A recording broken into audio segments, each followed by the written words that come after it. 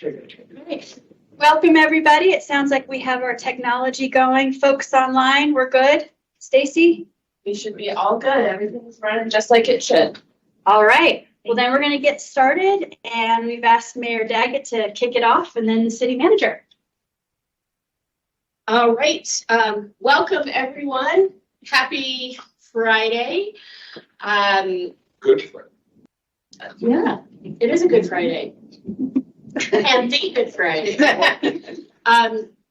This is our budget retreat that we have all been anxiously awaiting.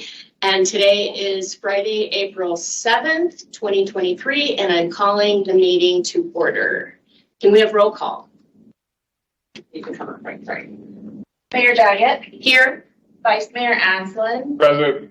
Councilmember Harris. Here. Councilmember House. Here. Councilmember Matthews. Here. Councilmember McCarthy. Here. Councilmember Sweet. Here. All right, thank you.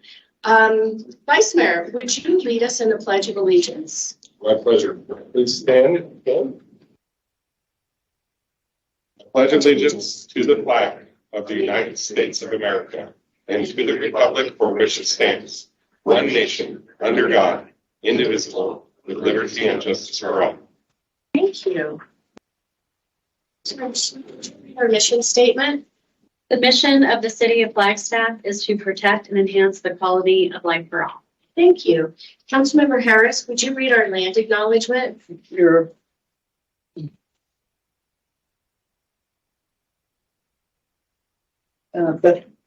Excuse me. The Flagstaff City Council humbly acknowledges the ancestral homelands of this area's indigenous nations and original stewards. These lands still inhabited by native descendants, border mountains, sacred to the indigenous people. We honor them, their legacies, their traditions, and their continued contributions. We celebrate their past, present, and future generations who will forever know this place as home. My apologies. I didn't know that we didn't have a voice. You know what? I'm not contagious, I promise. I'm taking all the tests. It's just whatever allergies or something. So I'm good. But Well, thank you. All right, we're ready to get started. So, City Manager. Thank you, Mayor. Thank you, Council. Good morning. If you're feeling some allergies, Councilmember Harris, I will tell you that the pollen falling out off the trees lately is unreal, and my truck is covered with it. So there's a lot of stuff in the air. I assume it's pollen. It's something. Good morning, everybody. Welcome to the next chapter of our budget process. This one is very important today. I will make a few opening comments and then make an introduction. Lots of information today. Time management is going to be a bit of a challenge. Usually these retreats, we have some free-flowing discussion. Today might be more orchestrated just simply because of the volume of the things we're going to talk about. We want to get through it all, and we don't want to cut short any discussion by council or by staff. But we would ask, I think, on the front end, be punchy with your comments. If you have questions, same thing. And let's keep this thing going so we can cover a lot of ground. We will be covering a lot of ground today. I think by the end of the day, just simply because of the content, we will all be exhausted. Thanks. A reminder that these retreats are intended very much to be a dialogue between council and the staff. They're not truly designed to be a forum for public comment, but they are public meetings, and as such, we do allow for public comment. In that realm, we're doing something a little bit differently this time in anticipation that there might be some public comment. We have structured a brief public comment period at the end of the morning and at the end of the afternoon. And we would respectfully ask that those who want to comment at that time do so succinctly, and we'll try to entertain public comment in that fashion, but it will be limited in time, 15 minutes in each comment period. Today's budget retreat will focus on capital projects. That is the theme, most of which have been funded, but we'll talk about some projects that remain unfunded, but nevertheless are high on our list, priority list. almost all of these projects, not all, but almost all are on a timeline with the high volume of projects that we have in the queue. It goes without saying that in order to provide for timely and on budget deliverables, we need to move forward. And that will be, I think, a recurring theme that we'll touch on today is that we are obligated on many of these projects. We have to provide the deliverables to our community. They are obligated by contract or grants or bonded debt or what have you, but in many or by urgency certainly in the case of stormwater and wastewater. So I mentioned that because as we move forward over the next few years, and today we're looking ahead for the next, at least the next 5 years, we will find ourselves in this project delivery mode, and it's going to be more and more evident as time marches on. It's exciting and it's daunting at the same time. I mention this because you will be getting updates on these projects, but you'll also, as we know, receive a lot of community feedback, some of it not necessarily positive, and a lot of curiosity and perhaps a request to revisit things. That goes without saying. That's not a criticism. It's just what happens with these projects. We at the staff level will be asking for your support in keeping these projects moving forward. It will be easier said than done. But I can illustrate with some recent examples as we talk about the Rio project, which is indeed obligated and funded. We are still fielding public query about that project, and it's been on the table for over 2 decades. The design was finished a long time ago, but we will continue to get queries about that project. It's a very good example of the point I'm trying to make. We don't want to stifle public discussion at all. In fact, we want to invite it, and we want to be very transparent with these projects. Council, you have staff's promise that we will do everything we can to be transparent with these projects. And in turn, we ask for your continued support in seeing these projects go forward so we can provide to the community what we're obligated to. And it's going to be a tall order. I feel that the legacy that this council can surely make upon this community will be defined by the successful pursuit of many of the projects that we'll be talking about today. These are largely bricks and mortar projects. They're critically important. Many of them fall into that category. And as I mentioned, it's an exciting time to be in city government, and it's going to be a challenging time as well. With all these projects also will come the community impact as we see construction unfold. It will occur in all aspects of the community, sometimes on the periphery, sometimes in the drainages, sometimes right it's smack in downtown, as in the downtown mile, which you'll be hearing about today. With that comes detours, traffic delays, inconveniences, dust and noise, and all the pleasantries that we see when we talk about large projects. So that lies ahead, but let's be mindful of what lies ahead at the end, which is the delivery of very important projects, some of which, again, that we've been talking about for decades, that will benefit this community for a long, long time. Today, you will get the full sampling. You're going to hear about everything. I mentioned in the interviews that we had, the interview last night, thank you all who attended that. Our candidate asked a very good question. She made note of all the things happening in the city of Flagstaff. And her question simply was, what do you think rises to the top? A number of us fielded that answer. I took the liberty of offering that, in my opinion, what rises to the top is municipal infrastructure. And I'll restate that now what I did last night. It is a time where we're trying hard to see our infrastructure keep pace with the needs of our community. And that crosses the spectrum of everything that we do, everything. So whether we're talking about transportation, water, wastewater, stormwater, public works, bikes and ped, building, fleet, You're going to get a sampling of all of those things today and then some. And that is, in my opinion, I think, and in the opinion of many, is maybe not the most important issue involving the city, but certainly the highest priority in terms of what lies ahead. I'm excited to introduce today's facilitator. Julie Lead is the perfect person to be helping us today.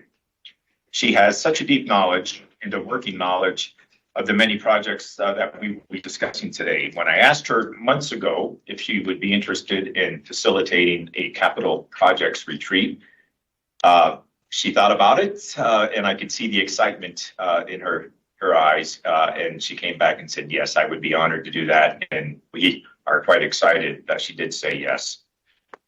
Consider this brief bio, and you will see what I mean. Julie is the co-owner and the founder of Peak Engineering, a Flagstaff-based civil engineering firm. She has been providing civil engineering consulting services to the city, to Flagstaff in general, since 2002, and has more than 20 years of history working with the city on delivering projects. She also works closely with Coconino County, most recently the Flood Control District, in response to the post-wildfire flooding mitigation efforts. Julie is the lead consultant for the J.W. Powell Boulevard Extension Specific Area Plan and is the local civil design lead for the Lone Tree Overpass and the Downtown Mile project with WSP. She has also led efforts for the Spruce Wash feasibility design and is part of the technical advisory committee for Spruce Wash, including the lead engineer for the Grandview Improvement Project. For community pursuits, Julie served on the Regional Plan Citizens Advisory Committee, the Transportation Commission, and the Transportation Tax Commission. Many of the projects that we're talking about today stem from those discussions and those decisions. Julie chaired the Transportation Commission the final 2 years of her term on the commission. I was at your last meeting. She is currently serving on Mountain Line's Citizen Advisory Committee and is the Regional Plan Technical Advisory Group. And she had to cross a river to get here today. Literally crossing the Rio this time of year. Is it a low water bridge out there, or what? Is it anything? It is just a concrete dip in the road, Yeah. and everything flows over. And big thanks to Public Works to be willing to pick me up if needed. Maybe in a loader, I don't know, but I made it across. Real fast, and then we'll all welcome Julie here. We know the rules of engagement here, which are there are no really rules of engagement. Ask questions on the fly.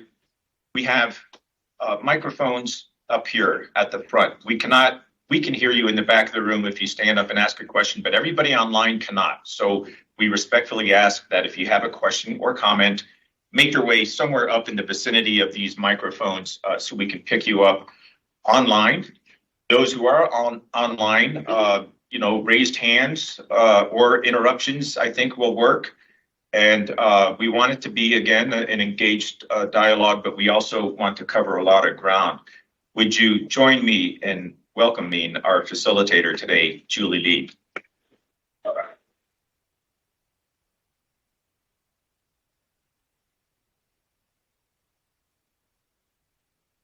Thank you, Mr. Clifton. All right, the most important thing I'm going to tell you today, I want to go through a few basics here, starting with restrooms. They're out the hall, just out these doors. So here's the most important thing.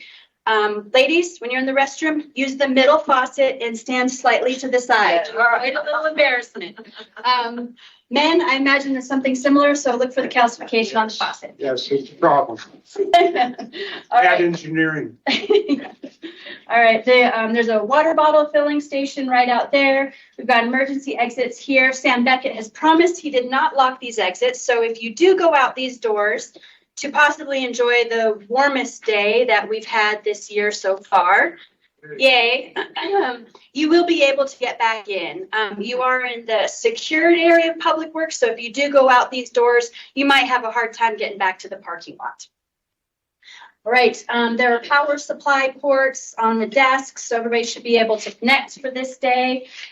For our online folks, if there are any issues with sound or camera, you'll let us know. Stacy will be watching that. Thank you.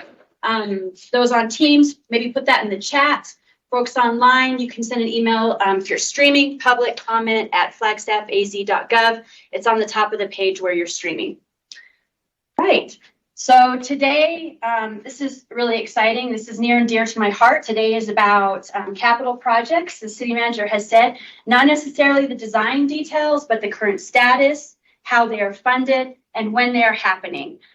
This is probably the largest capital program that I am aware of in the 20 years that I've been working with the city of Flagstaff. It's huge.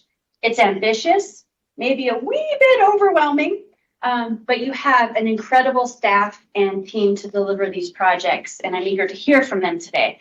As the city manager said, might be a little inconvenient at times because there will be multiple projects under construction for the next few years, and you as elected officials, maintaining that long-term vision and communicating that to the public is critical.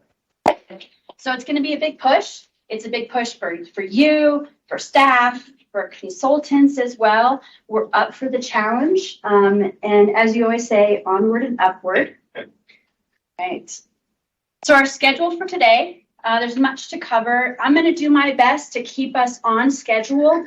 If we are tracking a little ahead of schedule, we might want to move some of those presentation items up. I'm going to try to hold the times for the breaks and the lunches, and then also honor those time slots that we have set aside for public comment, which will be at the end of this morning session and the afternoon session.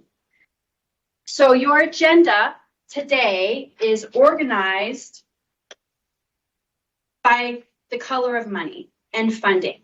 So for example, you may see a little bit of transportation content in the beginning, and you may see a little bit of transportation content, well, maybe a lot of transportation content in the afternoon, just to pick on one particular topic. And the reason it's broken up that way has to do with those funding sources, whether it's special revenue, debt service, enterprise fund. And that is how today's presentation and conversation is organized. So with that, I say, let's get to it. And first off, will be Heidi Derryberry, your Assistant Director of Finance. So Heidi, Maria, take it away, talking about overview and color of money. And let me know if you need me to advance the slides, Heidi. That would be great if you wouldn't mind advancing them to the capital improvement program slide. Good morning, Mayor, Vice Mayor, Council, Heidi Derryberry, City's Assistant Finance Director. This morning, I'm with you just to give you a little bit of overview of what the capital improvement program is and what we're going to talk about. A little reminder on the color of money. Thank you, Julie, for bringing that up. And then we'll get into the exciting stuff of talking about all of the capital programs and projects that we have. If you wouldn't mind advancing the slide for me. One more, please. One more. Oh, one more. I guess you have to fix it. Yes. Otherwise, if you go that way, it goes backwards. Yes. We learn. It's early. Are you good, Heidi, or one more? I think you might have missed one. There should be one before this. There you go. Okay. I apologize for not being in person today. I am recovering from a surgery, so enjoying the flexibility to work from home, but makes it a little difficult for presenting to you today. First, I just want to talk about the capital improvement program, what it is, and then kind of what it does. So what you'll see today is the capital improvement program is a multi-year look at our capital projects. It does include projects that are approved during the budget process for the current year, and then the outlooking 4 years for the plan. It's a long-range study of construction and acquisition of high-cost assets. These are assets with a useful life of greater than 5 years. So you will see today lots of big projects. The capital improvement program does not include the operating capital, for example, fleet purchases, etc. A capital improvement program is needed in order to adequately finance, design and plan, budget, and construct these projects. So by having a capital improvement program, it gives us the tools as a city so that we can appropriately plan and appropriate for these projects. Many, as you'll see today, as we all know, often large capital improvement projects are part of a ballot measure. For example, we all know we just had Prop 441, and you'll hear more about that today. As a note, you won't see any repair and maintenance funding in the capital improvement program. So what we're actually looking at today are those big projects, not the ongoing costs for the maintenance of those projects. Next slide, please. So what the CIP plan provides us as a city is it gives us cash management capabilities. So for example, we can look at the needs of the city, no matter what the funding type is or source is, to understand what can we budget and complete with cash. It also gives us debt management.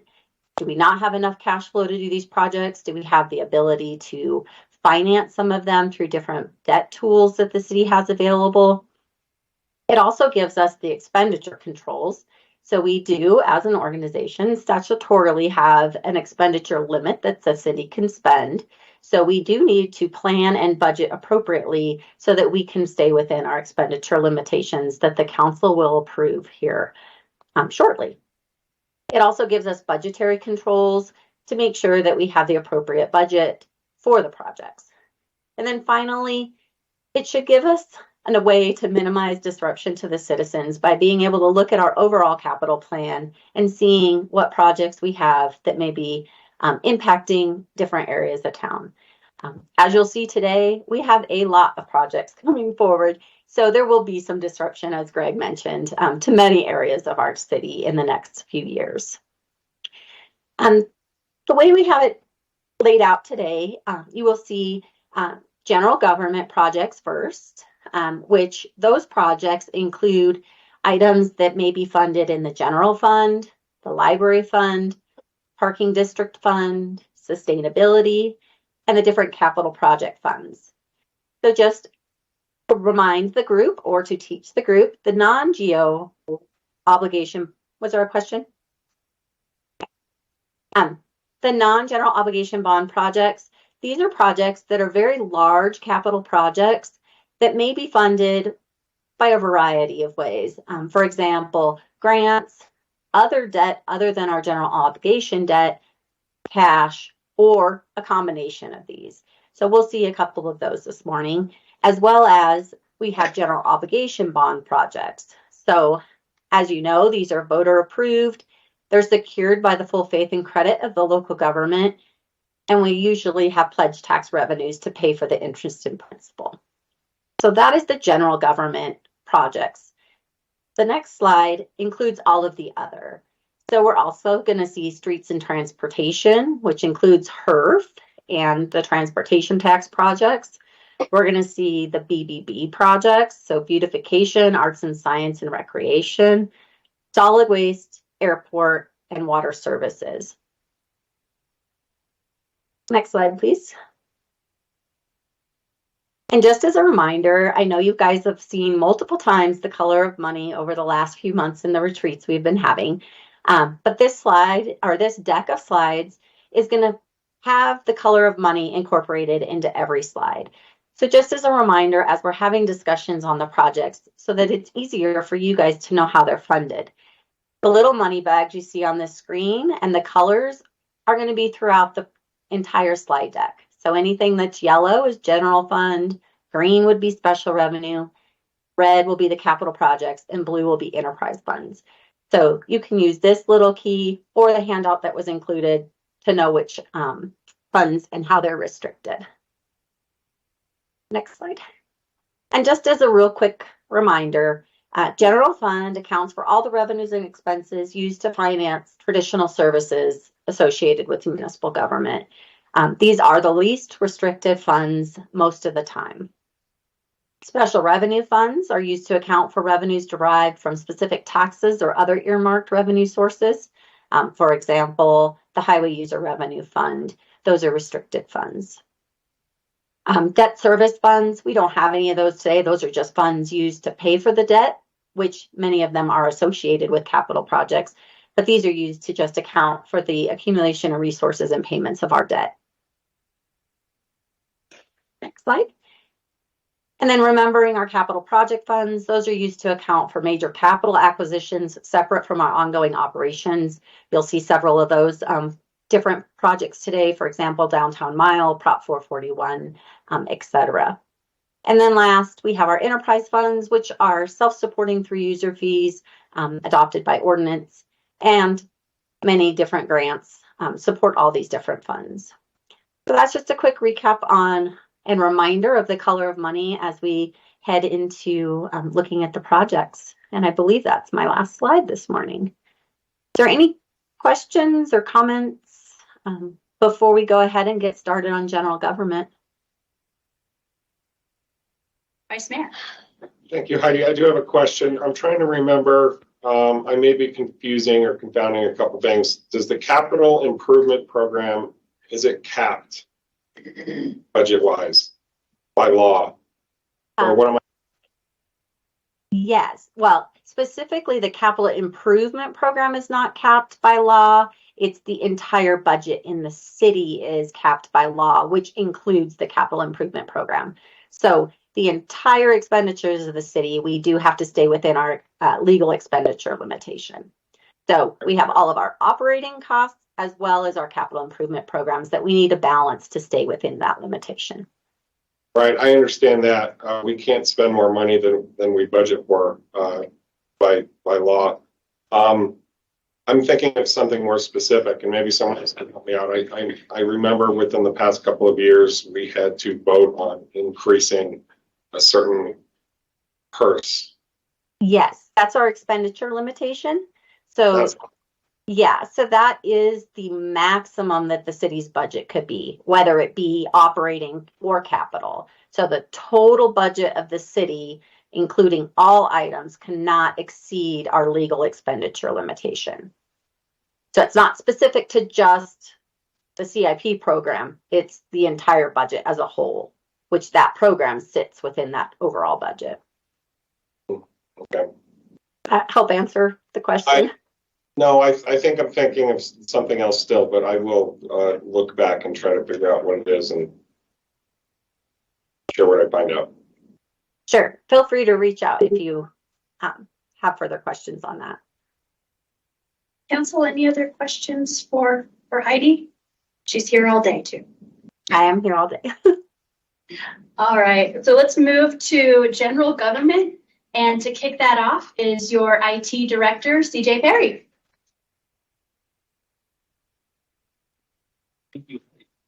Thank you. Good morning, County Council. CJ Perry, your IT director. I direct the best division in the city of Flagstaff, of course. So we're going to talk a little bit about fiber right now. So we've got a couple of fiber projects that are coming up and some strategies that are coming up. The big one we've got right now is City Hall to Butler. We've got a lot of fiber down Butler that connects a lot of our traffic signals, and we are trying to kind of complete that loop all the way back to City Hall. This has been one of those projects that's been a thorn in my side forever. It has been delayed many, many times, but we are on track to get it built.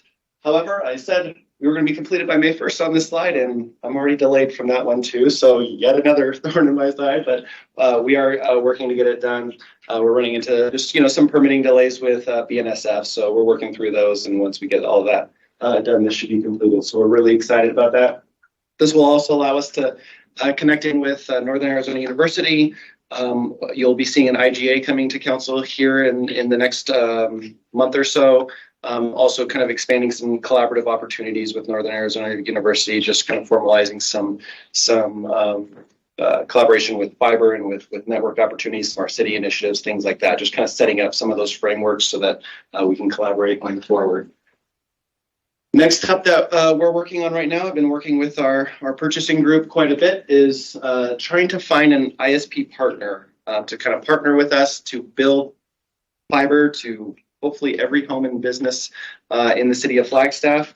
We are dedicating about $2 million to that, as well as some conduit. Again, we're working through kind of what that RSQ looks like, what we're trying to get out of that, connecting all of our city facilities as well, and getting some city-owned fiber as part of that project, but really looking to grow what we offer to the community, faster speeds, lower costs, those types of things. So we're currently working through that right now.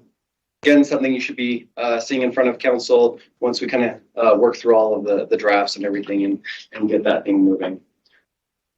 And then finally, we've got future planning. We've got our broadband master plan. You can go to broadband.flagstaffaz.gov and kind of look over the last iteration of our master plan. This shows all of our city facilities, kind of where we need fiber just from kind of that internal core city perspective. We're working towards that. We work with capital improvements, with water services, with a lot of different groups on to kind of coordinate a lot of projects. We've got a few projects that are already on, we've identified on this map that are aligned with some upcoming capital projects to get conduit in, get fiber in. So we'll be continuing to expand and continuing to use our resources to help grow that fiber footprint. Just a reminder to council, some of these things, when we talk about, what the city is doing from a construction standpoint, from a fiber standpoint, is a long-term thinking. We're hoping we can find a good ISP partner to help, accelerate that. But everything that we're doing from the city's perspective of building out fiber, we're looking really long-term. You're looking 10, 20 years into the future. And, hopefully that we'll kind of set up that infrastructure to really, push this forward, give us kind of the ability to work on some of those smart city initiatives and other things that rely on this fiber. So that's all I had. Are there any questions? Thanks, CJ. Yeah. Next, we have Assistant Pros Director, Amy Hagan, to kick it off with a joke, no doubt. Welcome, Amy. Good morning, everyone. How are you?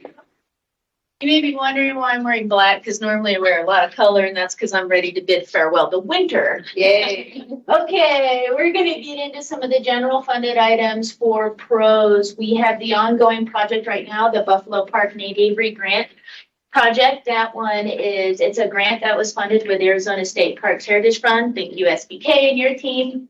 In a grant amount of $100,000. The remainder of those funds, because the total is a little over 235, is coming from cash and in-kind contributions from the city of Flagstaff. We're about 70% complete. We just started a portion of the project earlier this week where the concrete is about to occur. So we're pretty excited to wrap this thing up come May with some substantial completion. Then in pros, we have the Thorpe Park restrooms. Woo! Finally, some permanent restrooms at our largest regional park. That's a picture of the restroom being prefabricated inside a warehouse in Nevada. So pretty cool that all that's able to occur indoors. Building is delivered via semi-truck, literally with a crane swung on top of a slab. We make all the connections and we open the thing up. That's a little bit under a $290,000 adventure. We're currently under application with the building department for a building permit. I would expect some site work to occur on site in April or May coming up. So this month or next month with substantial completion and hopefully a grand opening in June. Then we have our cemetery columbarium. That's a $50,000 project that was general funded. This is all this fiscal year. It's a precast columbarium that's ordered. That's for our cremation niches. That cost is $35,000, and then the extra is for some additional site work because we'll obviously prep the site and I think do some beautification around the concrete precast columbarium. We are hoping for that to be substantially complete this May. So Parks is busy. Parks and Rec and Open Space and Events are very busy right now with some projects to deliver. Thorpe Park Annex, and I just kind of want to even scratch the word annex at this point. Thorpe Park, the 8.5 acres that we have left to develop at Thorpe Park.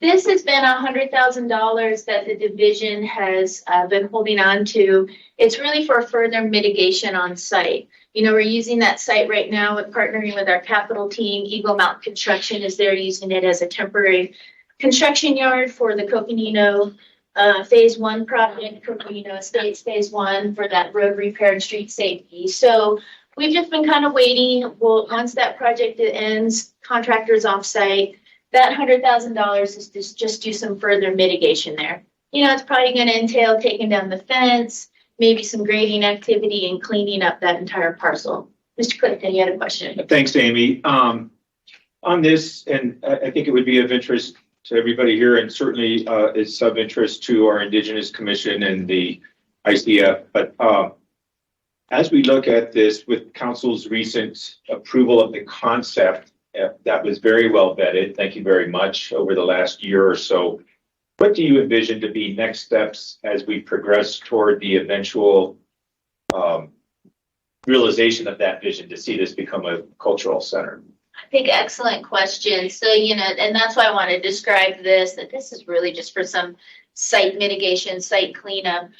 PROS does have some additional funds you'll see later on in these slides for future out years in our capital programs. We've been able to establish an actual 5-year program.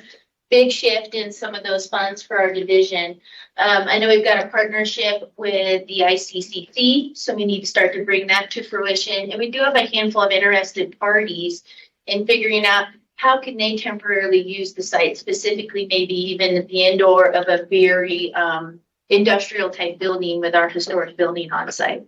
So I think a lot of conversations are going to start to bring forward regarding this property in general, and we're going to need to really plan that out and start to figure out how do we plug in the dollars to start to deliver that concept promise to the community. I think that's a great question. There's a lot of work still to do. We did a lot of work to get to December. We have a lot of work still to do on the site. Thank you. Lastly, and this is with our open space section, there's the Observatory Mesa Trail Plan, so a little bit under $24,000. That's a project where open space is, they're revising some of that public input process that occurred a little while ago. They're going to be holding some additional neighborhood meetings, start to gather some more partner input and feedback, and then start planning on going now, including into a carry forward into next fiscal year on those funds. Any question on any of these PROS slides or projects? No questions. All right, here you go. Thank you. Thanks, Amy. General funds, we're going to shift now to special revenue funds. And to tick that one off, Richard Tutwiler, with the, I guess Heidi Hansen will be filling in for Richard on this. And Thanks, I can introduce you. Good to handspring moving on here. I'm gonna go right back there. so you'll see the little logo on the bottom left of the slide. That's helping us track which funds we're talking about. Good morning, Mayor, Vice Mayor, Council Members. Heidi Hansen, Interim Deputy Manager. The library is, you know about this project, and we're very excited. I know everyone's like, when will it get finished? Well, we have a lot of snow, so we've been struggling with that. But the contractors are hoping to be done around May 1st. And I know Jeremy DeGator is also available if you have more questions. After they get this to where we can kind of get through the front entrance again, they're going to have to do all of the beautiful landscaping that you see here. So that's going to be kind of a phased project. And then, of course, Jenna Weldon's here, and she can always talk to you more about the beautiful art project that will happen throughout the entire area of this project. And you can see pieces of it. It's just going to be fabulous. And I think one of the bigger highlights, too, is not only have we made this accessible, it will be fully accessible ADA. We are doing sliding glass doors on the very front so that there is no problem with people entering and exiting the main library. So they've thought of everything. Jeremy's doing a fabulous job. Hats off to Richard Tutwiler for all that he's done. It's been hard, but as you know, you can actually park in the City Hall parking lot for library, and you can access us from the back. Any questions? All right, well now, Dave McIntyre, one of the most well-dressed people on a Friday. Maybe over this me, but why not, right? Thank you very much. Next slide, please, or see how it goes. Sorry about that. So the parking district, that's what I'm here to talk about. We moved about $1 million into the capital improvement plan. This is property acquisition funding. And basically, we have $1.2 million in the lockbox. That's rounded, and that's as of February 28th. So you'll probably remember that the way the parking program is set up, 20% of all revenue is put into what we call the lockbox. It's a restricted fund that can only be used for the development and creation of new parking inventory. That's part of that two-pronged approach to parking management, which is one, to maximize the efficiency of the parking that we have, and two, to build more. We did not put the full 1.2 million into the capital plan this time, in part because of some of those limitations you were talking about earlier, expenditure limit. But we did put $1 million in. There is not a project that we have already identified that will mature in this next year, we think. You may know that we put in a new parking lot with Courthouse project at Aspen and at Beaver. There's a new parking lot at the Foundation for Senior Living property, which is just north of the courthouse. There is new inventory, but those were done through the core project and not with Park Flag revenue. Park Flag revenue, this $1 million is available and appropriated so that if the right opportunity presents itself, we can move forward with that. We want to be ready. But we didn't feel like we needed to put the full 1.2 million in because we have 3 or 4 really promising conversations going. Obviously, we don't have enough money for 3 or 4 really promising conversations to complete. And we're waiting to see which ones of those will happen. But we wanted to make sure that regardless of how it proceeds, that $1 million is available to execute with should something come up. We also do have $120,000 in Southside curb gutter and sidewalk in the out years. And that's to assist with putting in infrastructure. As some of you may know, in the Southside, there are areas that don't have curb gutter and sidewalk, which makes parking enforcement quite difficult. So as neighborhoods are interested or as interested in becoming part of the parking program, we do try to set some funding aside to assist with curb gutter and sidewalk. It's amazing that $120,000 doesn't actually do that much curb gutter and sidewalk, but it does give us the ability to get into design and get ready to budget for additional funding that is in the out years. Any questions for me? Thanks so much. Thanks, Steve. We are moving right along here. So next we have one of your senior project managers in capital improvements, David Peterson. And we are also changing the color of money. So now we are transitioning to debt service. Julie, Yes, Vice Mayor. can I make a suggestion? I don't know if we have a printer here on site, but it'd be great to get that color money card printed out, just as a key or a cheat sheet for us. Yeah, You bet. you can pass that around. I have it on a computer, but toggling back and forth Yep. is a bit wonky. And this one's a clean version, so thanks, Liz. Yes. Good morning, everyone. I was joking yesterday that we probably need a couple extra money bags on this slide. We jumped up exponentially in cost on this project, but it's a really exciting project. So I'll try to cram this really quickly in there. There's really 3 facets to this project that I want to talk about today. One is lease renewal that will be coming back before council, probably before it's due in December. So hopefully several months before that. We're in negotiations right now with GSA, who holds the lease with the USGS. So it's 2 other entities with the city of Flagstaff. So that lease renewal will be for 5 years with an optional 5-year extension. So up to a 10-year period, at which time the second item I want to talk about is what is called a build to suit. So this is the science campus just south of Buffalo Park. Buffalo Park's the top of this picture.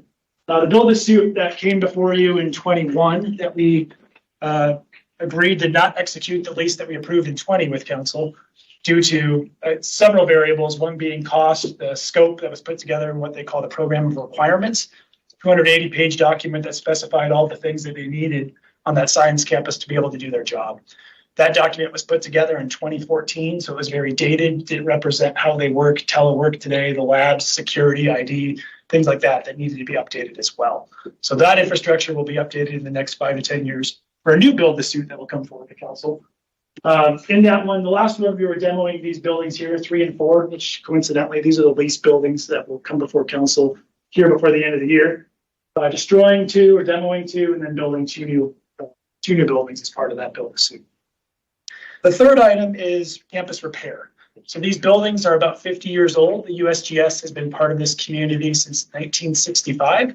As a fun aside, you can actually go into building 6. This newest one up here that was built hit right around 2000, 2001. You can see the prototype for the lunar lander right in the lobby. Obviously, the original one that was used on the mission is on the moon, but the prototype is in the lobby. So if you have time, I encourage you to go up there and look at that. Really neat. Is that a question? Yeah, can I speak to that for a second? Seems like we have space for it. You could finish too if you want, and then I can ask when you're done if you're. Sure, I could crank this out really quick. That's no problem. Well, don't rush. I'd like to answer questions if there's any questions to answer. Yeah, it's the cost of the project had gone up almost double in a 5-year period from 2016 to 2021, which was another one of the variables that kind of delayed the process, along with those programming requirements that no longer fit their upgrades that they needed.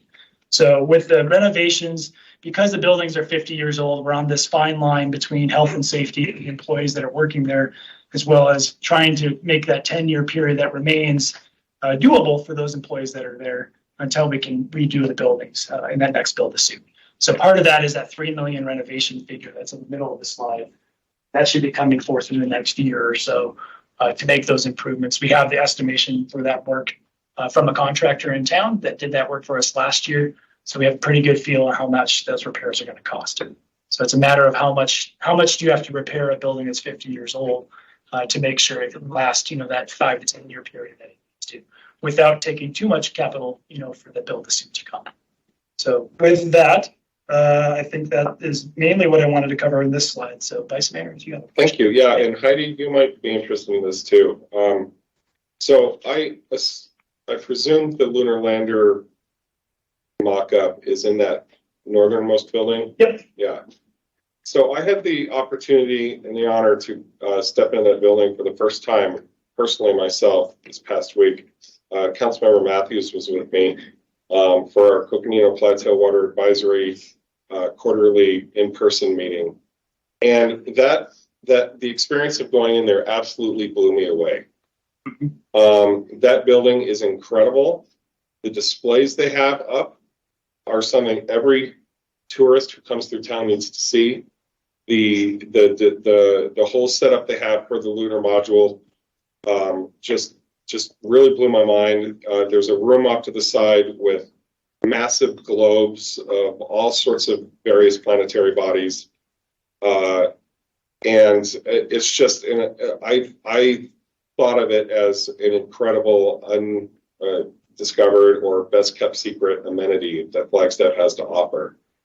And I asked about, is the public allowed to walk in here? Like, I just wanted to take my family and my kids and spend 45 minutes just wandering around so they could absorb everything. And it turns out, no, I think since COVID, the building has mostly been locked. They don't really have personnel to be monitoring just the general public coming in and out and through there. But it seems to me like this is an incredible missed opportunity for tourism, for science, technology engagement, and just tooting our own horn in terms of our lunar legacy. How do we use this opportunity to get feet through that door? Given the security issues and USGS's occupation of the building too. The staff is thrilled to share their story. And all the times I've been up there, they've asked for opportunities to give presentations. And I think the potential exists to be able to contact them to, I don't know if you can have community outreach days or something. We'd have to talk with and coordinate with their staff. And that's actually one of only 6 science centers that are up there. So there's 6 different huge branches of science that are serviced by this facility. And the vast majority of their staff are PhD level staff that are very knowledgeable and very good at what they do. So I think that is something, Vice Mayor, that we could definitely see if we could open the doors to the community, the schools, to see if we can be a liaison to help with that. And maybe even monetize it some way. I don't know. I encourage us to think as broadly as possible about it, especially when knowing we're in a process of sort of reinventing a couple things up there as it is. I just can't reiterate it enough. I couldn't believe what is in those halls, and that only the people who work there walk up and down those halls and see it every day. So Mayor, Vice Mayor, first off, love the shirt. On our Lunar Legacy, prior to COVID happening, they're part of the Lunar Legacy Trail. So we have an entire, we've an entire campaign on Lunar Legacy, and there's a whole piece. So there used to be a way for us to actually set up a tour and have them come in and look at things if they were interested. I think the idea of monetizing is a great idea because we have other ways. We have like Lowell that they monetize, right? So we could look at that, but part of what happened was the shutdown of COVID. But they're clearly on our Lunar Legacy. There's a way to get to the photos, to get to some of the documents, to ask more questions.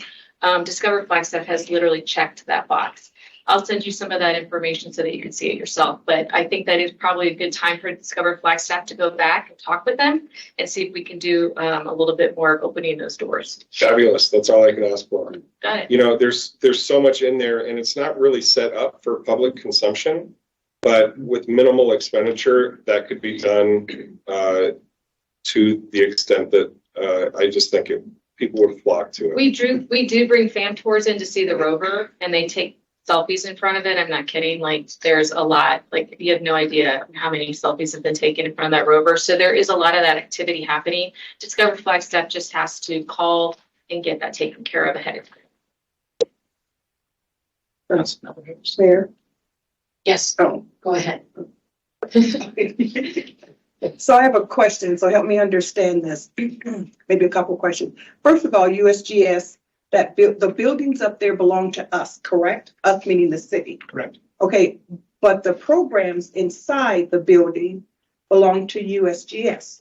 No, yes? Yeah, they're running their facility. They're running their own program. And so they're leasing those buildings from us. But they allow us to come in and bring people inside their facility? If we request, it was part of the Lunar Legacy. If we request to bring somebody in, if they have someone available, they will help us tour them.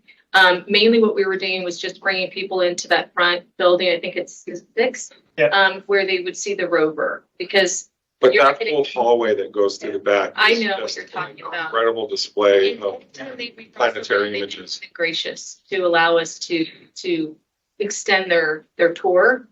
But I will tell you the big thing is the rover. And so that's the must see. And we've been able to accommodate that. And I can't even tell you how many familiarization tours, journalists, people like that. And they've been very, very accommodating for us. So as I continue, so then in terms of security up there, are they securing that building? I mean, they have their own security and alarm systems and all of that kind of stuff. And so I guess I'm wondering, how does that work with making it kind of like a public facility, like a, we'd have to talk about it. We'd have to see if they feel comfortable with that. Mm-hmm. Again, like when you spoke to that one person, they said they don't have the bandwidth to do that. Mm-hmm. So there might be, we get creative. Maybe I can bring visitor center staff person up there every once in a while and have a Wednesday day or something. We can sit down and brainstorm. We have production meetings every Thursday with Discover Flagstaff. So I can totally come back to you on the subject. But there's ways that we could try to work with USGS on that. But we have to also realize that maybe, a lot of them are working and maybe they don't want tours all the time, but we could probably maybe do an after hour or something to that effect. But I will tell you, when we have asked and reached out, they've been nothing but helpful with letting us get somebody in. Is that open during dark sky events when Buffalo Park? I'm not sure. I can check into that. Yeah. I'm just going to finish up here. So 2 of the buildings you mentioned we're going to demolish. That was part of the previous program of requirements. It's likely probably going to be what's going to be through the next one. So this one's the lab and office space, and this one's the warehouse. Okay. So one of the other science centers is the major Colorado River monitoring of Grand Canyon. Okay. They have rafts and a whole kitchen and rafting machine shop. It's an amazing facility as vice mayor. And so then which building are you renovating? So we're going to need to renovate these 3. So a lot of it is roof. There's asphalt improvements that need to take place. We have lightings. We can upgrade to all LED lighting, improvements like that. But there's places where roofs leak and have leaked for a while. And our city staff have done a great job patching as the years have gone by, but it just really needs the total overhaul. So with the enhancements that we make, we feel like we can get about 10 more years out of those buildings before we have to look at what do we do. Okay. Yeah. Okay. we've worked really hard to try to balance, like I was mentioning earlier, repairs versus not taking away funds from the project to come. Okay, thank you. Totally blew your time. Matthews had it. Oh, I was just Oh, gonna I'm sorry. just an added comment that maybe a First Friday Art Walk opening, because it was mind blowing. I was like, how did I miss this all this time? It was amazing. I'll definitely be coming back to you on this. No worries. And I'll write this down as soon as it gets to my desk. Fabulous. I will add the hours that they work up there are all over the place because there's people driving rovers on Mars that show up at 2 a.m. for their shift. Yeah. Wow. So it's 24/7 operation. Thank you. We're doing great on time. So please, as questions come up, don't hesitate to ask. Right, with that, I would like to introduce another fabulous senior project manager in capital improvements, Christine Cameron in Downtown Mile. Mm-hmm. Morning, everyone. And thank you for having me here today. This is our Downtown Mile. It's a safety and connectivity project. It's a cooperative project in between the city of Flagstaff and BNSF Railway. It has quite a large scope through our downtown. We have 2 pedestrian undercrossings, one in La Plaza Vieja neighborhood and one by the future Rio de Flag crossing right south of City Hall. We have a reconstruction of the Milton Bridge, the ADOT underpass structure. We have Amtrak station improvements, a new Milton Santa Fe Sitgreaves intersection right there at the pork chop right south of City Hall also, and BNSF rail improvements. So this overall project takes all of those separate projects and, they didn't really have a viable option to get underneath the rail corridor. And so with the rail shift, that's what makes all of these possible. The city was awarded a USDOT infra grant in September of 22. And so total project cost for that is $56 million, and that's for construction only. And that's $39 million federal dollars, $12.8 million city share, and $11 million BNSF share.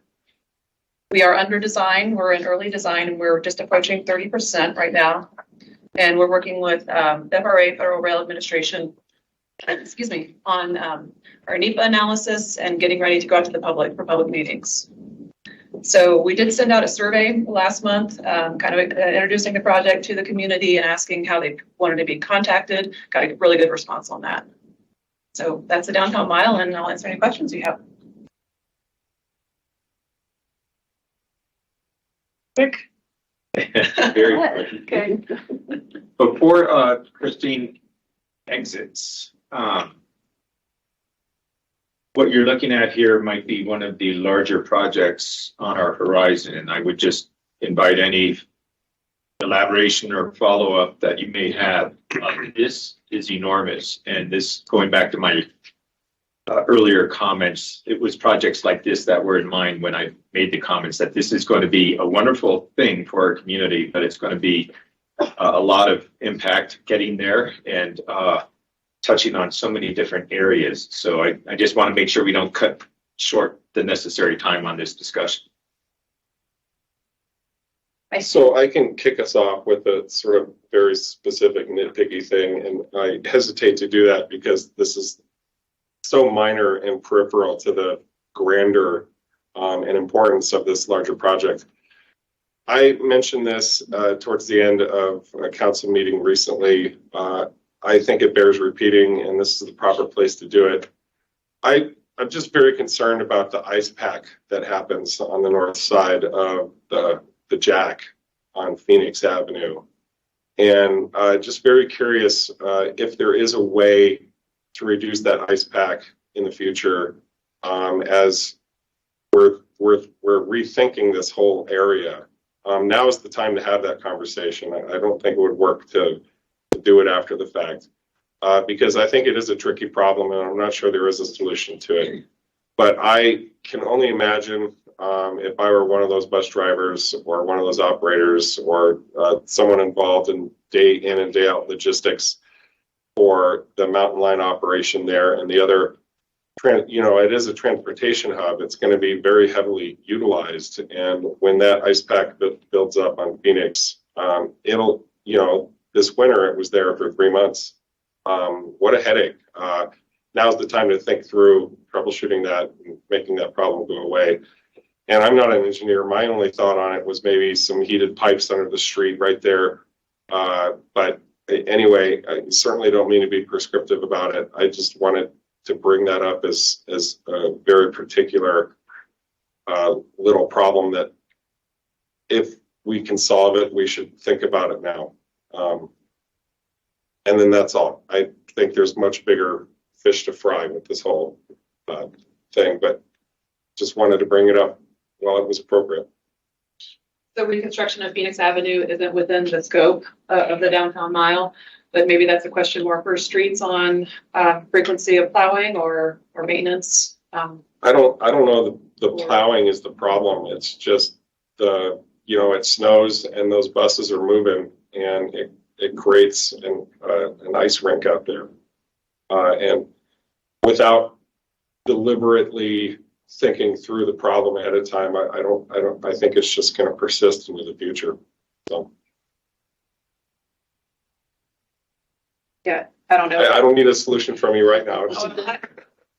They won't have one, but it's more in Public Works, I think, court and City Manager Clifton, if we want to talk with staff about that request. And We can indeed, and probably should mention it as well in relation to the DCC project, because it might have implications there, but That's precisely what I'm thinking of. thank you. So what's going to happen is a second set of tracks are going to be built, right? So that we can work on construction to the south of those new tracks. correct. So the red alignment is the existing track corridor, and then the tracks will be moved to the north in the green alignment. But before they're moved, we'll do the Lawrence to Walnut pedestrian underpass. We'll do the new bridge, and we'll do the north side of the Rio flood control project and the Rio pedestrian underpass. And so all of those will be constructed offline of the existing tracks. And then the tracks will be shifted over, and all of that traffic will then go to the north over that new construction. And then the southern portion of the flow nut, the southern portion of the bridge, and the southern portion of the Rio and the Rio Ped Tunnel gets constructed. And it keeps Venus up operational. So, And then do both sets of tracks remain? they haven't told us yet what they want to do with this. The bridge will be coming out, and so we won't really have a connection. But they haven't said. I mean, I assume that they will be removed. We've kind of talked about that Rails to Trails program, and see if there's any feasibility in putting in, a trail and some kind of pedestrian bridge, but that's hasn't really been viable for them. So right now, there's 2 tracks. Correct. After this is all done, there'll be 3 tracks. There'll be 3 main ones through town. And Oh, I'm sorry, go ahead. And Milton will Milton lower and the bridge will also rise? Correct. So yes, Milton Bridge or Milton itself will be lowered, and that's really the first phase of construction when we hit in late 24, early 25.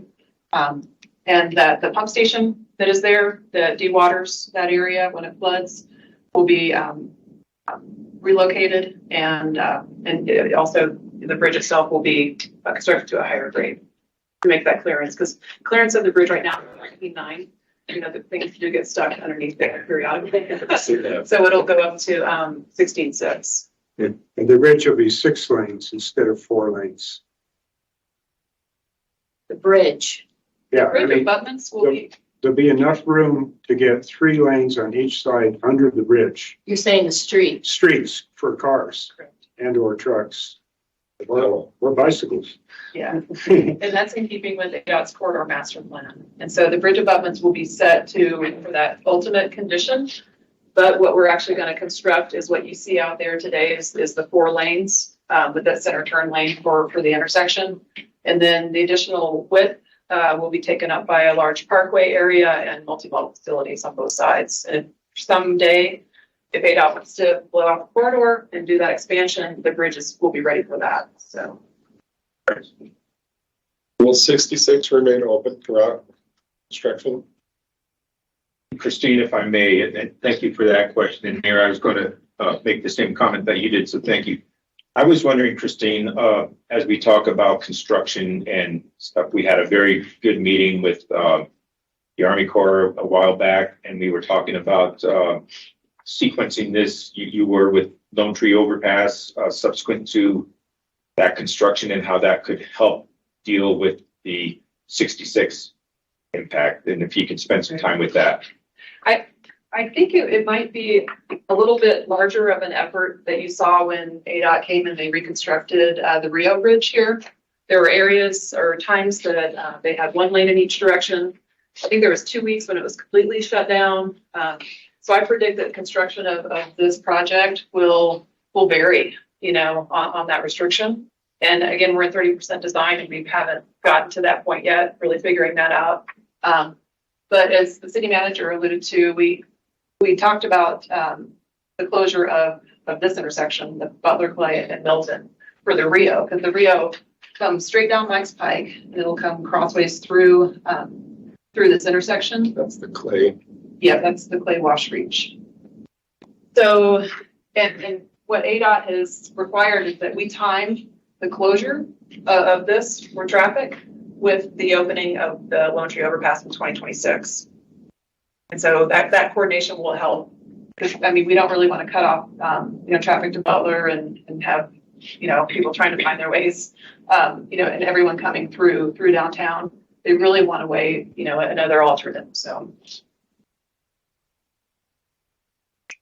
that underpass, can't emphasize enough how excited I am about that and how important of an amenity that is to the project as a whole. I certainly hope that doesn't get pushed aside for any logistical reasons, or it should remain a priority.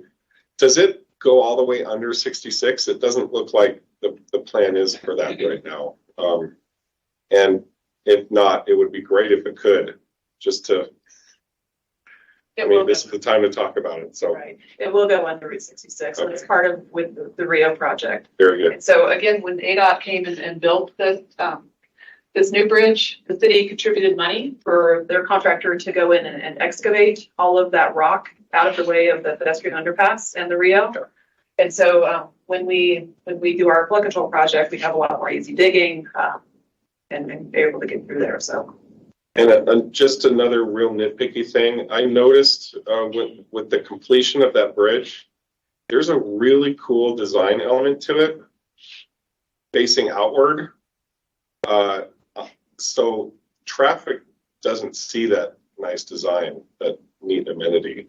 I don't know if there's a way, while we're dealing with all this, to go back in and put that design element on the inside of the railing, the bridge, the guardrail also, or maybe a totally different design, something that's more aesthetically synchronized with the downtown connection center.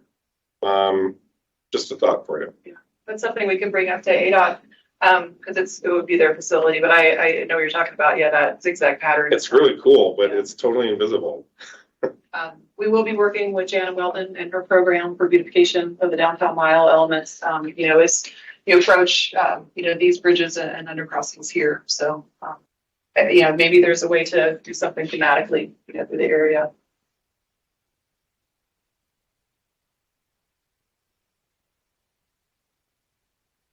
Okay. Thanks. Thank you. Thank you.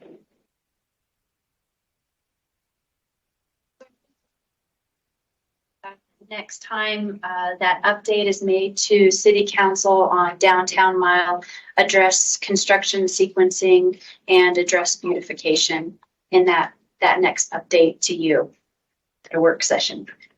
Right, we are running ahead of schedule.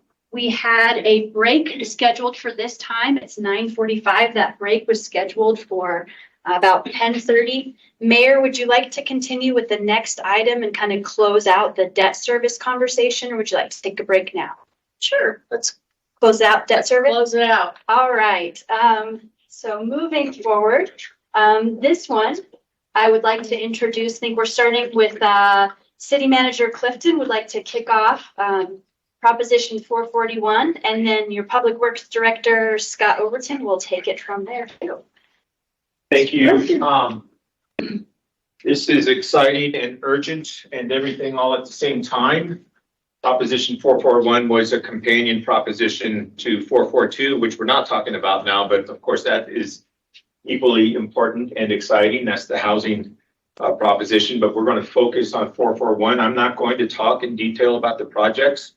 That will be Scott Overton and Julie and the team, who have been busy on a weekly basis, sometimes more frequent than that, but on a weekly basis, going over this. Water services as well. A lot of minds at the table on this. I'll go back to my earlier comments about obligated projects. This one may be in the short list there in terms of obligated projects. Voter approved, over 76% voter approval margin on this. The community spoke loudly on this and the importance of it, and which is great. Equally significant is the timing. Scott Overton and Julie Lead and I and others a while back, way before, well, maybe it was the day after the voter approved bond. It was right at that time frame. We were very optimistic. It Yes. might have been prior. It might have been prior. The discussion went like this. Let's assume this passes. How quickly can we deliver? And the engineers and public works director and water services have been working hard, scratching their heads on this, putting pencil to paper, trying to figure out the most optimistic timetable that we could meet. And out of that was a 3-year timetable. And we're kind of marching along with that premise that we're going to try to deliver everything here within the next 3 years. I just wanted to preface Scott's discussion and that of other people by noting, going into Proposition 441 and the voter approved bonds last November was a lot of groundwork to make this such a successful bond measure.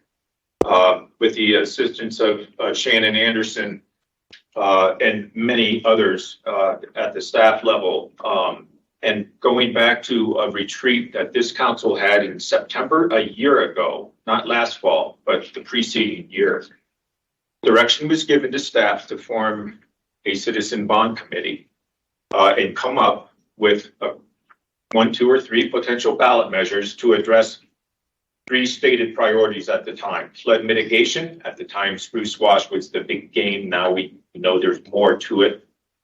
Public safety and wastewater infrastructure coupled with the stormwater, public safety and housing.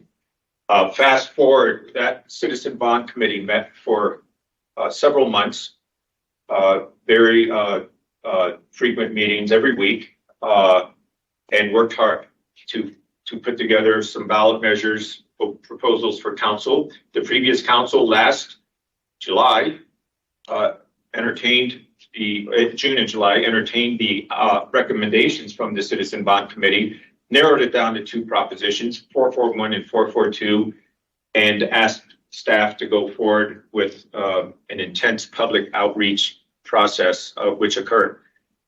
And all of that, a whole year's worth of work going into the successful approval of these ballot measures. We couldn't be happier. But the day after the approval, we all, of course, realized, okay, now the work begins, the real work, the hard work.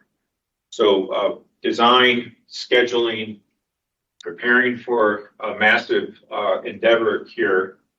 And I think, Scott, that would be my introduction, and we'll let you take it away if you don't mind. Yeah, no problem. All right, thanks. Yeah. No, thank you. And Mayor and Council, good morning.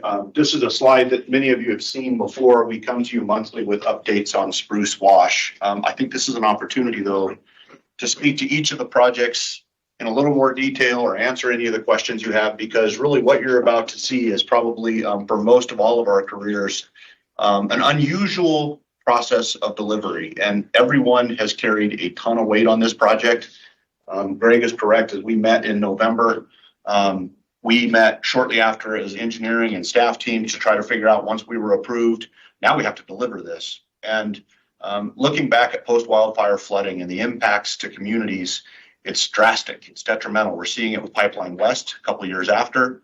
Museum was 2019, the museum fire. So this one has had a little more time to work its way through feasibility, to work its way through analysis, into design. Pipeline West has actually benefited from a lot of those good models and good work that was already done in these areas. But this one came to fruition for improvement in its mitigation, because we know we don't want to continue to live with sandbags and barriers, and we want to make improvements as best as possible. We cannot promise our community getting completely out of that mitigation realm. However, we know these projects will do a lot of good work in a watershed that was significantly damaged. On forest work, the flood control district work upstream, all coordinated with this work. So once we had all of that analyzed, completed on forest, completed in the county flood control district, those projects have now been delivered and completely in place for the system. We've turned our focus now to the urban infrastructure. So now all of that post-wildfire flow coming into the community for urban wildlife or wildfire impacts, not wildlife impacts, has resulted in the design of the suite of projects, the 7 projects you've heard a lot about. The milestone we are at now, which is really important to understand, is we are nearing 30% design in the next few months. We've asked a very strong engineering team of every firm in the community to design segments and elements. Julie's very familiar with this process as well, so feel free to ask us questions. That work is moving quickly along with modeling and along now with the contractor. So by the year end, we should have all of our plans done for every project in the Spruce Wash, and we should have the modeling work to begin, so we know we're not creating adverse impacts. And we are now getting ready to take this transition from conceptual, feasibility, design, and now we're moving into construction. And we've just compressed that timeline to 3 years. So in the next few months, you're going to see more and more design work. You're going to see more and more revisions. You're going to see communications with the residents. We're now looking at some properties and some easements and some things we're going to need for utility work throughout. But you're going to see the announcement of a construction manager at risk. We've gone through that process. We now have a contractor on board. We'll make that announcement shortly as soon as we can get some final contract paperwork put together. But we're pretty excited because for me, we're now transitioning from the engineering side to kind of a commingled effort with the contractor to now be prepared to deliver these as quickly as possible. And it is fairly aggressive to deliver $26 million of stormwater infrastructure in a pre-existing urban environment. First 2 projects on the list are the ones you will see delivered first. The reconstruction of Grandview Drive. So we're going to take Grandview Drive and take it from a crowned roadway to an inverted roadway. And we're going to put more water into the roadway to try to keep it out of those homes along the alignment of Grandview. When you take that road and you invert it, you got to drop all those utilities that are in the way. So there's going to be a substantial utility relocation on the front end of that project, likely starting shortly after monsoons this year. So you'll see right around July 4th, a contract on your desks right before you go to break for a guaranteed maximum price and a CMAR contract. You'll see that on July 3rd. That group will start their work on the reconstruction of Grandview as possible around the monsoon season, but as quickly as possible. They'll receive notice to proceed. The wedge detention basin, you might recall at one point we took the entire wedge. It's the parcel just to the west of the Safeway, and we were going to put in a very, very large detention basin. We've scaled that back a bit. It is now about half of that parcel on the east side. It is a necessary element and it works well with our parkway sediment basins, which are being delivered by the flood control district. That project is underway. We cut trees on that parcel last week and being delivered by the county flood control district and their contractor. But we will have that in place by June 30 and ready for the season detention basin number 3. Yes, sir. Can I stop you? Sure. So on both those first 2 items, I'll start with the second first. Okay. Thank you so much for your consideration of being able to shrink that down as much as possible. I've been looking at that wedge a lot as I drive by there, wondering what it's going to look like in July. Just making sure we can keep as many trees on the periphery as possible, kind of as a site break. Keep that the infrastructure as hidden as possible in the trees. I'm sure you guys are already thinking along those lines, and I was there recently, just a couple days ago, and I didn't see too many trees cut down on the outer perimeter of that space. Do you have a comment on that, or? So we have not started any work on the wedge physically. I think the values at risk are difficult because we're trying to weigh financial values, hydraulic values, sensitive tree site, and just view shed values. So we're trying to work them all at the same time, but really the benefit to the tree value and to kind of the site values, hydraulically, it wasn't necessary as much as we thought because we were able to do some different things. And then financially was really the biggest driver. It was just such an expensive project that we had to start thinking about more creative ways to do the same amount of work with maybe different techniques and different processes. So I'm wondering if you've identified the volume of space you want to be able to fill there, and it's a matter of, how to achieve that volume, dig deeper or dig wider, right? So I'm going to let Julie jump in here a little bit because the entire system works on kind of a similar equation. Go ahead, Julie. So it's a volume that we are looking for, and we're looking for about 11.5 acre feet, just based on some pretty high level analysis at this point. Depth wise, we're constrained with the outlet. So how deep we can go. So what we have proposed is we are going as deep as we possibly can to still make sure that we have gravity into the system on Cedar. So we're held there. And then we are looking at and considering, just to reduce the amount of impact on that particular site, we'll have a section along the east and kind of south edges of a wall, a portion of that, just to reduce the amount of grading that needs to happen and reduce the impact overall. So I know your comments from City Council, maybe a couple of City Council meetings, lost track, it was probably in the fall.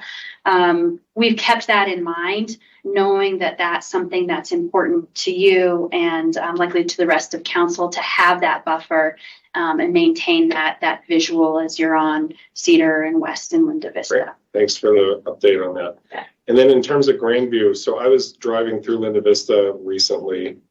It was a day like today, no rain for a while, and I passed Grandview, and I couldn't believe how much water was coming down the road. It was gushing. I thought a fire hydrant was broken or something. So I took a detour and I followed it back up, I think, to Hillcrest, where there's literally a massive outflow of what I assume to be is snow melt. It is. Coming off the side of that one home. And then it just dumps into the cul-de-sac and runs right down Grandview. Are you guys planning on putting that outflow underground as you're tearing up the street? No, in fact, that's a whole different issue. That is actually snow melt off of Buffalo Park. And it drains behind those properties on Hillcrest, comes down through a private drainage easement in between the two homes. Public drainage easement, excuse me. And then it does appear the street. that it's a water main break, but it really is just localized flow. It is not related to museum. It is not related to the museum fire or Spruce Wash. It's just a tributary that winds its way down to Grandview. So does that flow every time there's a major snow event? And I don't know if I've kept that much track of it, to be honest. I think right now we're seeing a lot of local tributaries just build, places that have had water just from snow melt and ground saturation. I know someone who lives on that corner, and I'm just thinking to myself as a resident there, all the headaches you're dealing with already. Just the increase, like you're trying to go for a jog or walk your dog, and you have to cross this open channel that's literally just gushing snow melt. If there's a way to funnel that underground while you're already tearing up the street anyway, it might be worth looking into. Again, I don't mean to be prescriptive. I just see this as the opportunity to raise. As a community, we use the streets for conveyance, and you have to. There's just really, the infrastructure limitations would be difficult to get all stormwater underground, but I think Ed would be a great person to speak to this or to think through of every channel, every drainage. They're citywide. And we utilize the streets for public drainage, and that's an appropriate use, vertical curbs, valley gutters, catch basins. It does go underground in a number of locations in the community, but you'll see it both. Even through Spruce Wash, we have both types of infrastructure. Anything to add on that? I mean, Fair enough. I just, that particularly. it's running good. Agreed.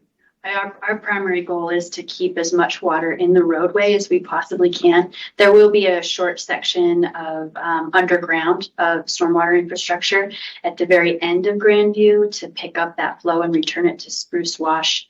One thing I did want to add, Scott, to the discussion on the scope of work of Grandview, that also includes rebuilding those cul-de-sacs. So there are a couple of cul-de-sacs off of Grandview and a knuckle. So it's not just limited to the street. It does include those connection points and new curb and gutter and driveway aprons for those folks. And to be sure, I acknowledge and I imagine that by changing the contour of the roadway there, that water that I'm talking about specifically right now will go to the center of the street and not be along the side of the street where people are trying to walk their dogs and push their strollers. That is the hope. And it might even get picked up by the catch basins that are gonna go to the wedge eventually. I just don't know where it gets caught up. We'll just have to, but it's kind of an ancillary, not related into Spruce Wash, but clearly it's running. Good question. We also are doing new roadway surface. So it'll look like Coconino Estates north from phase 2, new roads, curb, gutter, sidewalk, underground infrastructure. But the utility work will be first. And then it's about a 2-season project to get Grandview completed. So there will be some time where it's in pretty good disruption, but pretty necessary to get us to the end goal. Recall, all of these are still in design. So we're talking about what they look like or what they do, but I do have to buy the engineers some time. They will not have it done until the end of the year. So it's really this awkward dance we're walking of, we want to go build it, but we also need to be respectful of getting the final designs done. Scott? Yeah. My apologies if I just missed this. So the utilities are going to be relocated under Grandview sometime this summer after monsoon. Mhm. Did you say when the road was going to be re-roaded?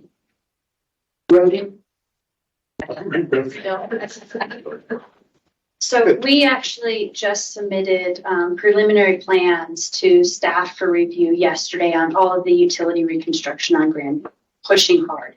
That's what's coming to you in July. Your final meeting before break is to review that GMP with the selected contractor so that they can order those materials and be in the ground as soon as possible, as soon as it's safe. And the reason they wouldn't start right away is we really just have to monitor that monsoon season. We don't want to be trenching. They don't want to be trenching and then have flows coming down to Grandview. That could be a problem. So we'll be monitoring the weather. The goal is to, when utilities are wrapping up, right on the heels of that, to come in and start with the street reconstruction. So with the new curb, gutter, and asphalt section, there is no sidewalk out there, and the project does not include the addition of sidewalk, just as a side note. So if that's work that can get completed in fall, the utilities work specifically in fall of this year into spring of 24, and then the contractor is poised to start that street reconstruction spring of 24, I think is the goal to commence. And all this, of course, depends on Sam's winter predictions. If we have a 4-month winter, This year. it slows it way down. But if we can work through the winter, there are contractors that will work through the winter months if allowable. Yeah, question. So we're already getting ready to do the work in Grandview. Is that neighborhood slated for sidewalks at some point in time? No, It is not at this time. it isn't. So not at this time or never. We do not have it programmed. We've not had the discussion with the neighborhood, and we do not have the financing available for the flood control project to add amenities at this point. We're really lean. In fact, we're over budget, so we're working on that. And we don't have property acquisition. We don't have the property acquisition pieces. We have not gone down that road. It's a very narrow street. Yeah. It definitely work into yards. And the trade-off would be narrowing the streets. Less water. And we need the full capacity of that street for conveyance of this post-wildfire stormwater discharge. And Julie, is it worth mentioning, if I can, Councilmember, is it worth mentioning the type of storm we're designing the entire project to meet? So you mentioned the entire width of Grandview and the need for the vertical curb. How much storm does that capture? We are looking to convey or to mitigate the 2-inch 45-minute storm event. That is our target design discharge for all of the infrastructure in the corridor. It would be great if we could just take that whole 2-inch 45-minute storm event, put it in a box and send it down to Route 66 and to Spruce Wash open space area. But that's not possible. So we have to split up that 2-inch 45-minute volume and put it in the wedge, put a little bit down Grandview, put some down the channels, and size the boxes accordingly. And Councilmember Matthews, I think you had a question. So 2 questions. That I've been, most of us have driven around that area just to assess what's still going on there. And the road is fairly narrow and there's some parking on the street. So what level of disruption to the, I'm sure they'll welcome the disruption, but to get home and back during, especially the utility change out? I mean, We can both get, it will be major disruption. It is water lines, sewer lines, yard connections. The contractor, I have good confidence in, they're familiar with this type of project work. I think they will do every effort possible to communicate, work with residents. We will have some pre-established goals, capital. Trevor, Mac, Eli, Paul's team has been starting that process with our contractor. They will have some pretty good directives, and I think I have confidence that they will work with residents, try to avoid disruption as much as possible. But it is a longer project. It's noisy, it's dusty, it's disruptive. And we have to get through these steps to get to the final project. But will they be able to get into their driveways during construction? yeah, maybe speak to it if Coconino State set up. Yeah, similar. Coconino Estates is a great example. An excellent contractor on that project, and they work one-on-one with every resident, and they construct half of the driveway at a time. So that way, residents are always able to get into their driveway, get into their garage, maybe just half their driveway, but they also coordinate that with resident work schedules and needs. I've seen that contractor take care of people's trash for them and wheel that out just to help ease the pain of construction, because it is a significant inconvenience for those residents. But I think, being able to communicate the vision for the project and how it's going to mitigate the pain that they've experienced from the museum fire, I think they'll be in this with us to get through to the end. And then my last question for now. Are you able to compare the 2-inch 45-minute storm? What does that mean? Like a 50-year, a return in 100-year storm event, a 50-year storm event? It is not 100-year. 100-year storm event would be closer to a 3-inch 45-minute event. That 2-inch is about a 25-year. Where's Ed?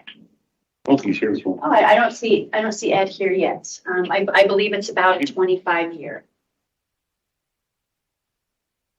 He might be at Highway 180. Could be. I have a comment when it's convenient. So It's not entirely related to construction, but it is related to the flood event. Scott and I worked with the manager of Safeway, actually the owner of Safeway. Oh, yes, for alternative parking and trash service.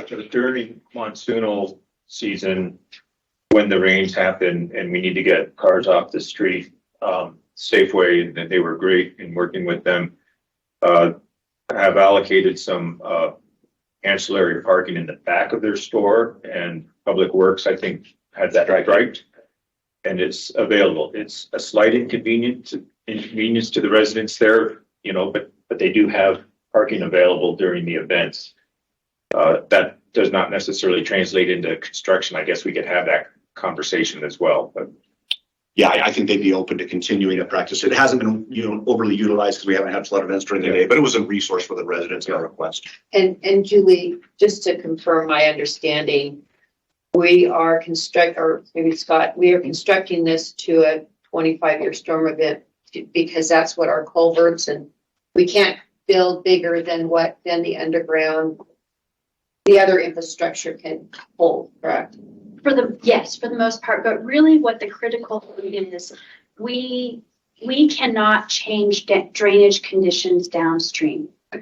So the Spruce Wash watershed improvements, this bond project is from Killip Elementary School, those basins upstream. So what we need to look at is we can't open the fire hose, so to speak, at Killip Elementary School and change the conditions for the folks that are south of Killip. That is what is driving what we can manage for discharge upstream. It's a good question, and we have a couple extra minutes. I'm glad we're spending the time here because for a couple of you who are a little bit newer, this is a long history, and we eat, breathe, and sleep it. So we want to make sure you have that talking point for the community and for your resources. It does not get your big storms, and this system may and could get overrun, but we're making it as big as we financially can make it. To Julie's point, we had done that analysis in feasibility 1, that big giant box culvert from top of Paradise all the way to 66 that could convey the large storms, $100 million. Wasn't feasible. We didn't have the room. We didn't have the land. That's where this became the best option we had available with the resources we had. It's going to work.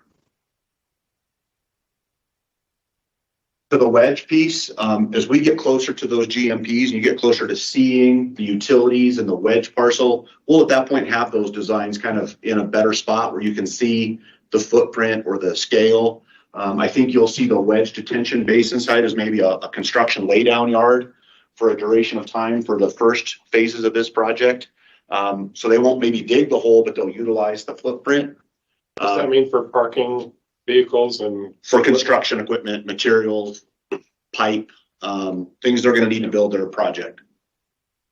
But again, we're gonna let that contractor define that as we get them on board, and we'll figure that piece out.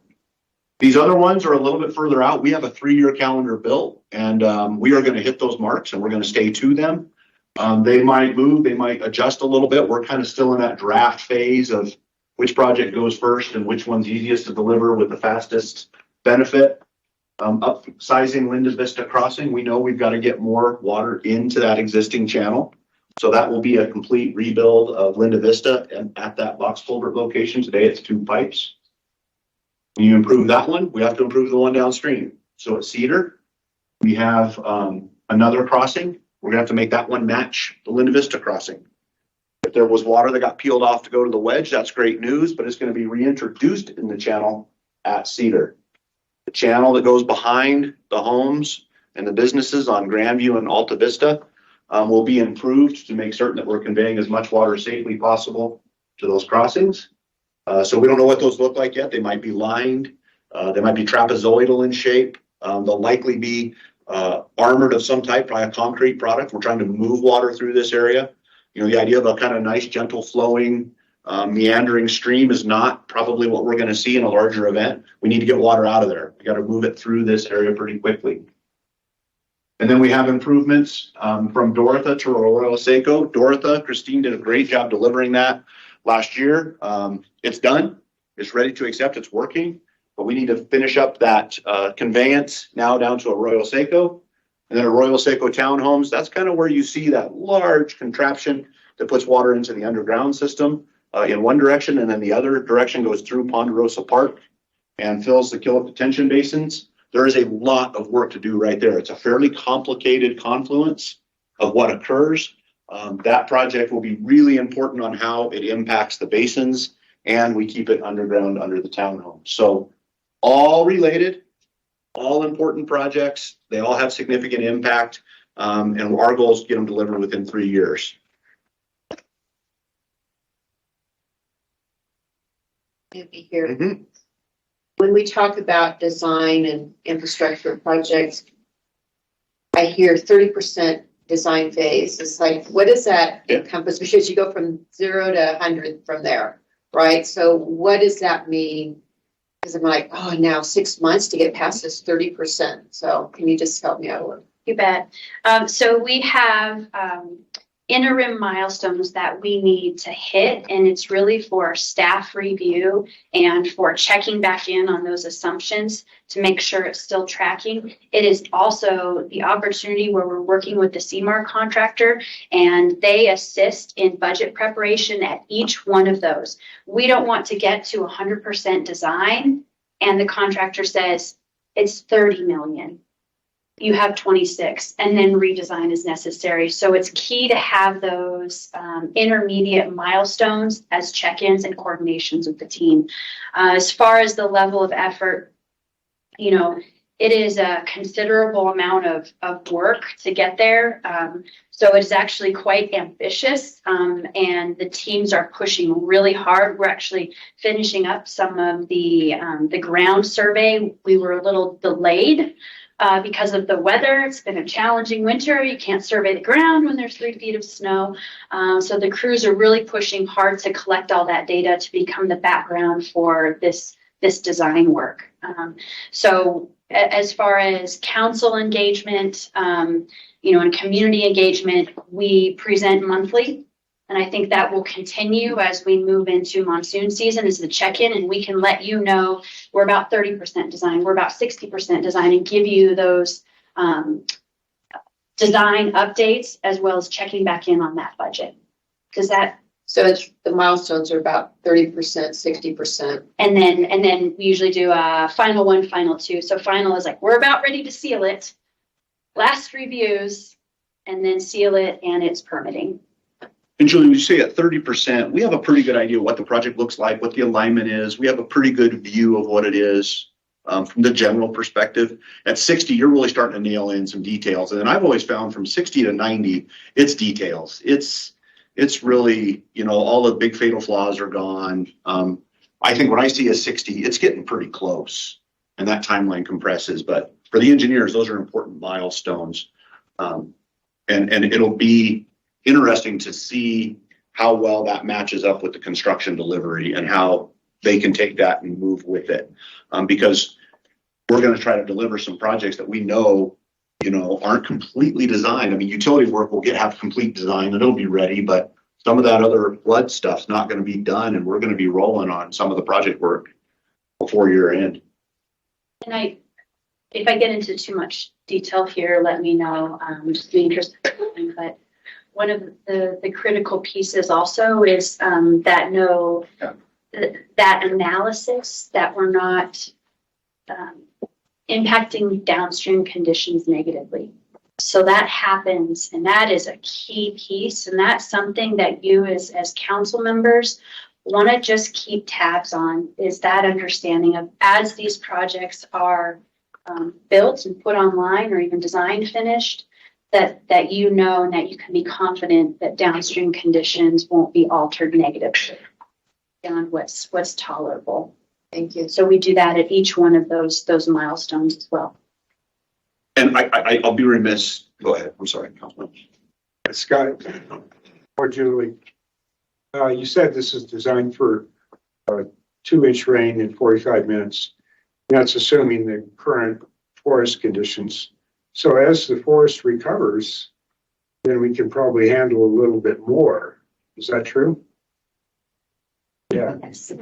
So the goal is 2-inch 45 minutes. We're going to get as close to that as we possibly can. It might not be exactly, but to answer your question, you know, we went through this exercise in November where the city made an investment to evaluate the post-burn conditions and to have a touchstone of, well, how much has it changed in the past 2 years since the fire? How does that impact the downstream conditions? We are using that condition from November as our 2-inch 45 minute. We're taking that November condition. We're not taking that immediate post-burn condition, which was a worse condition, but where it is a snapshot in time from November. But yes, the hope is that the forest continues to recover. It's a little tricky. There's some really steep slopes, so recovery is a little bit slower. And, you know, we live in a We've had a great winter this year, but we can anticipate fires in the future. It might be good on point here, a little bit on point to talk about the on-forest improvements that have occurred, the alluvial fan construction, some of the set basins upstream, and how the removal of debris lends itself well to the 2-inch storm event, because we're not talking about debris, but if you could give that a little bit of discussion. So a lot of the modeling, a lot of the maps that you have seen that show flood depths through the neighborhood and potential impacts, that's assuming clean water. And we know post wildfire conditions, it's bringing down sediment and debris that is an absolute mess. Many of us have lived this for the past few years, and it's very painful for our residents. So the importance of that work that the Flood Control District did through funding from the Forest Service, through funding from NRCS, is to arrest that sediment and capture that debris before it even enters the city's infrastructure. We don't have the resources to continue managing it, and it just worsens the pain everywhere downstream. So that was a critical scope of work that the district completed last year and year prior to help manage the amount that's coming down. And as a side note, that's going to be the same strategy that is underway for pipeline. I know we're not talking about pipeline right now, but I know that there are folks, as it's heavy on all of our minds, right? That same strategy is looking to arrest sediment and debris on forest where we can through installation of alluvial fans before it reaches our infrastructure. And I think to get a firsthand account of the things that have been completed, I mean, for those of you who haven't been on the tour yet, let's go on the tour. We start in the burn scar, we drive down through the work the county had completed and the flood control district had completed. You'll learn a lot about the alluvial fans, how they function. And then we bring you right down into the community where it enters paradise, and we talk about the urban infrastructure and the impacts to that infrastructure. So if you haven't done that or you want a refresher on it, we'd love to take you out, see it, understand it, because I think as you get questions from residents and as we start to move to projects, having that bigger picture understanding with those talking points, I think really puts you in a much better position to have a really healthy conversation on a pretty difficult topic that's really mirrored in just technical data. So please use this as those resources, and that might be a really good approach to go and see it and understand it as you start to develop your talking points. Scott usually buys lunches for those tours. Great to have a place to send to paradise. A great location. I'm in. And to Councilmember Sweet, let's not do that on a storm day, on a monsoon day. And on that tour too, that's a flood control district tour. Yes, it was a flood control district. City tour. Yeah, it was fun. I just want to make one closing comment. This has been a great community effort since November. Credit to the city team, the engineering private sector team, now our contractor team, Sarah Langley, Gary Miller, Ed Shank, the entire water services, very, very small team. We've got operations people. It's a fun meeting on Mondays and it's productive. We have modeling experts. We just have a good, healthy conversation because we're all driven to the same mission. And I think it's been fun to see everybody kind of pull their weight and do their piece, but it's moving so quickly. It takes literally there's 40 people and they're all doing something to support the mission. And I've been very, very appreciative. And I know I've left off a ton of names today, but top to bottom, my goal has always been we as a community cannot continue to respond like we had to in 21. That's not sustainable. So this is our best effort to try to get out of that constant response approach and do the best delivery possible for an infrastructure project. And it's really a fun one to work on. So I appreciate the opportunity to. All right. Thank you, Julie.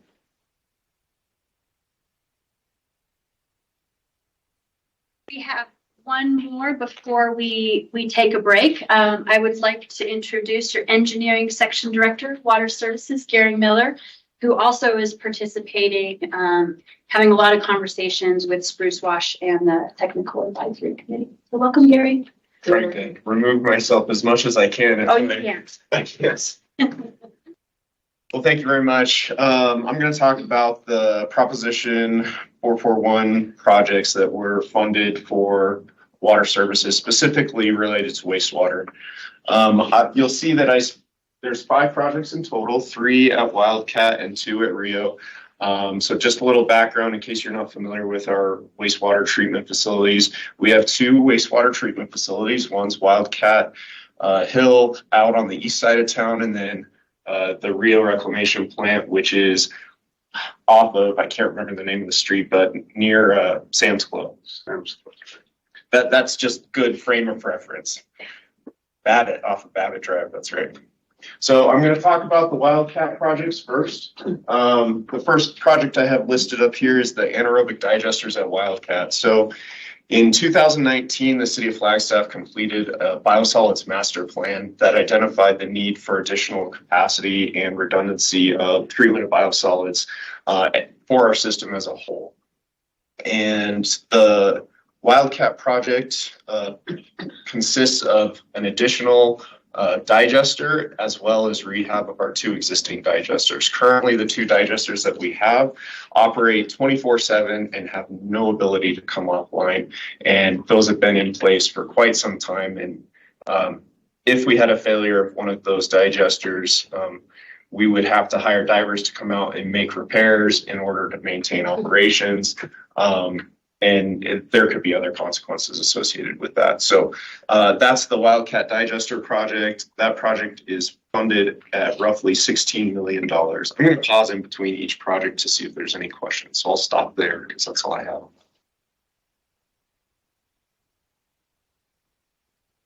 All right. Nope. That was one project on that list. The next project on this list is the primary effluent pump station. This is the picture on the right-hand side here. This pump station was originally designed to take the primary effluent from Wildcat and pump it into our trickling filters. So that was our previous treatment process years ago. Those pumps were specifically designed for that at a specific capacity. I don't know what that was back then. And in 2000, I'm going to forget the year. I'm going to say it was 2007, 2000. I don't remember. We installed a new treatment process with our IFAS facility, which does all of the biological treatment for the wastewater. And we continued to use this pump station that was designed for the trickling filters. So it's not designed for our current processes today. And these pumps are end of life as well as operating 24/7 again. So there's little to no redundancy for these pumps. And that project is currently budgeted at $5 million. I'm going to stop there and see if there are any questions on that. So just for clarification, so these pumps are at end of life stage. So what are we doing with them? What is the $5 million going for?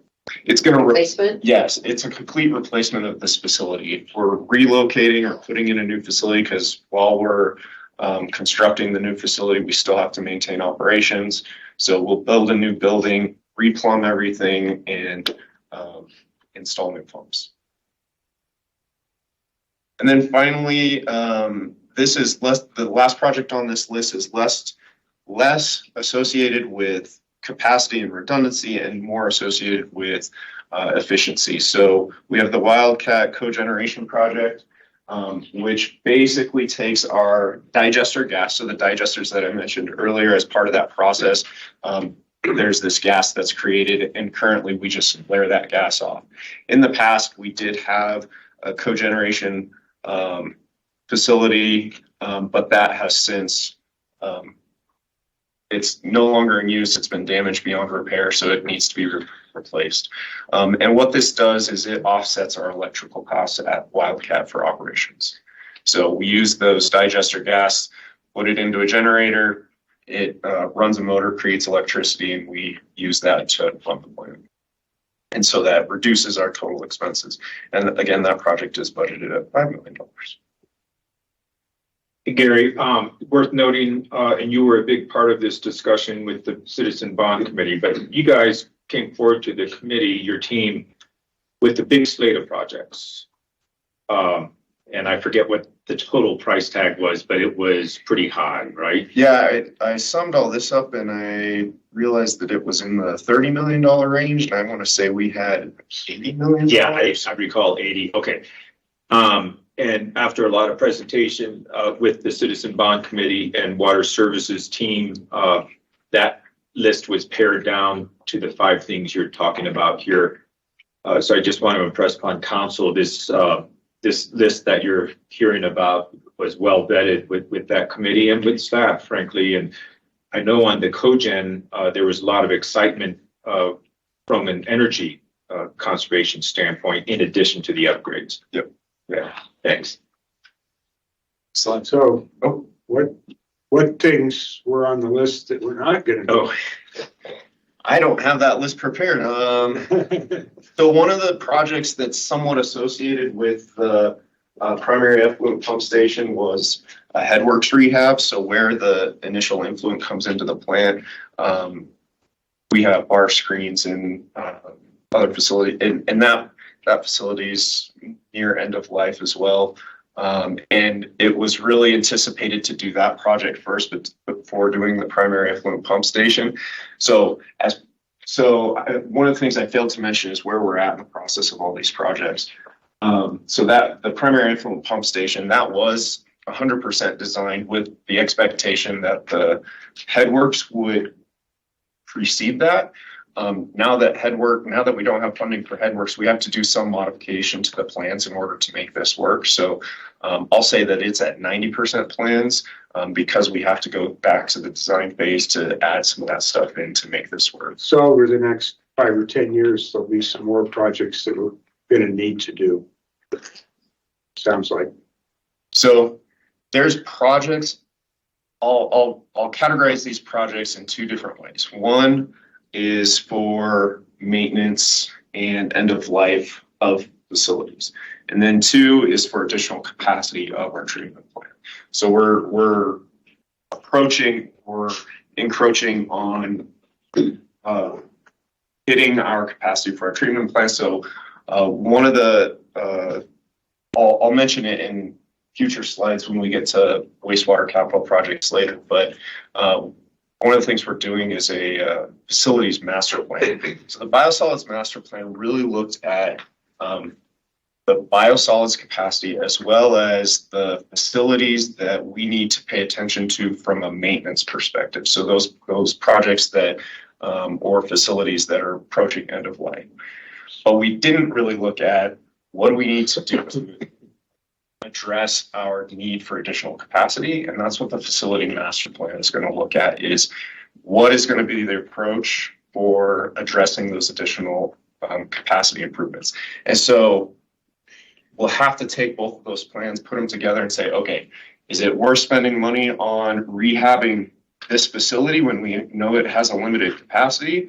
Or is it time better spent to just rebuild that facility, build it to the capacity that we know we're going to need for the future? So that'll be part of the exercise of this facility master plan, so we can identify not just the projects that need maintenance, but do we do more than that and add additional capacity for some of these facilities?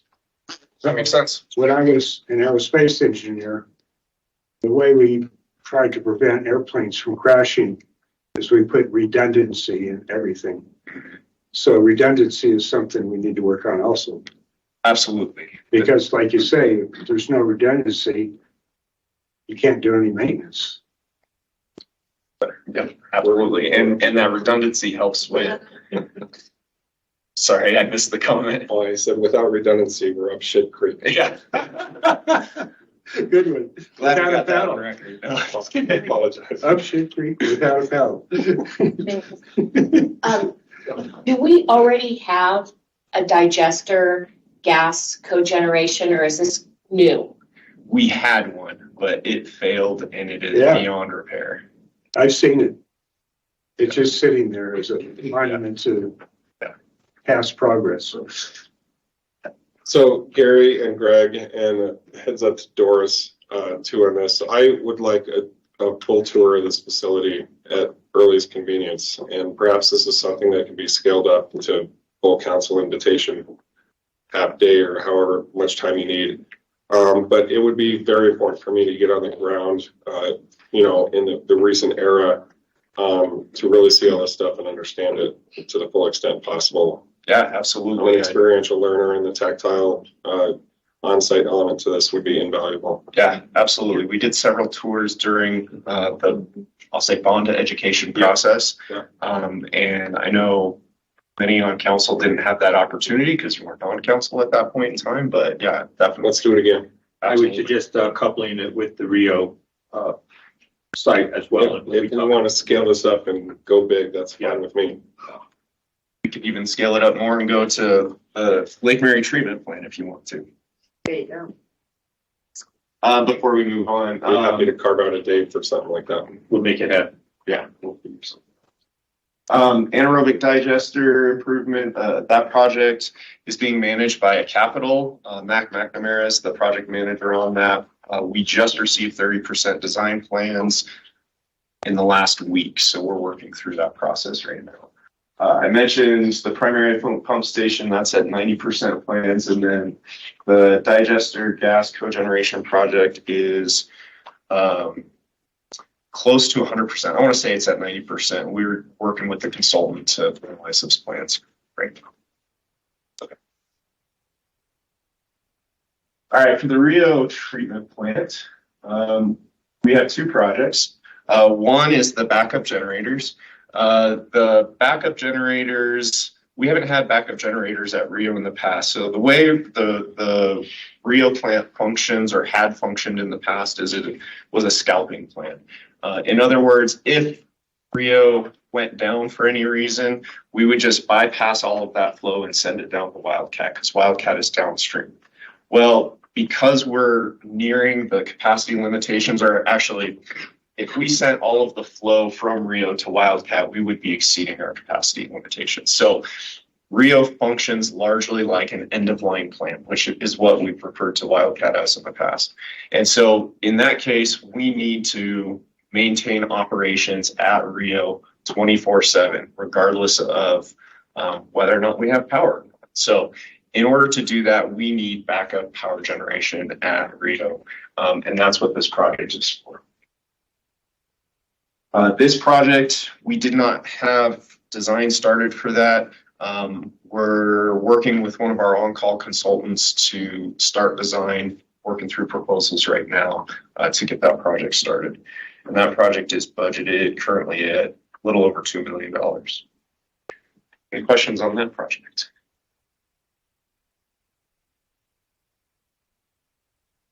Last project on the list is the turbo blowers project. So as part of the biological treatment process, the wastewater needs additional air entrained into the wastewater flows so that biological process can happen effectively. The blowers that were installed, we installed new blowers. Again, I don't remember the time frame. I wasn't here. It was 7 to 8 years ago. When they installed those blowers, they installed higher efficiency blowers, and we also identified some leaks within the blower system. And when we installed these new blowers, we discovered that they put out way more air than we actually need for them to function properly. So this project is to install a couple of smaller blowers to help in our operations. It could also help in some projects that Noresco is looking at. You may recall some presentations on some Noresco projects. It's an ABAC. It's a I forget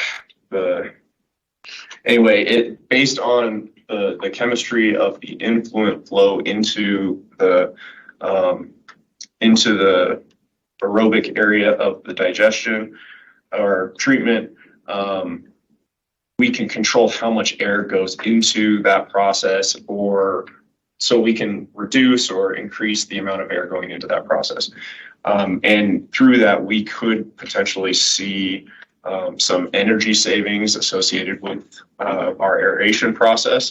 But this project would need to happen prior to that. And this will just help our operations overall because we're seeing too much air going into that process currently. and that project's budgeted at $1.4 million. I actually just met with the design consultant yesterday about their proposal for design. So we're just getting started on that design process. That concludes all the projects I had for water services under Prop 441. Thanks. Mayor, now would be a great time to take a break if that works for you, a 15-minute break. This closes out the discussion of debt services. When we come back from this break, 15 minutes, we can talk about, we'll move into special revenue and streets and transportation, and then we'll have public comment after that and a lunch break. So 15 minutes here, looking at my watch. I'll make an announcement a couple minutes before 11 to call you back, but let's hopefully be back at the seats at 11. And we are running about 20 minutes ahead, which I think is great because we've got some pretty heavy topics in the afternoon that might need that extra time. All right. See you in a few.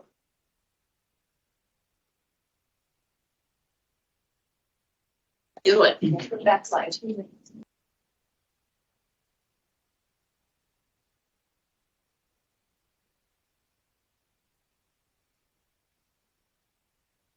Great, we are back. Can I just do a quick check? Folks online, can you hear us and see us? Yes. Loud and clear. Thank you. I'm pretty excited about this next. Yes. Stacy, this is not a little. You know that one? Can you hear me? You know that? There's a group called the Who. Thank you so much. Slide. Back. Thank you. One thing before we move into discussion on special revenue projects, I want to revisit a question that Vice Mayor had related to a cap on funding or maximum expenditure. So Vice Mayor Aslan, do you want to re-ask that question perhaps? Are you good? Okay. Mr. Tatter. Right there. Special guest appearance.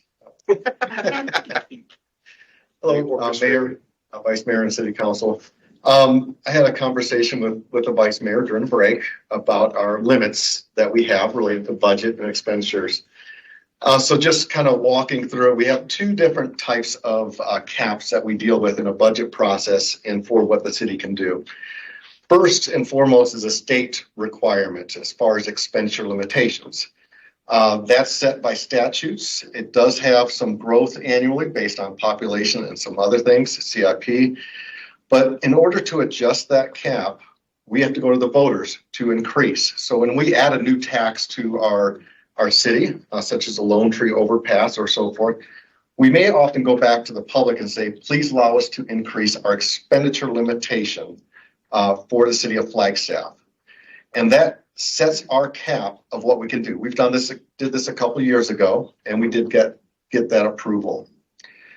The budget works with that expenditure limitation cap, and we can set our budget appropriations annually, and we can actually be above that cap from an appropriation standpoint. But once you set that appropriations for the year, you cannot go above those appropriations. The reason you may be above the expenditure limitation, there are some exceptions of where you can spend more above your cap of expenditure limitation. Those are debt-funded projects, federally funded projects, state-funded projects, highway user revenue tax, I believe. There's certain things that we may have a higher budget than the expenditure limitation. But we need to make sure that when we're approving a budget, a CIP plan and operations, those that are not exempt do not go above that expenditure limitation cap. And that's something we're dealing with this year with all the capital projects and the cash we have built up. We are monitoring that and making sure we don't go above that capacity by state law. The penalties are very severe. The state would withhold our state share revenues if we exceed that in a fiscal year. So it's very critical to match that as well as your maximum appropriations during the budget process on an annual basis. Did that outline it and explain it? Perfect. Great. Thank you very much. Thanks. Yeah. All right, next up on the special revenue, we have our streets section director, Sam Beckett. Woo-hoo, woo-hoo. Good mid-morning, Mayor, Vice Mayor, Council. I appreciate you having us here to talk about the streets HERF funds and some of the other revenues that we utilize to keep our roadways maintained. We also got Adam Miali here with Public Works. He's our senior project manager in Public Works, and really he's been driving this program for many, many years, long before I arrived here. It's a very valuable program in the sense that our roads wear out, right?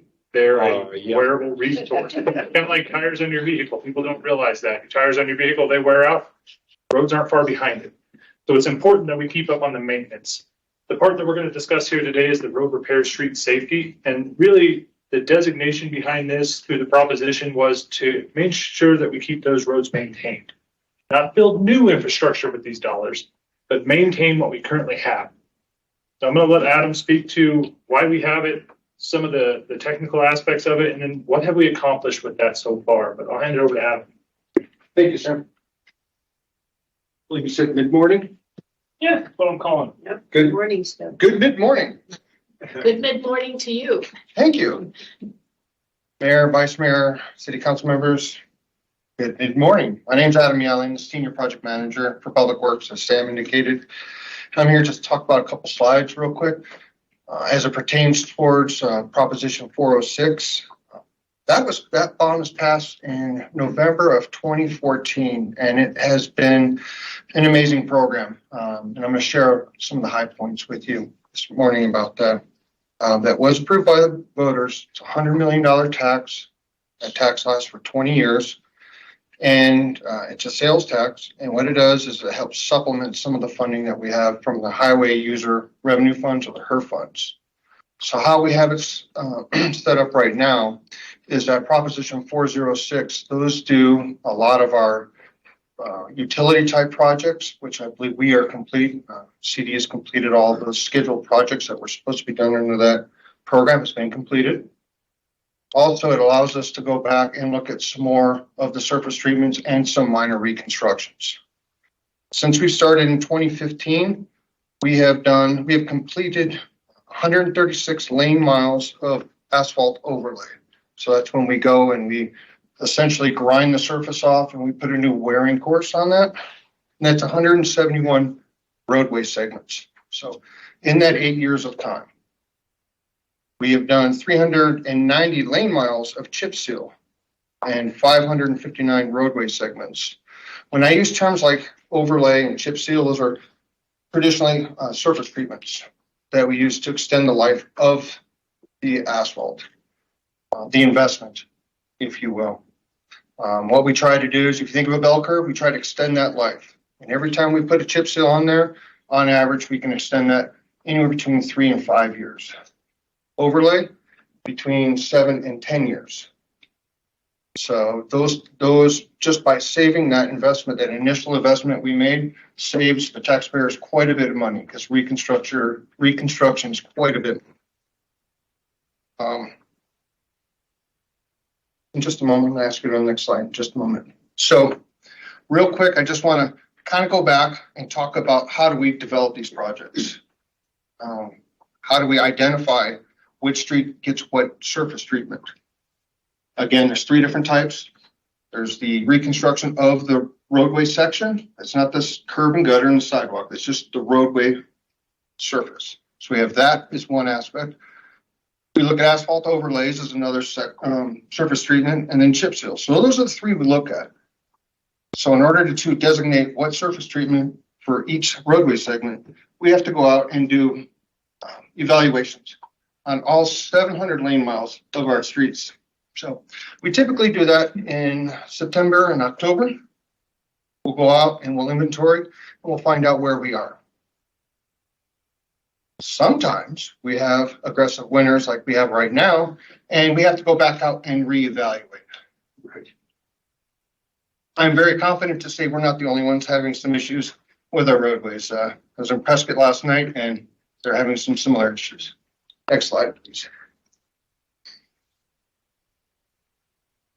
So when we go and we evaluate all of our streets, we come up with an OCI, overall condition index. And what we do is we assign those 3 different surface treatments to different bands on there. And when we do, we try to identify the appropriate surface treatment for those streets. So currently, we're out reevaluating several portions of the street, of our street segments, due to the winters that we had. And currently, where we are on the particular projects we're reevaluating our initial program and seeing if the new data needs us, if we need to move that around in order to capitalize those new roadway numbers. So currently, we are looking on Proposition 406. We have a $6 million budget and a $2 million budget for our HERF. Again, the HERF is where we do our chip seals. Chip seals are, funny fact, were developed in Arizona. And it was perfected in South Africa, but that's conversation at another time. But those 2 programs are still moving forward, and we're just reevaluating and reprogramming currently as it is. That's what I have for you regarding Proposition 406 and our HERF funding. Vice Mayor? Yeah, so a couple questions and a couple thoughts. First, just reminding me what HERF stands for again. Highway User Revenue Fund? Revenue funds. Yes, sir. Sales or gas tax. So are these monies specifically block boxed towards roads, or can that include the definition of multimodal, hooks, trails, sidewalks, shoulder amenities? So the designation of HERF is really for vehicular transportation. That's why it's tied directly to gasoline tax, which means when we have these conversations, a great question, because it comes up a lot, is it is really limited to maintenance and road-related work, vehicle travel. It is very stringent on this. I've sat through several of those HERF audits, and when the AG's office reviews those books of work, there's very stringent limitations. There's certain things like, even if we were to host a safety event here for our team, we cannot purchase food under using those funds. It has to go to that roadway maintenance. Okay. When you get outside of that, it no longer can be designated for that. I thought it was worth asking. Yeah. I'm sure you know where I'm coming from. Yeah. As we're trying to right size our strategy and do the big shift, just want to make sure we could put our hands in the right cookie jars as available. My other question, and this is maybe more of a put a pin in it sort of thing for our state legislative lobbying efforts. My understanding, and correct me if I'm wrong, but HERF funds are set around the state for each municipality, and there's a formula there. I don't think that formula accounts for the quicker wear and tear that we experience in Flagstaff because of freeze thaw and our severe winters. Is there a way for us mid-long term strategy wise to lobby for that formula to change so that we can adequately stay on top of the additional wear and tear that we actually really do experience here as opposed to Casa Grande? Yeah, I think it's a great question. I don't know the answer to that one. It's definitely one that we'd have to look into and see what the options are there. It's very limited. I know that census data is a really big piece of that equation. So some of it is the impacts to the region, but a lot of it's based on the use in your region. But they do divide it up. But I think Rick might have some better information. Yeah, we'll go through that money a lot faster than other communities, so that should be accounted for. And it's important to note we're also seeing larger impacts, and we're kind of doing it to ourselves in a sense, but we're doing it for the right reasons. As we see this big shift happen, it's a gas tax. What is the one thing electric vehicles do not use? And more efficient cars use less of fuel. So we're actually seeing it. We saw it this year as we went through the budget cycle. HERF is seeing those impacts, and frankly, we're running into a bad place in the next 5 years. So as we transition to fully electric, and I know there's been several bills They're still trying to using the work their road. way through, trying to find new funding. That funding is becoming very limited, and frankly, we're getting into a bad spot with that over the next few years. So is the current issues with the potholes from the storm we had, is that coming out of the HERF or the gas tax or the Prop 46 money? We are right now, some of the initial repairs that's all coming out of HERF. What we're looking at for long term is Adam is trying to tie some of that into the maintenance repairs for road repair, street safety. We've had several areas that we've lost, entire roadway segments that we hadn't had issues with before. So we're trying to get caught up on that, get them captured and get them into the book of work so we can get those, honestly, before council here, before you go on break, so we can start immediately. And we're hoping early July, maybe August, to get this program run. But yeah. One question. By the way. So, some of the roads that, have kind of been washed away or whatever, that have, kind of broken up, can you use the HERF fund to repair those? That's the fund you would use. So they're like big chunks of road that got whatever it got.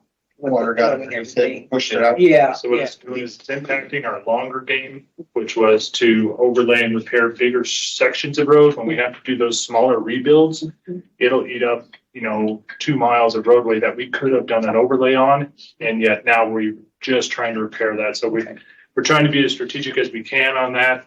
We were hoping to get to a point with a storm that would allow us to file for, an emergency declaration, which may have opened up additional funds, but we just didn't get there.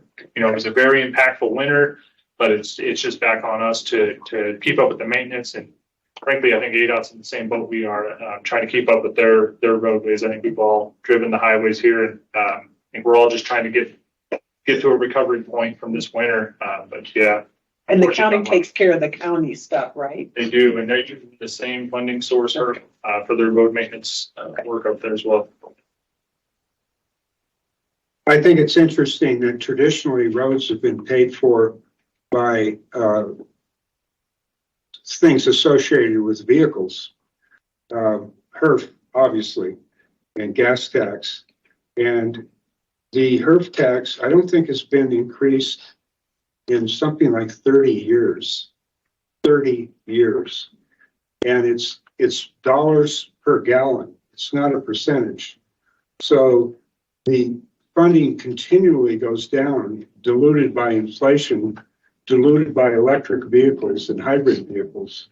So now the politicians of the state have basically decided, we don't want to raise the gas tax, but hey, no problem about taxing merchandise, sales tax, which is the most regressive tax. And that's basically what we're doing, is we're financing road repair and roads with a very regressive tax that has nothing to do with transportation. Editorial comment. I appreciate it. Yeah, that's a great point. My turn real quick is an editorial comment. Vice Mayor, thank you for acknowledging the freeze-thaw cycles. Yes, that is it's big up here. We also have very, very poor subgrade. Now I'd like to add one more element on your thesis on how these roads. We also have some of the highest ultraviolet this side of the equator, if you will, because of our elevation. The ultraviolet, yes, we put it all, we put sunscreen on ourselves, which is one of the reasons why we look at chip seals, because it's kind of like a sunscreen, but that's what oxidizes the surface of the road. So that's one more element you can use in your arsenal with that. Request for additional funding is we have very, very high ultraviolet, and it does havoc on our roads. If I recall, Adam, I know the funds are restricted solely to, pavement repair, treatment.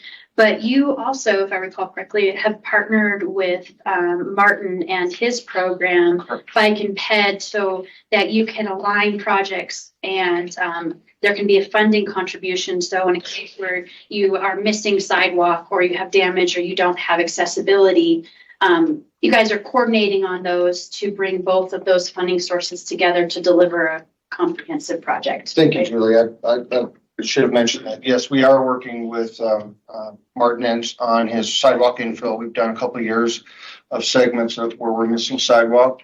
And the justification behind that is we're already doing sidewalk and curb as part of our overlay project. So when we go out and we do these infill projects, we can get better pricing. We've also helped out some other projects and other sections within the city to get better pricing for their projects as well.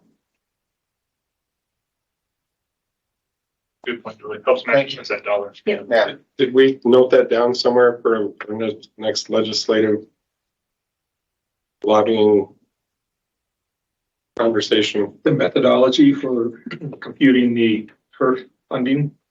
Made note. I think it's worth pursuing. Thank you. As futile as it might be. I'd appreciate it. So We would appreciate it. thank you all. Thank you, everyone. Thank you. All right, it is 11:20. This is about the time we're going to open it up for public participation for 15 minutes. And then after this, head to a lunch break. Mayor, does that schedule work for you? It does. Excellent. Stacy, do we have folks online that have indicated they would like to make comment? I do not see anybody online. I have not received any requests here either. Okay. I know we've got a couple members of the public here, so. I think our former council member, Adam Shimoni, would like to make a few remarks. So welcome, Mr. Shimoni. Right ahead. Good afternoon, Mayor, Vice Mayor, members of the council, leadership, staff, members of the public. It's mid-morning. Mid-morning. Happy mid-morning to you. I was reminded this morning by a video that people move to different locations due to their walkability and bikeability. And that is very true here in Flagstaff. I have a couple of friends who are doctors at FMC who moved here because it's a bikeable community. And I think that's an important note to make. And walkable and bikeable areas support businesses. I mean, just look at downtown, right? Quality of life, the ability for a child to walk to school, the ability to walk around in a people-focused areas not only feels good, but supports one's mental health and well-being while building a community. Safe conditions for all shouldn't be controversial, shouldn't be polarizing, and it isn't a right versus left issue. This is an issue that impacts all of us. Cars, on the other hand, don't build community. Cars don't support mental health or quality of life. Does anyone really remember a trip that they took where they spent a lot of time in their car? No. We typically think of the trips that we've taken where we're able to walk and bike around, right? So the Butler Corridor connects neighborhoods, NAU, CCC, businesses, and the downtown. And, has anyone felt frustrated by the traffic on Butler? Building for alternatives will address these issues while supporting our climate goals, our kids' ability to get around safely, more vulnerable populations, and more. There are a lot of people moving through Butler, and I believe if people felt safe enough to walk and bike, they would do so more frequently. Students are often getting around by foot and by bike and are the ones getting hit by cars, especially along Butler. We spend hundreds of millions of dollars on road projects. And I'm wondering if we can take some of those funds and put it again towards bike ped at this retreat. Should we put the needs of a person first who's a responsible, climate-aware citizen as an example for others to follow? These early adopters to biking and walking are helping to normalize getting out of one's car, whether by choice or by necessity. The reason we don't have more walkers and bikers is because our roads aren't built for them, and we don't maintain for their needs. We worked so hard to put in the separate bike lane on Butler, and now staff is recommending the removal of that pilot as we speak. So sure, they're not perfect, but let's move forward, not backwards. Removing the bike lanes will be taking 2 steps back and is really a smack to the face to all of us who got this far in getting those implemented. Please work with staff to find the funding needed to elevate those separated lanes, or at least not remove those bike lanes until that funding is found. Thank you so much. Oh, sorry. Just had it. Mr. Mayor. Do we have any others here? Let me just double check on mine really quick. Thanks, Stacy. Do not have anybody else. Okay. Well, 12 minutes. Just take 12 minutes. The option is we could use that to begin the transportation discussion or just hold that until after lunch. We could just add, lunch hasn't quite been delivered yet. We are running it just a little bit ahead of schedule, so it might be advantageous to continue going, and I'll let you know when lunch gets here. All right. Sounds good. Thanks, Dick. Get out early here. Not that. Monday night's Friday, Apple Friday. Good Friday. It's First Friday Art Walk. It's Good Friday. This is a continuation then of the special revenue funding source. We are moving into transportation section, and to kick that off, we have our capital improvements engineer, Trevor Henry, who will start this. And Trevor, I would suggest just kind of looking at the time, engaging it. I know we were going to do this all as one block, and we kind of had an hour set aside for this particular discussion. Maybe we get through an update on the Lone Tree Railroad overpass, and then we'll check in and see if that's a good time to write. If that works for you as well, Steve. Welcome, Trevor. Hey, Trevor.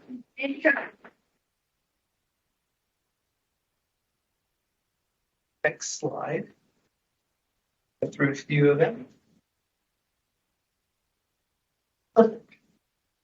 So good mid-morning, council, mayor, vice mayor, everybody. We're getting closer to almost saying good afternoon. Again, Trevor Henry, thank you for allowing me to be here and allowing staff to talk about transportation.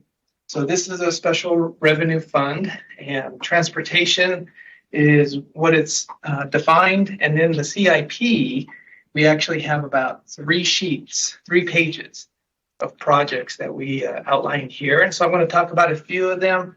Actually, project managers will talk about a few of them. I'm just going to kind of talk a little bit high level here real quick. But transportation tax, we talked about the old tax. So back in 2000, Proposition 403 initiated the old tax. And that tax ran for 20 years and it ended in 2020. And that tax was defined or identified safety and street improvements. And we delivered projects as such.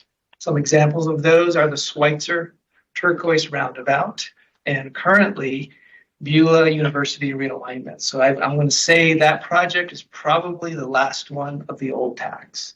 So that's moving forward.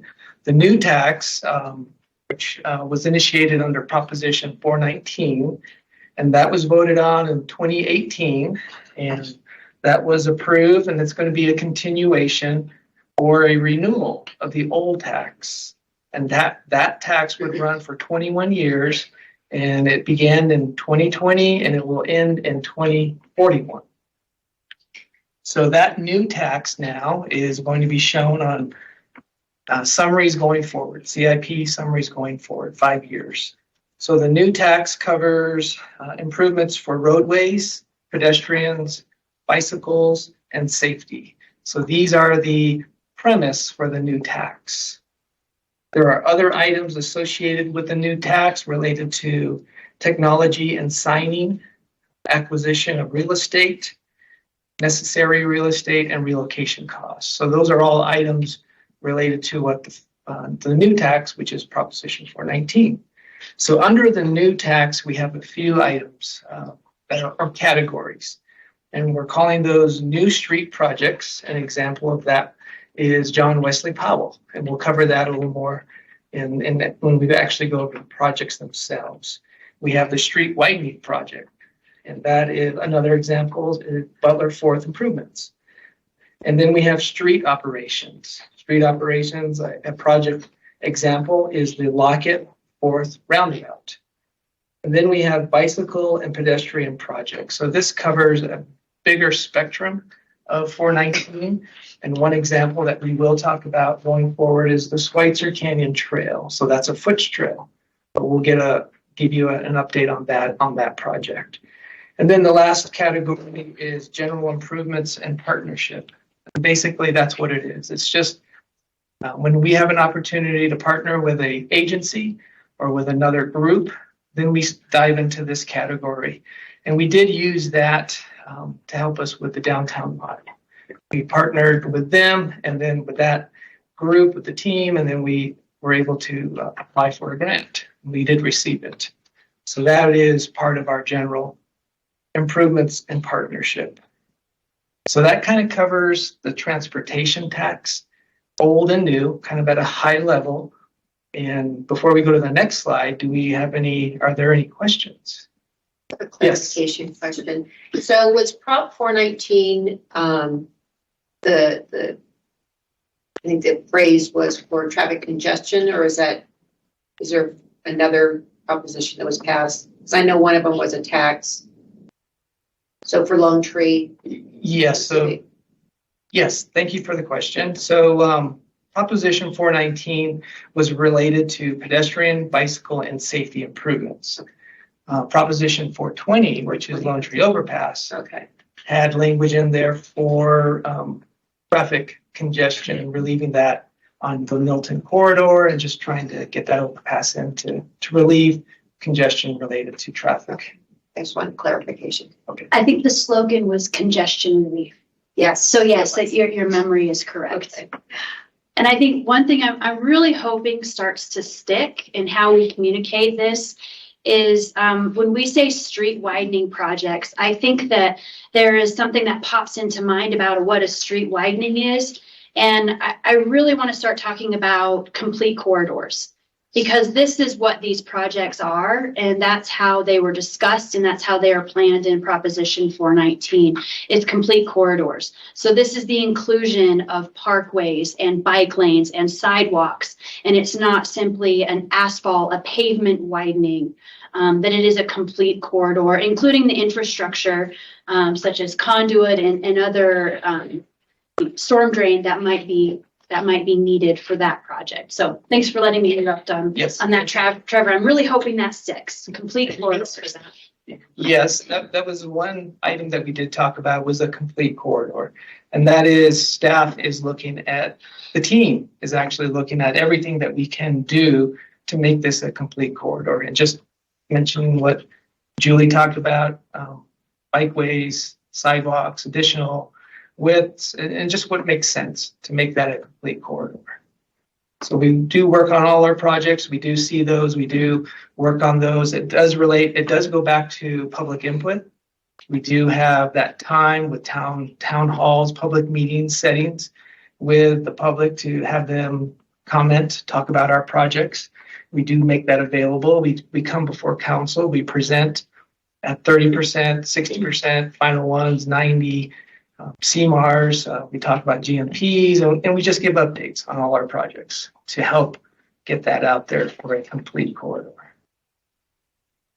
Can I ask a Yes. And we talk about this all the time, and I can't believe I'm asking this question, but a construction manager at risk, can you describe what that means? So maybe a little bit of background on a traditional hard bid project. So you complete a design, and then you advertise it, and then you hire a contractor to deliver it.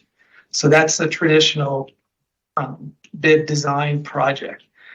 For a construction manager at risk, you start the design, you get to about a 60% level, then you do a separate contract for a contractor. and you bring them on board. So now you have your designer and contractor team together to deliver the project from 60% to final. And this helps the contractor give information, helps convey to the designer, to the team, this is constructible and maybe this isn't.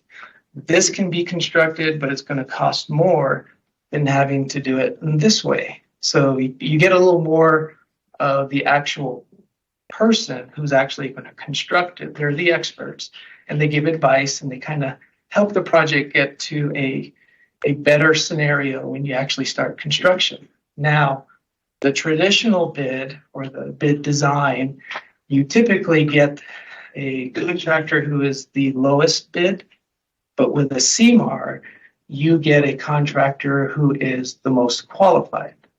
So they are the ones that we are going to say has the best scenario, best outfit, best experience that we're going to hire who is qualified to take us to the finish line. So that's kind of a high level difference between CMAR and hard bid traditional. Did that help? It did. And so the at-risk portion means that the project cost may be variable. So because you don't know at time of bid what the total cost is going to be. So the at-risk portion, so going back to the traditional hard bid scenario, the contractor has no idea what the design is, working through that until he actually gets the plans when it's developed and advertised. They bid on what that plan set looks like. So there's not much risk to the contractor, but through the CMAR, they're helping with the design. They're going to say, we can do this project based on this scenario, this constructability, the elements there, and I can guarantee this price when we do the project, when we get into construction. So that's the at-risk portion for the contractor. So when we get into construction and we're having some questions, we're like, well, you helped us in the 60% to the final. That's the risk that you have, and we're putting that on you. But then again, there's also unforeseen items in the CMAR. So we do have some owner contingencies. We have some CMAR contingencies for items that nobody could expect, unforeseen. Thank you.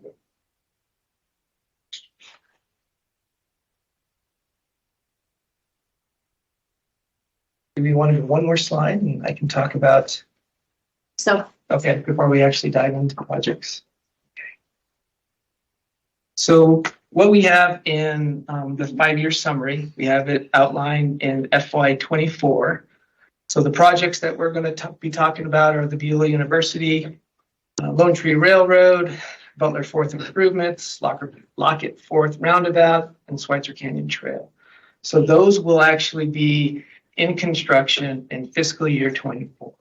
There are some projects right now that are started getting into construction. We're not quite to fiscal year 24, but we're starting some of those phases there. One project I wanted to highlight in planning or design is the John Wesley Powell extension. So we've talked about that. There's been some discussion. We've seen emails from some residents talking about John Wesley Powell.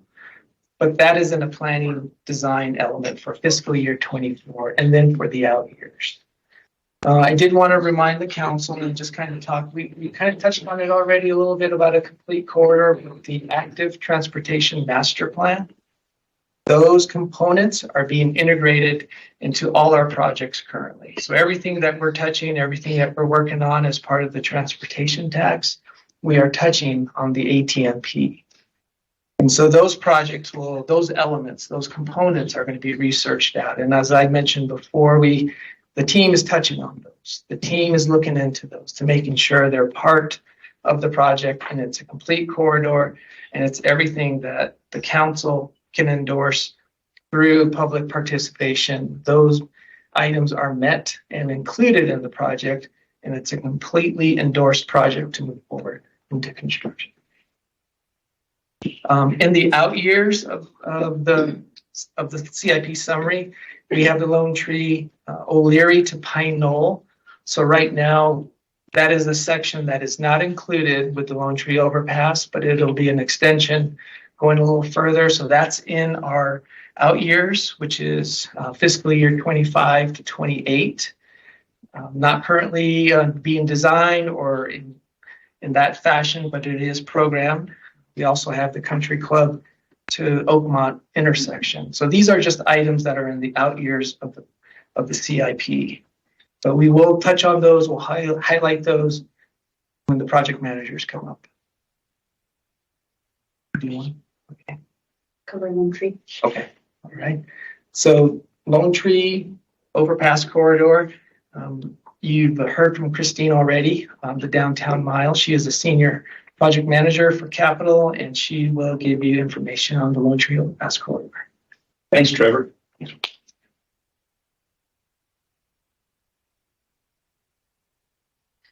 So Lone Tree Overpass, the scope of this project is an extension of Lone Tree Road north of Butler Avenue that connects to Route 66. And that's the 420 portion of the project. And then we also have improvements on the corridor, which is south of Butler down to right past O'Leary for a transition. And that's the 419 portion of the project. So 420 was funded in the amount of $73 million. And 419 was funded in the amount of $13.5 million. We are currently over budget. And the cost that you see, the 109, includes both of those funding sources and both of those projects. The overruns that we're seeing have come with real estate and with construction costs, and general escalation. Excuse me. We are working on art and beautification funding. Jana's going to be able to bring, I think, at least $1 million to the project to offset some of those costs. And we also have the state transportation funds that Regina Salas was able to procure in the amount of 2.7 to help bring those costs more in line. We are starting construction this summer, and because of the agreements with the railroad and with Arizona Materials doing the relocation of that property, we're going to be starting to the south of Butler and working our way up north as soon as we get clearance on those areas. Thank you. You need a real fill. Yeah, and we will be moving forward with demolition next month on several of the buildings north of Butler, several of those homes that we procured. And yeah, hoping to get to council before the break for our first GMP for the design build. And then and we'll have a public meeting for construction. So that is Lone Tree in a nutshell. And if you have any questions or have we came to an agreement with the businesses that are there on O'Leary that we have to take some of their property for? I know that I heard on the street that there was some issues with acquisition of some, like the concrete company. Correct. We are working through condemnation right now with Arizona Materials, and that is in the area that's to the north of Butler, right to the south of the Rio Channel. Right. So that's, yeah, that parcel right there.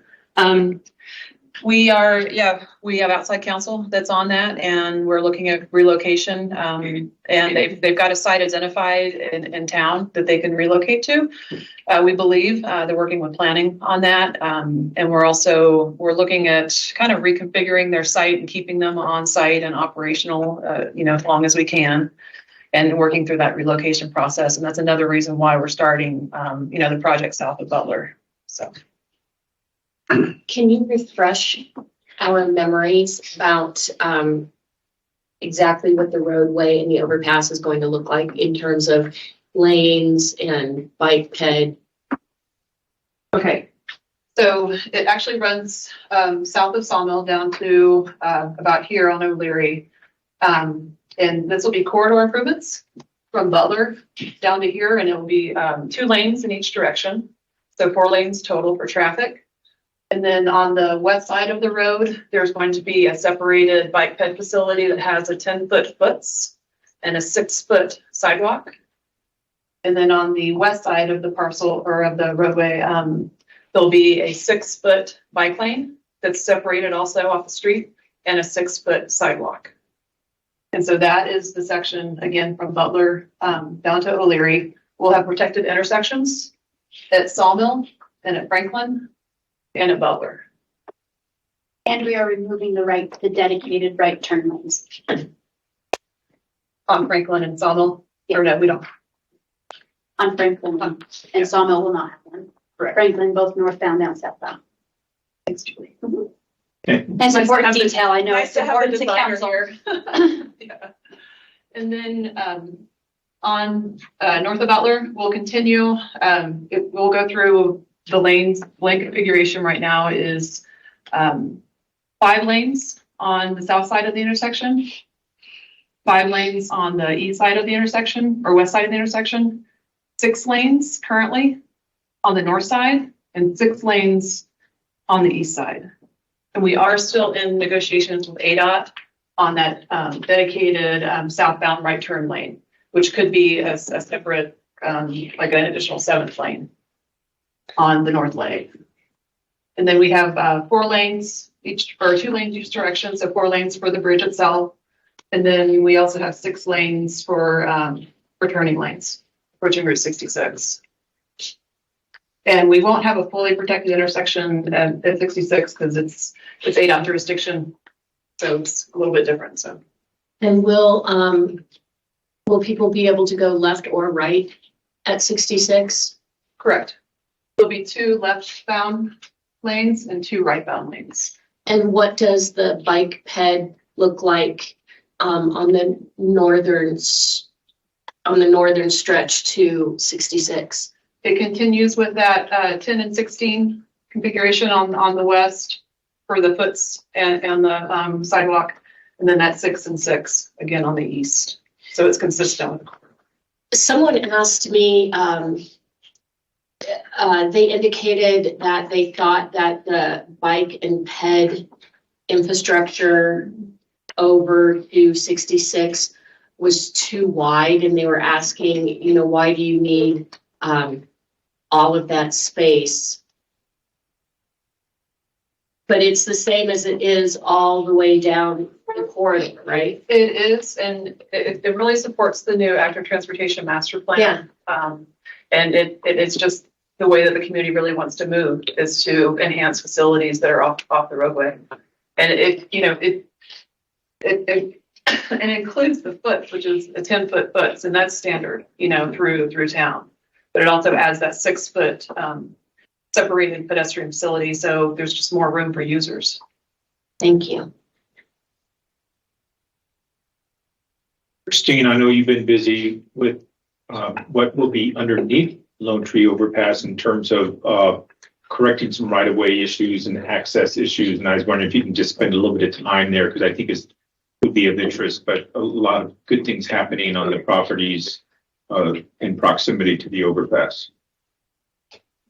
Correct. So we purchased this building here, which is, you can see the Ginsburg property that's been boarded up. We've also purchased these 2 homes. And this one will be demolished here in the next month to 6 weeks. And this one at a minimum, and maybe the Bacchus house. We've been able to relocate that family into Fox Glen. And then there's Arizona Materials that we're working with that relocation on. This parcel here is not impacted. And then this parcel here is BNSF. So we're working with them on acquisition. And this is also an area for perhaps future civic space for Southside. And then this is the Paramount Petroleum parcel that's also owned by BNSF. The Rio to Flag channel comes through here in the future. So we will need a swath of this area from BNSF for the Rio.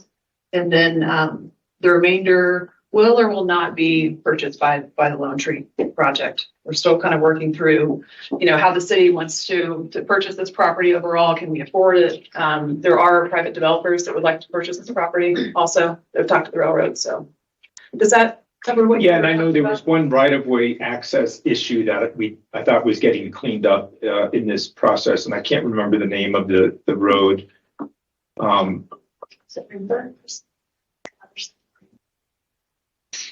Loop?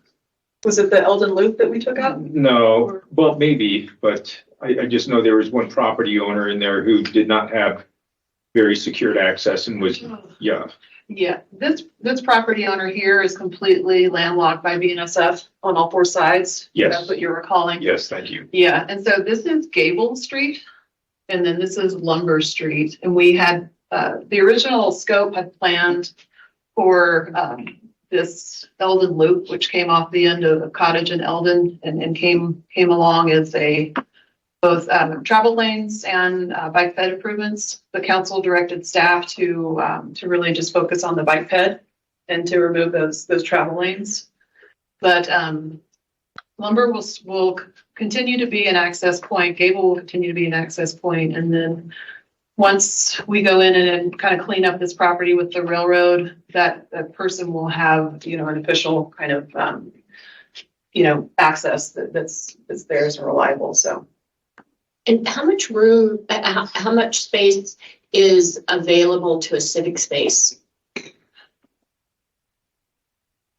They have the square footage or the acreage, but this parcel is a fish shape here. And some of it will be taken by the Rio de Flag. And so there's this area here. And there's this area that'll be left over from Arizona Materials kind of underneath the bridge that it's in the South Side plan. So it's generally, that area is what has been looked at. So it looks sizable, looking at this. I can get you the actual square footage too, or acreage.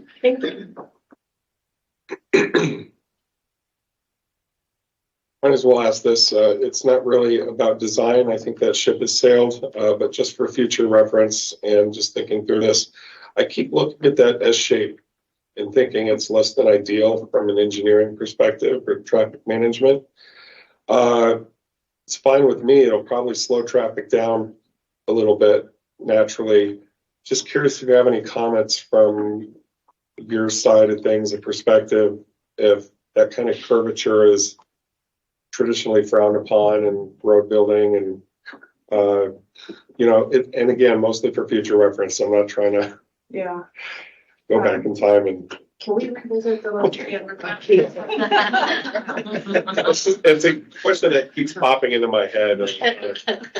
How I visit it, so. Thank you, Vice Mayor. The curvature is completely intentional with this and how we need to match into Butler, how we need to stay matched into Brannan Avenue for that access, and then how we need to match into Route 66. I figured it was more about just acquisition of property and our ability to get through that space. But so it's really truly intentional. It's about connection, and it's also about maintaining the grade of the roadway up and over BNSF and over the Rio. If we were to take a straight shot, I mean, you would be going up and then down, and then that grades would not be standard. So. Okay.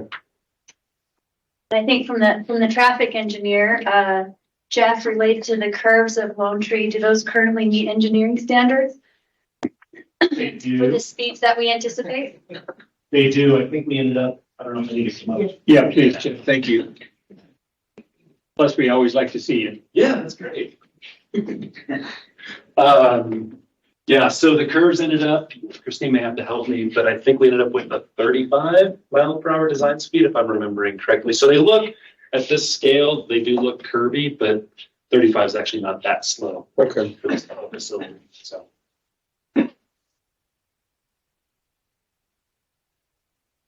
So you know people are probably gonna go 45. I'm just being honest. Because I sit and watch people go up and down Butler every day, so, and the speed limit is posted, but they don't follow it. So anyway, whatever. So is the curve to the roundabout, is that a redirection of Lone Tree? Because I travel Lone Tree a lot. I'm one of the ones that Council Member Harris is talking about. She goes 50. I go 50.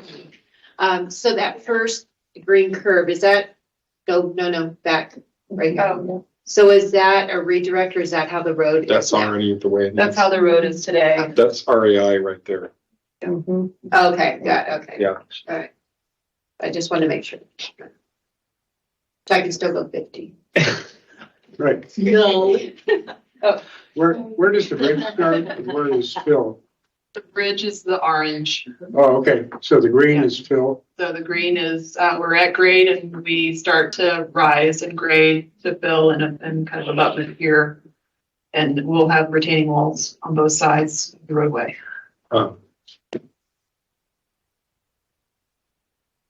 You're done. You're done. You're done. Yeah, you're done. You're done. Thank you. Thank you.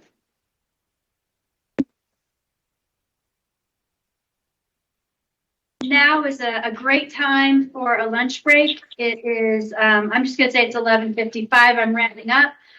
So let's plan on coming back into this room at 12:25. Let's make sure we're moving forward at 12:30. Does that work for you, Mayor? Yes. Excellent. All right. And we will continue the conversation, transportation related and special revenue funds. So see you in about 30 minutes. Thank you. And food is down the hall, right, Stacy? During the break room? Vegetarian. Oh, wow. Mayor, are you ready? Yes, please. Okay. Folks online, can you hear us and see us? Loud and clear. Well, you missed lunch. It was delicious. Thank you very much. That was lovely. Actually got to sit outside. That was the first picnic I've had of 2023. Wonderful.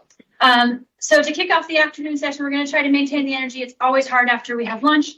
But to kick us off, Greg has a few remarks, and then we're going to go back to transportation. Thank you. Yeah, thank you. Julie referenced high energy. That was not in reference to me. I just want to give some props here to those who helped orchestrate this meeting. Scott, Sam, and the many others at Public Works. Thank you for your venue. It's always great to be here. It accommodates these retreats nicely.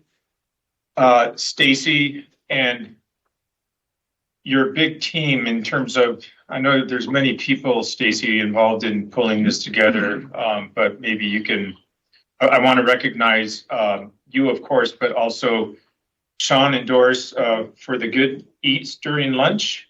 And who else needs to be mentioned here? We had a lot of folks. I know that Stacy Kovar will be delivering some stuff this afternoon, so appreciate her assistance as well. But yeah, big thanks to Sean Johnson and Doris. They really coordinated most of our afternoon enjoyment. Great. And before we recognize them, we'll add to the list IT, who's always involved in the technology, making sure things work. And they pulled that off again this morning. And who else need I mention here? Rick? Heidi Derryberry and her team. Well, Heidi Derryberry, and I know she's online today. Heidi, are you with us? I am. Heidi, we'd love to see your face once again, but the amount of hello, the amount of effort that goes into this presentation. I mean, Heidi, how many slides in this slide deck today? Oh, I think it's close to 100, so quite a few. Yep. Close to 100, and every single slide has thought going into it and a little bit of rehearsal. Heidi and the team had at least 2 dry runs on this. Julie, you were involved in one of those. So yeah, we're thanking a bunch of people here, Heidi, and you're on that list. So thanks for being remotely. Yeah, can we give a big round of applause to everybody?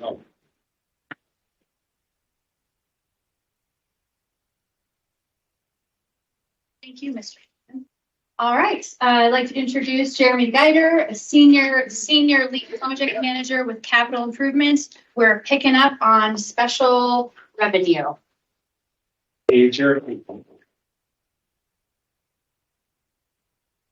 Good afternoon, Honorable Mayor, Vice Mayor, council members.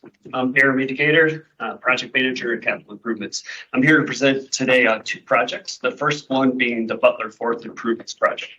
This is a roadway improvements project stretching roughly from Little America along the Butler Avenue over to Sonoma Heights and improving 4th Street from roughly Sparrow Avenue down and through the Butler Avenue intersection. It does include intersection improvements, both at Harold Branch Road and at Butler and 4th. We are currently evaluating two alternatives there, which will be either a signalized intersection or a roundabout.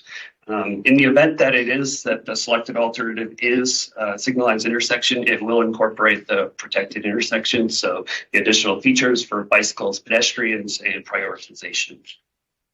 Another big part of that, this consideration for bikes and pedestrians is also the current cross section that we're showing on the slide here today. We have already made the decision to remove the bike lanes from the streets to create 11-foot wide multi-purpose bike lanes or multi-purpose paths on either side of the road, giving separated facilities for both bikes and pedestrians. And those will be throughout the project limits.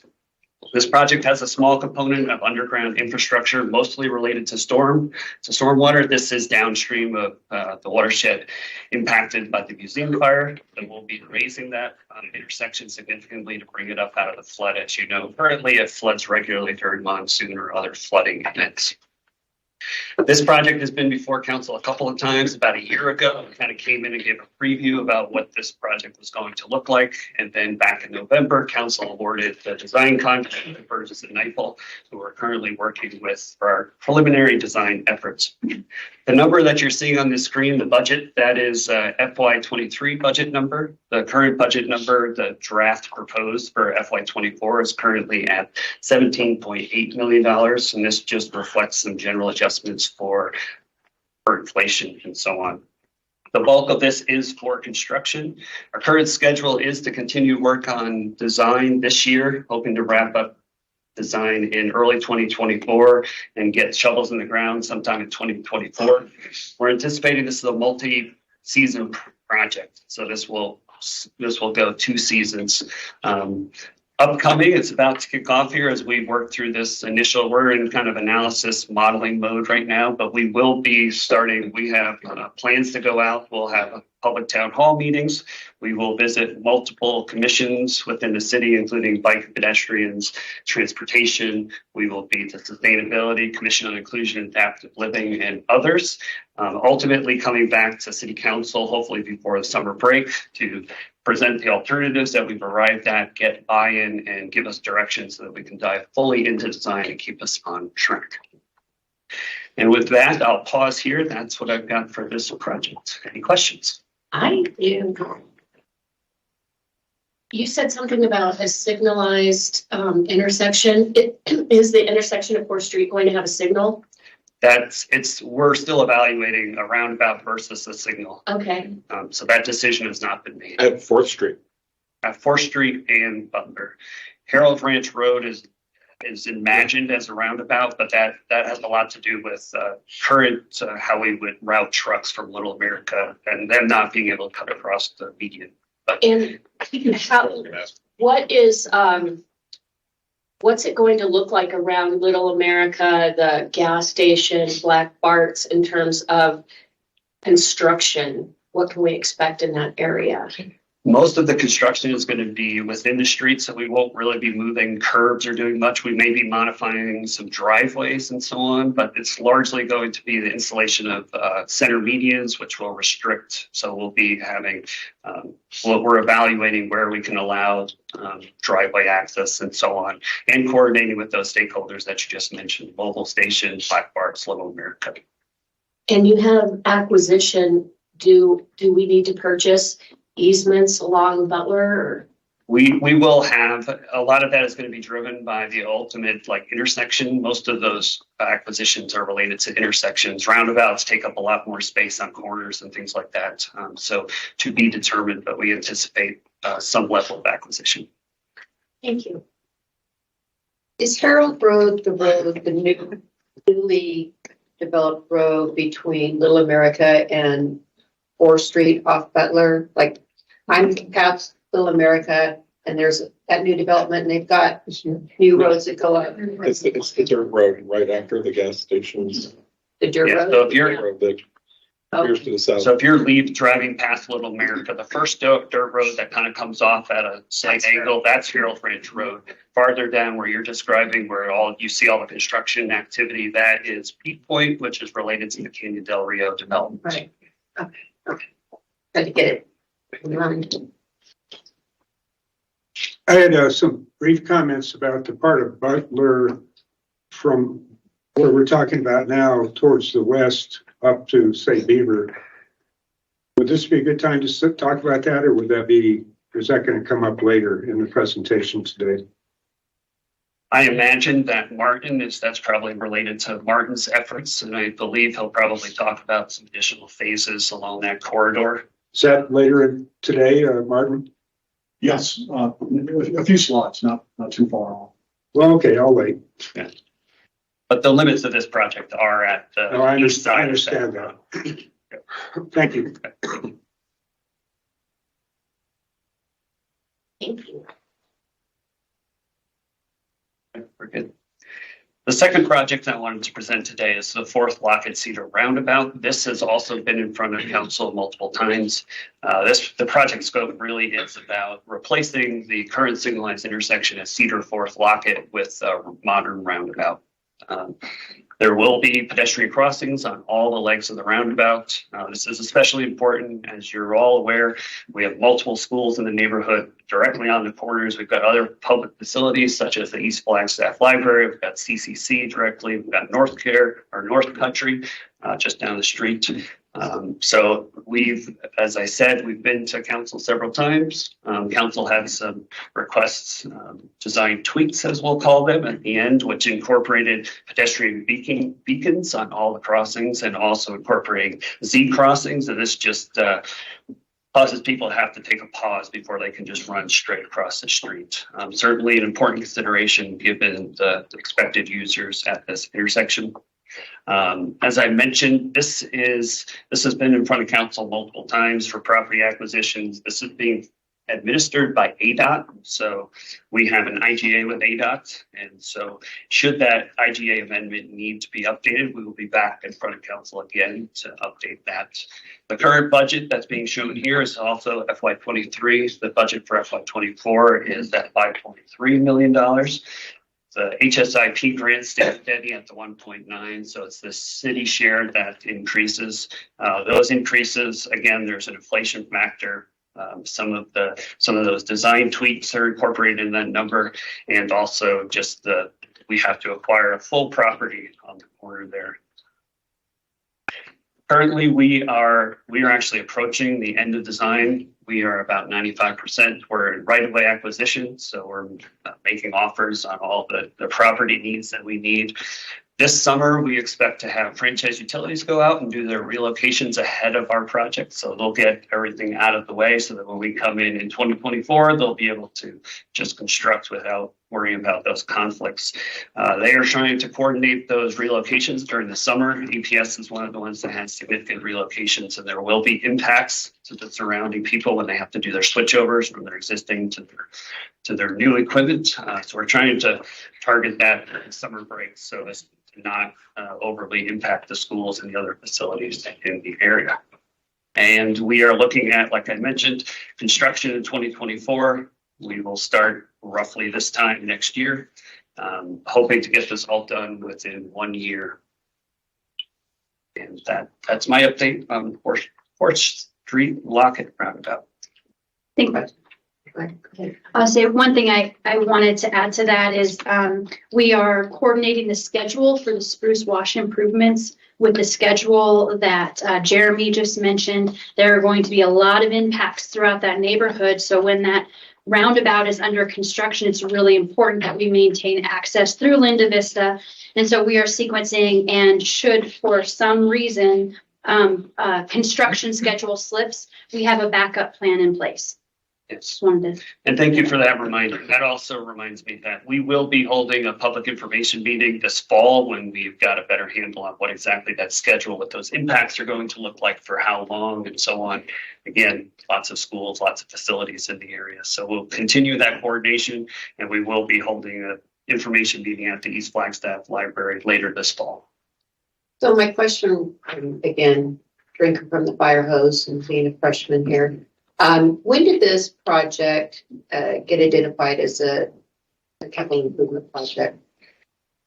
Approximately. So this is a highway safety improvement program grant, so HSIP grant. I believe it was 2017 or 2018 that the applications started. And we are not certified to administer those funds, so that's where ADOT comes in and actually administers for us as a local public agency. I'm curious because the timing of these projects to an outsider just seems, ridiculous. And I know that little tweak you were talking about in design, I think I saw on one report that was almost a $200,000 tweak, correct? It's Yeah. significant. And so, I'm just trying to get my head wrapped around the process and then the tweaks that we do that have significant impact on our budget and timing and stuff. So I just wanted to ask the question so I can start gaining the understanding of our flow. Thank you. So on the Pine Forest corner, is the dotted line, is that an easement that we have to purchase from? The dotted line that's removed from the intersection. Yeah. That's rectangular in shape. So that's actually their building. Okay. That's their building. We will be acquiring a temporary construction easement effectively up to the edge of that building so that we don't need it for construction so much, but it's to do the landscaping restoration, tie these improvements into their property. And I know that they were really concerned about that huge tree. Where did that end up? The huge tree, unfortunately, is directly in the middle of a travel lane. So there was no option to save that. There's another tree that's closer to their building that we were able to kind of shift around where we widened out the sidewalk and so on that we are anticipating to be able to save. And then, of course, we're going to be close to it. And so we're working with them to assure even if it was damaged in some way that they would have some recourse for a replacement. And the land acquisition is on the opposite side of the road, right? There's a house there. The east side of the intersection there, right, of Lockett and 4th Street. That is the single family home that will be the full acquisition. Correct. Jeremy, were you involved in this all the way at the inception back in 2017? I was not. Okay. I came on roughly around COVID. Well, I won't give you a whole bunch of kudos then. No, I really appreciate all the through line and the long view that folks have had and the connectivity involved. Can you just quickly remind me what the design elements or the beautification aspects are for the center of the roundabout and what those conversations are like? Of course, at this time, that's going to be a separate project. So we have been coordinating with Jana and beautification to talk about that, and are going to be providing some conduits, some other sleeves and so on. And we've had them in the loop. Another art opportunity there's still going to be a retaining wall on that men's corner. That's been identified as another likely spot that would be good for public Just art. a thought to share out. It might be nice to have some of the students at the schools be able to design something and implement something of MEMS. Yes. Painted rocks or, just thinking along those lines. So that was one of the early thoughts for that wall that's along MEMS, is just have some kind of space for such an effort. Community college is right there too, and Pine Forest. And yeah, so you may have seen Schweitzer Canyon Roundabout. There's a call for information artists and so on that. Is that still ongoing? That is still ongoing. And that's kind of how we've kind of, particularly with this one, because the funding sources, and not to conflate those. But certainly at this point, our general approach with roundabouts is to put in all the stuff that would be needed for any future improvements, and coordinate that effort, but they would be separate and the beautification would be a later project. And will that be convex or concave? Which part? Well, the center of the roundabout. Is it going to be a hill or is it going to be a retention basin? Yeah, no, it will be a hill. Okay.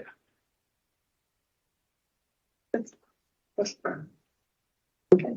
Just out of curiosity, when we acquire property because we're doing improvement, where people usually end up? Do they still get to live in Flagstaff or do they have to move? I mean, it's not your fault, but I'm just curious. Well, thank you for that question. So this project has been federalized because of that grant funding source. And so we have to follow all the federal Uniform Act relocation. So it's a complicated process, but at the end of the day, it involves, we have to get them in another home here in Flagstaff. So they have that protection, even if for whatever reason, appraisals or the other stuff that goes on with those kind of acquisitions don't line up perfectly. We are committed to, we have to relocate them. Just curious. Very good. Thank you. Thank you. Next, we have our senior project manager, another excellent senior PM of capital improvements, David Peterson from JWP. Got me for 3 in a row. So we'll start with JWP. This one has been in front of council 4 times in 2022, various budget retreats, as well as the end of June and beginning of July when we asked council for direction on the final alignment, which is shown on the slide as the yellow line. Is beloved before as the salmon line, but has now become yellow. So thank you for your input on that. This roadway is going to be extending 4th Street to the north, connecting it to current south end of eastern terminus, John Wesley Powell. So we've worked with the large parcel property owners, shown here. There's 5, I believe: Symmetry, Gibson, Little America, Canyon Del Rio, and Juniper Point as well. So they have come to the city with the proposition that we discussed back in July to realign the road from the South 4th Street alignment that was before. We will be before you again in May twice. Once at a working session to go over the specifics of what a specific plan is. That's what we're going to be doing for the next year, is a planning effort and a very large public outreach, public component for retaining that information from not only the neighbors in this area, which has been the foci of what we've been doing thus far, but expanding that to the adjacent community and the community at large as well. So the planning effort on that, like most planning efforts here at the city, require a copious amount of public involvement in that process. So we'll be explaining that in mid-May, and then I'll be coming for change order 5. I think it's the 16th of May, to ask for the funding and authorization to move forward with that change order. One thing that we'll be having here in the context of Julie getting to this meeting today, crossing the Rio, we're having a meeting in mid-April with the county to discuss some of the options of improving that crossing. Maybe not so much having a full-on bridge there, but at least, armoring those aprons, extending it out, maybe some riprap or some creative ideas to make that more passable in maybe 80-90% of the circumstances. Where now it's more of a forging effort in some of the larger events. So making sure that access is granted. Go ahead, Greg. Can we just pause on that one for a second and add some things? That is, if it does go through, is not part of the JWP project, is something that we feel we, the city, can be a part of to help the neighborhood out there with their access issues, which exist now, absent any improvements at all to JWP. The access out there right now is, what needs attention. And Julie, you can give firsthand accounts of that. We're glad you were able to make it this morning, by the way. Me too. Yeah. Anyway, I just wanted to emphasize it's something we're talking about doing pertinent to the JWP project, but not required. Right. Yep. Thank you. And part of that change order 5 might be a simple initial design idea on what an improved crossing would be, but it's not part of the road. That's correct. Thank you for that. Thank you. And just for reference, in case you're not familiar with the area, that crossing we're referring to occurs right in here. So this depression here that's hill shaded is the Rio coming through here. So this is the crossing that has to be forged. Cars are parked on this side, and sometimes neighbors shuttle. I've seen shuttling out there. I've visited. In a boat. I've seen a boat. In a boat, yeah. Where is, last year when the city realigned this path from 4th Street over to what part of that map? So you can see the alignment between these parcels. So it got attenuated down here and it came up South 4th Street between these parcels here, and then came up and then crossed the Rio again. So it crossed the Rio here versus this wide opening here. And at the time, we didn't have, this was presented by the large parcel property owners of realigning it, which opened that conversation just over 2 years ago. So before that, this was our only option. Through open houses and council meetings, we heard the opinion of those that are in that area, which is why we shifted the alignment. So it wasn't an option before to say we were going to put it on the large parcel property owners. It's their none of that has started yet. It's not. So we have final alignment before we can go forward with more design. We have to have that specific planning effort, having that community input as well. So the change order 5 is really focused on, maybe a good way to see it is putting design a little bit on pause while the planning effort takes over again before design picks up again. And then the total budget, one thing I did want to share is the city's portion is 40% of this, and the large parcel property owners are, those 5 that are mentioned here are picking up the 60% down. So the reason that this is such a large number at 45 million, I believe if I'm right, Greg or Rick, you can correct me, that the city is planning to front the project to build it and construct it and get repaid back by the large parcel property owners. Well, if I may, we're having exploratory discussions, the most recent one of which, we talked about an improvement district, and we will explore any and all options to see, going forward what makes sense. And a bit of a comment on my part too is there's a lot of things that have come into alignment here figuratively with the property owners, as we talk about the previous alignment and multiple impacted property owners, and you look at the current alignment, and it's 5 large property owners, I can't underscore enough how important that move has been towards seeing this project progress. The complexity of doing something like this with a multitude of property owners, some of whom may not be on board with the project. I don't think we'd be having the discussion right now. I don't know that it would be on the table under the timeline that it is now. It's been fortuitous that the shift in alignment and the willingness of the property owners, and not all of them are looking to do anything with their properties right now. This is, an investment in the future for some, i.e. Little America and others, I believe. So it has been an opportunity, and the city's taken advantage of that, and the discussions are going quite well. Thanks for letting me share on that. Thank you for the input. I did want to take a moment to mention too that we have been working with open space. Vice Mayor, you mentioned the Arizona Trail and potential realignment of that as well. Yeah. So that is in here, as well as potentially looking at some places where we can open a corridor, maybe putting it up against some sloped terrain that can't be developed to really increase that what's open space, even though it's not technically just city open space, it can be private undevelopable land adjacent to it. So we are having those talks with open space. Martin, thank you. And also just wanted to share. Just insert right there. I was going to ask you about this. And I know the answer to this, and we've had many conversations about it. This is for public record and public interest and newcomers. Can you point out to us on there where the Arizona Trail currently goes through? Approximately, I can. So it comes up in the south and it cuts across Cemetery, and then it ties into where Babbitt is. Yeah. And it goes right by the treatment. By the treatment plant here. So part of realigning a National Scenic Trail like the Arizona Trail is it has to be for betterment or enhancement of the trail. So we can't just move it out of the way because it's in the way or inconvenient. It has to be a better alignment for that trail. So better alignment, at least in design and conceptual talk so far, would be to hug this corridor here along the Rio and have, that beautiful cliff canyon setting of a riparian area versus going through probably going to be developed houses in the canyon. So that's kind of the initial thoughts. We haven't had any design on that, but we have had it part of our cover. And I just wanted to confirm or hear back from you with an update on conversations with the Arizona Trail Association. Have we had any additional ones, Martin, from what we've already had?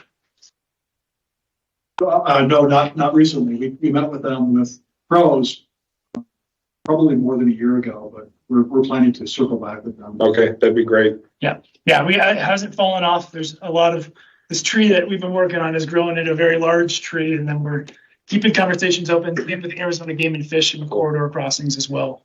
They're there. We just had to figure out an alignment before we can now fine tune things. So Thank you. Definitely don't forget about them. absolutely. This project has been possible because of our wonderful partners, both in the city and outside of the city. And the developers. And the developers, very much so. And the community that this feeds into, so.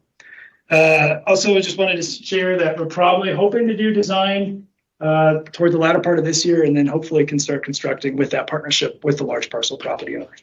So one thing that partnership also did is expedited the construction of this project, which is a win-win. And I did want to mention, because I know this has come up before too, that it is a 2-lane road with facilities, a foots and a bike lane off the road as well, as Jeremy had mentioned, in the Butler 4th Street as well.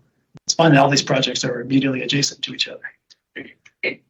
Since we're talking about big picture stuff here, do we have a sense, I've heard numbers, but I'm wondering if you can add or clarify the possibilities in terms of housing units that could become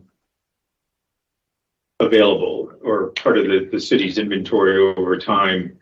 What is the best projection in terms of housing in this area? I would have to lean on planning. I know Michelle has been doing this a lot. So the numbers that we presented in the land use framework, which we were in front of council in October of 20, that number was higher than we're seeing the numbers of now. I think the modeling is seen down as low as 4,000 units, and I think we're pushing for 4,500 units. Okay. Don't hold me to those numbers, but those are the ones I recall from planning.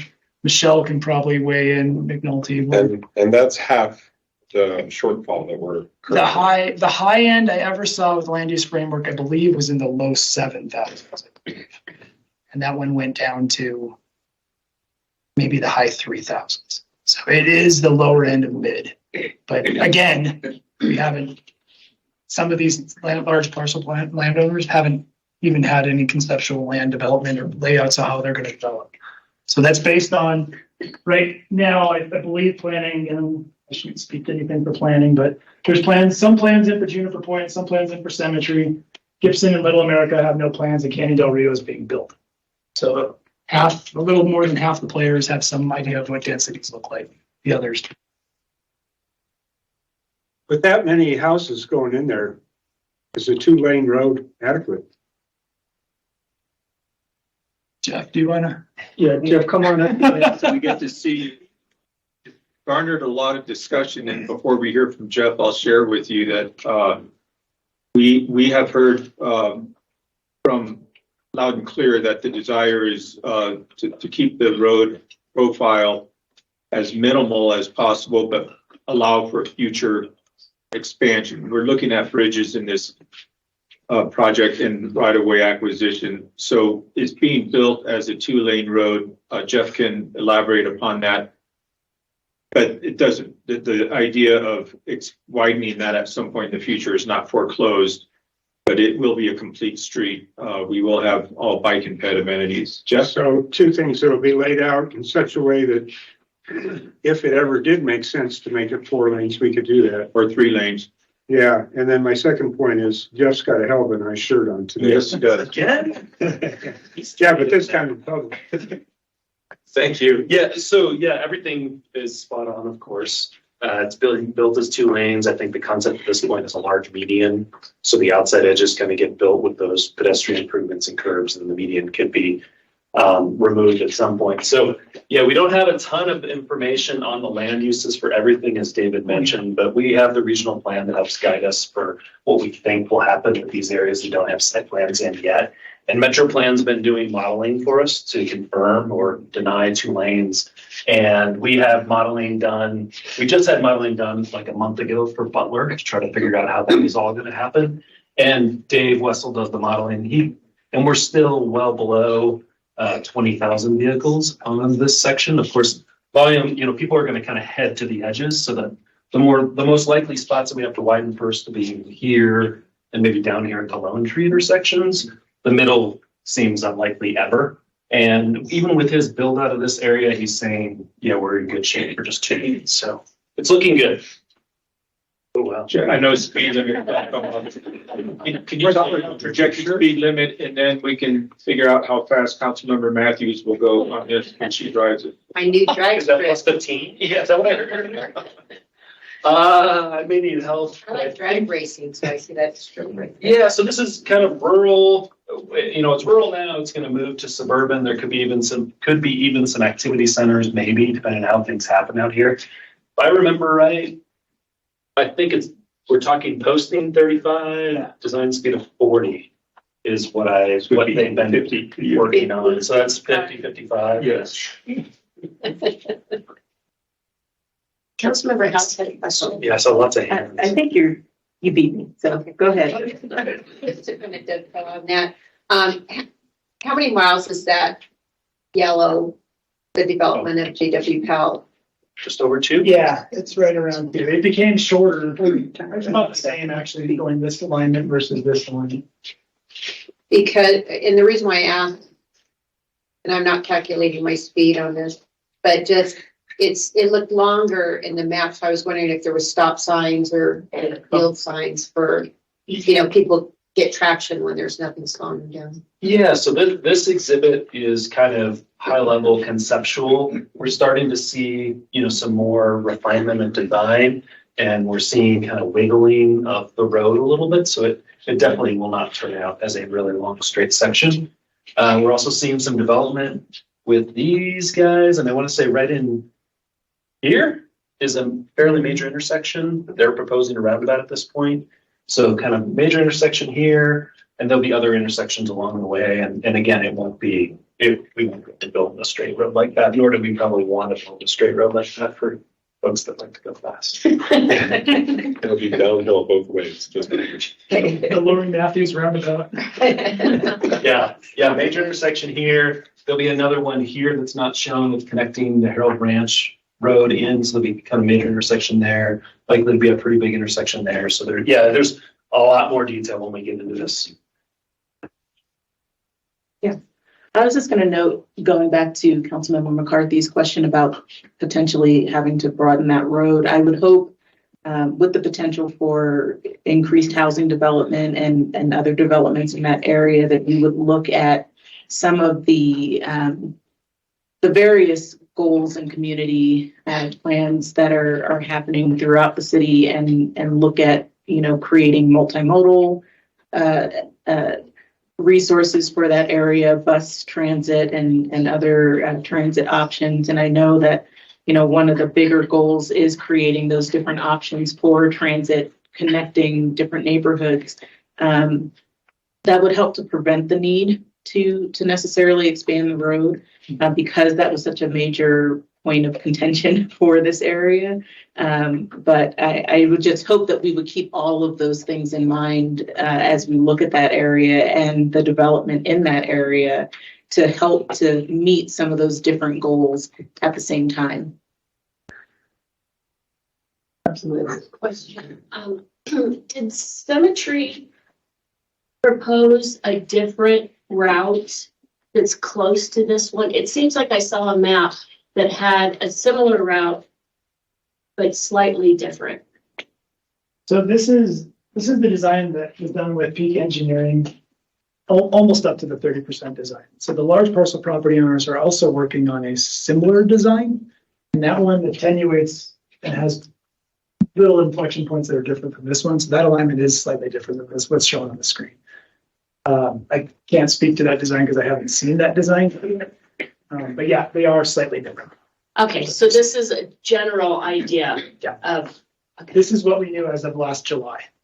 What you've seen is probably created, and I know it was created since July. I can't believe it's almost been a year since those conversations. Right. And one thing I wanted to point out, Councilmember McCarthy, was that securing the right of way It's nice when you can build out in, 'cause then you don't have to expand anything out. It's a lot more affordable. So having that foresight is excellent.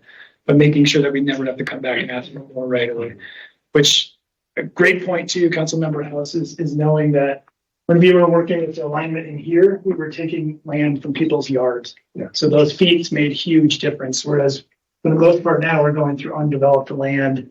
So an extra, 10 feet for a slope easement is not as big a deal when you're not going down someone's driveway.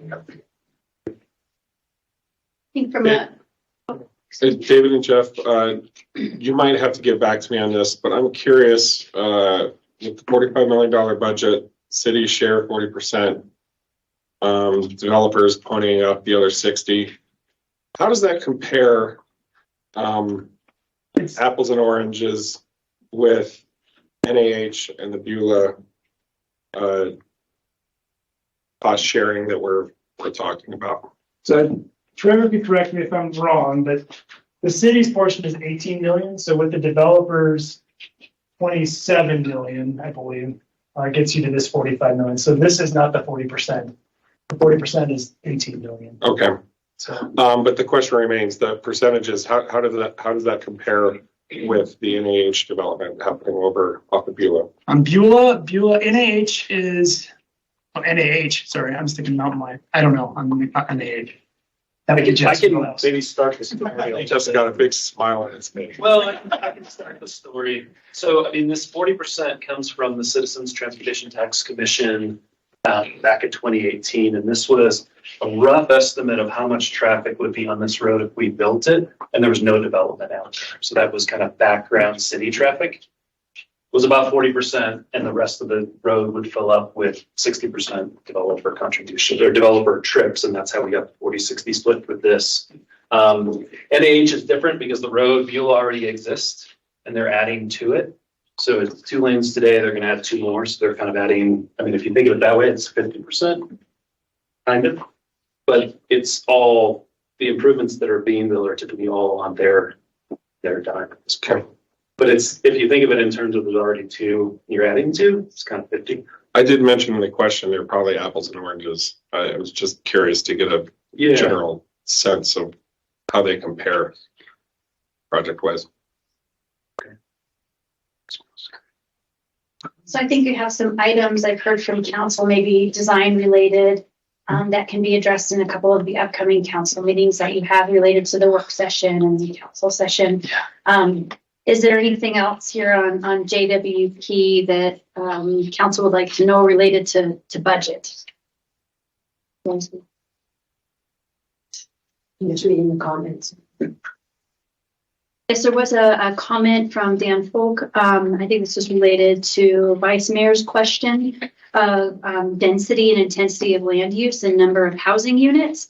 And that will be an activity of the specific area plan. That specific area plan activity and the public outreach component also includes developer engagement and kind of reconciling their desires for what they would like to do with the property that they own and what the city would like to see and the economics to support that increased density and intensity of land use. Yes, thank you, Jim. Can we, I apologize for getting you off track. Can we go back? Yep. I don't know if the entire council is aware of this city parcel, but can we point that out? And, yeah, thanks. 27-acre parcel that would join this, and I think this is way into the future discussions as to what the city projects for that parcel, or if that's the right location. I think there's always opportunity to be talking about exchanges or swaps, but one way or the other, 27 acres of vacant land that will soon, or in the not too distant future, be accessible with utilities and with a new street corridor. Thank you. Thank you so much.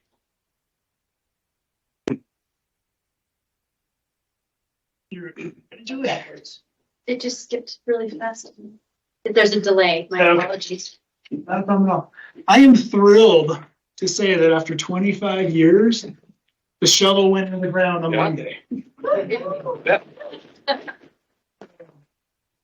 the paper today or yesterday? It was what? It was in the paper either today or yesterday. Okay. Probably today because I didn't see it yesterday. Yeah, excellent. It's thank you, council. Thank you, community, for making this the exciting project come to fruition. Had an excellent redesign to incorporate the bike and peds. Thank you, Adam. And back. I feel like we really came out with a really strong project to deliver to our community. We are working on the purpose of this. I've addressed several emails coming in the last couple of weeks. The objective of this was not to relieve congestion on Milton. It is to realign University Avenue with University Drive. So they currently, as you come across here, you have Burger King and Wendy's. There's an offset between the two universities. So this project is realigning the two universities. That was identified as a safety problem back early 2000s. I think the first transportation tax going on to the color of money. This one also has underground infrastructure, as I mentioned in the GMP. It's our council back in December. So we have fiber optic conduit going in. We have water. We have sewer. Some of those lines are being upsized so they can better serve the community from what's old infrastructure now that's undersized. We also partnered with Mountain Line. So we have a 2-lane road with 2 bus lanes as well. And then we have 2 bus stops here on the north end of Beulah. We have the same 11-foot shared use path that Jeremy was using on Butler and 4th as well. So there's a lot of great aspects to this project. Fear not all the trees are being cut in that lot. There was a couple other emails I answered this week. They are cutting the swath here. Reassured people that they're not cutting them down to build a highway through there. There's a large cross section because we have the 11-foot shared use on both sides. We have parkways, we have medians, we have bus lanes, and we have the 2 travel lanes. So only 20 feet of that swath is travel lanes. Also, just wanted to point out that pedestrian underpass. Thank you with our community members and property acquisitions with the ordinances in the last couple of weeks as well. Still continuing to secure the real estate going here, but it's been wonderful working with people that we've been working with so far and their understanding from the community. We do have a weekly news blast that comes out. If you haven't signed up for that, I think it's just news at University Beulah project. I can get it to you, but there is a sign up for that. There's a hotline people can call as well. And then also just the support of the design, the final budget. So I wanted to point out that this number here is the total project cost. So we came to the GMP at 19.3 million. That's the construction cost. So there's 2 different costs that we see. If you guys are wondering why the cost is larger, that covers things like our permit, management time. It covers, developer contribution, which is this one came in from Vintage. So we received the 1.6 million. That's part of that. We have approximately 370,000 from Mountain Line as well. So there's a handful of pots that are coming together to make this possible. But just wanted to point that out if you see the difference between 19 million and 24 million. So construction will go from Monday through probably late summer of 2025. Any questions on that project? Go ahead, Councilmember McCarthy. Well, it's interesting that we're congratulating ourselves for realigning university.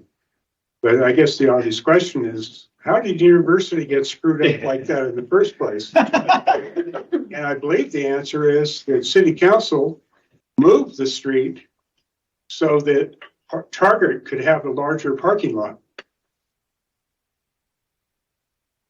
That's the history the way I understand it.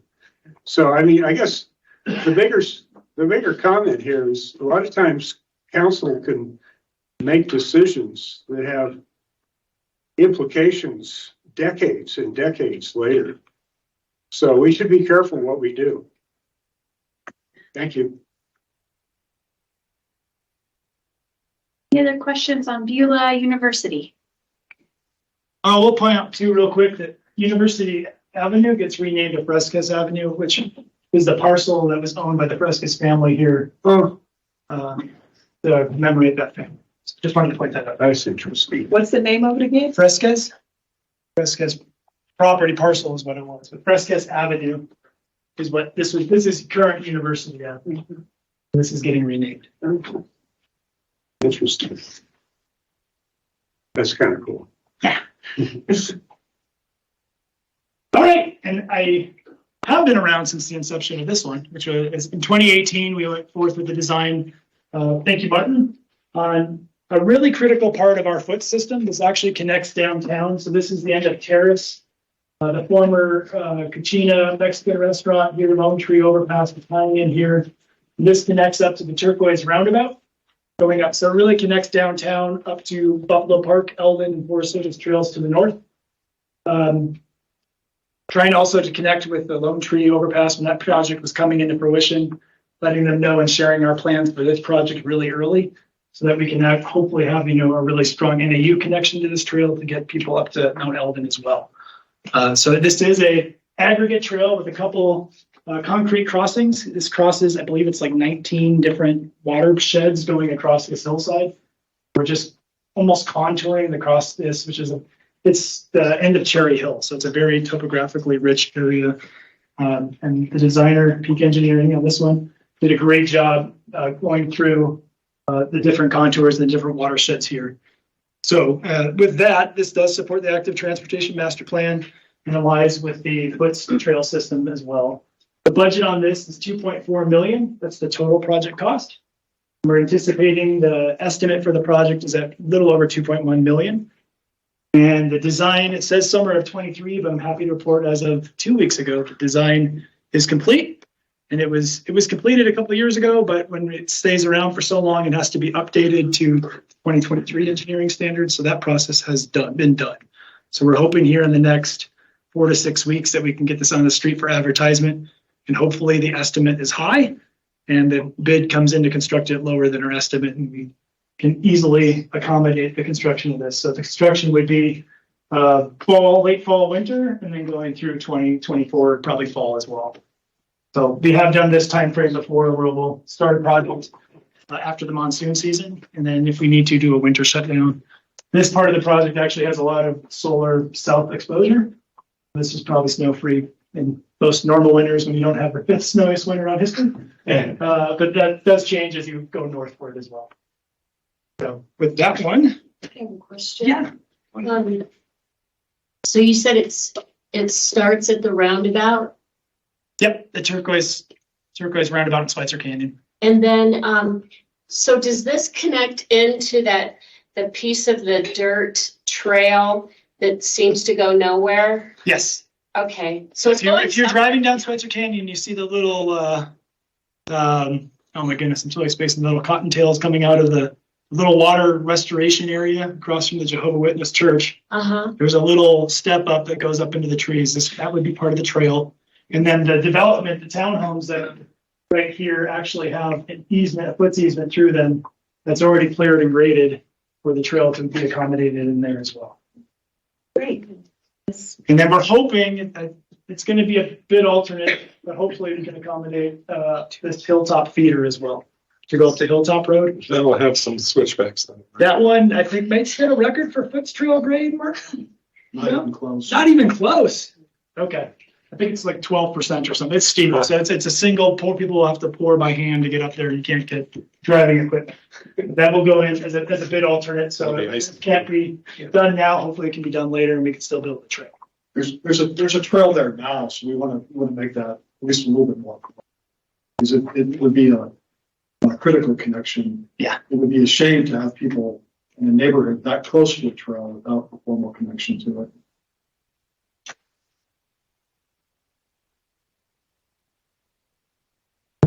Thank you so much. Thank you, John. Thank you.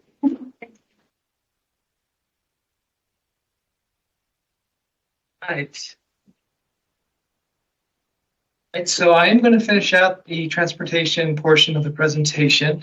These next two projects are, I explained before, are programmed in the out years, and so we are going to move forward with those. They're not assigned, so that's why I'm going to do the presentation for a project manager. So I'll do that presentation here. So the project scope for the Lone Tree, O'Leary to Pine Knoll. So earlier, Christine talked about the Lone Tree corridor. So it's taking off from O'Leary, going south all the way to Pine Knoll. And it'll have the same elements that the section north of O'Leary will have. A 10-foot path on the west side with a 6-foot sidewalk. the street section, and then a 6-foot path and a sidewalk on the east side. I think I said that right. So it'll have that same scope, that same section, that complete corridor going from O'Leary down to Pine Knoll. The idea there is underground infrastructure will also be accommodated. We'll have separated bikeways and again, a complete corridor section. So this also supports the Lone Tree Overpass and the corridor section there. It also aligns with the active transportation master plan, getting all those elements in there that we discussed that we think is important and kind of addresses what we've heard from the community and from the public. Our schedule is to begin design in 2026. And just a couple other things is we would also consider possibly maybe a small realignment wherever for this corridor, wherever it's feasible. So right now, coming off of Brendan Homes to Pine Knoll, we have some areas next to the multi-purpose fields by NAU. Also, there's a frontage road next to the homes there. So there's some possibility that maybe this corridor could shift to better focus how this part of that section fits. So that there's a possibility for that, but we will research that, look into that, and make that part of what the final section will be. Again, this is part of the new tax 419, and this is a street widening category. Trevor, can you show, I think I know where it is, but can you point to the Boys and Girls Club there? I think it's the center of that quadrat. It is right. Yeah, okay. And there were a few projects that we completed in this area. We do have the, as you enter Brendan Homes from Lone Tree, we did a couple small traffic circles. And that was an HSIP project as well. That was about a few years ago. We did some improvements to Arroyo Park, to the baseball field, to the parking lot structure there. We did some infill here within Brendan Homes itself. We did some infill projects there. Any other questions? I imagine FUSD will be a big partner related to Kinsey Elementary School, which they, I believe that is one of the schools that they are looking to rebuild or relocate. Is that right? That is correct. So as we start going through the process of scoping, getting this project underway, we'll do some outreach. We'll talk with our stakeholders, speak with them, the agencies, the partners, make sure we're accommodating everybody within this corridor. The next project is Country Club Oakmont. So this is in the east side of Flagstaff. This section here, we have the driving range. We have the Continental baseball fields, softball fields. We have Continental Hills Golf Course. And this section is Country Club, Oakmont, and Old Walnut Canyon Road. So that's the intersection there right now. To the south, you have a little bit of a hill that goes up, and then you kind of drop down as you continue south. So part of our investigation or the scope for this project is intersection control. So we want to look at how we can reduce that hill going to the south and kind of help a little better with visibility. Also, the alignment of the streets, the east and west streets coming in, looking at how that might work. So this will be a complete intersection improvement. And as we've talked about before on previous projects, we will look at roundabouts, we will look at protected intersections, whatever will fit for this area based on the surrounding areas, what we will move forward with. Definitely be in front of council again with updates, with project design. Going forward, we will seek that input. Schedule design in 2025, and then hope to be in construction in 2026. This is part of the new tax, and it is a street operations, part of the category type. So yeah, I think that's it. Any questions on this project? Okay. Thank you, Trevor. Yeah, thank you. All right. we're slipping a little bit on time. Great conversation. And I know we've got a hot topic coming up. Multimodal planner, Martin Inst, you are up next. Talk about all things pedestrians and cyclists. Very pedestrian conversation. Yay, Marty. Yay. Thank you. All right, so just a little bit about the kind of background where we're coming from. So for ped and bike projects in the capital program, we have two main funding sources. One is the transportation tax, 419. That will provide an estimated $29 million over the 21-year life of the tax. But in the first 5 years, it will provide $12.8 million for ped and bike projects. Our second source, and I think some of you have heard this before, hopefully all of you, but Mountain Line was granted a federal grant called First Mile, Last Mile. It is a total of $6.9 million. Of that 6.9 million, 5.5 is the federal grant and 1.4 is the local match. So that 1.4 comes out of that $12.8 million above. And that's really our total, what we're working with over the next 5 years for ped and bike projects. It's probably a good time to mention, Trevor said at the beginning of his presentation that a lot of the capital projects that we just went through include some pretty significant ped and bike components, and I think that's worth mentioning again. And they were described in good detail as each project came through. But these are really projects that are crucial to our overall ped and bike networks, and really projects that we are unable to move forward on our own. I mean as a ped bike project. For example, we have identified the bike lanes along Butler as a priority for more than a decade. But it was really a project that we were unable to take on ourselves and add those bike lanes. So now that the roadway project moves forward, we get really good bike facilities and it closes that gap and meets that need. Very similar with the downtown mile. We have a couple of underpasses. The Florence Walnut we've had funded and designed for a number of years, but because of railroad restrictions and requirements, we were unable to move forward on that on our own.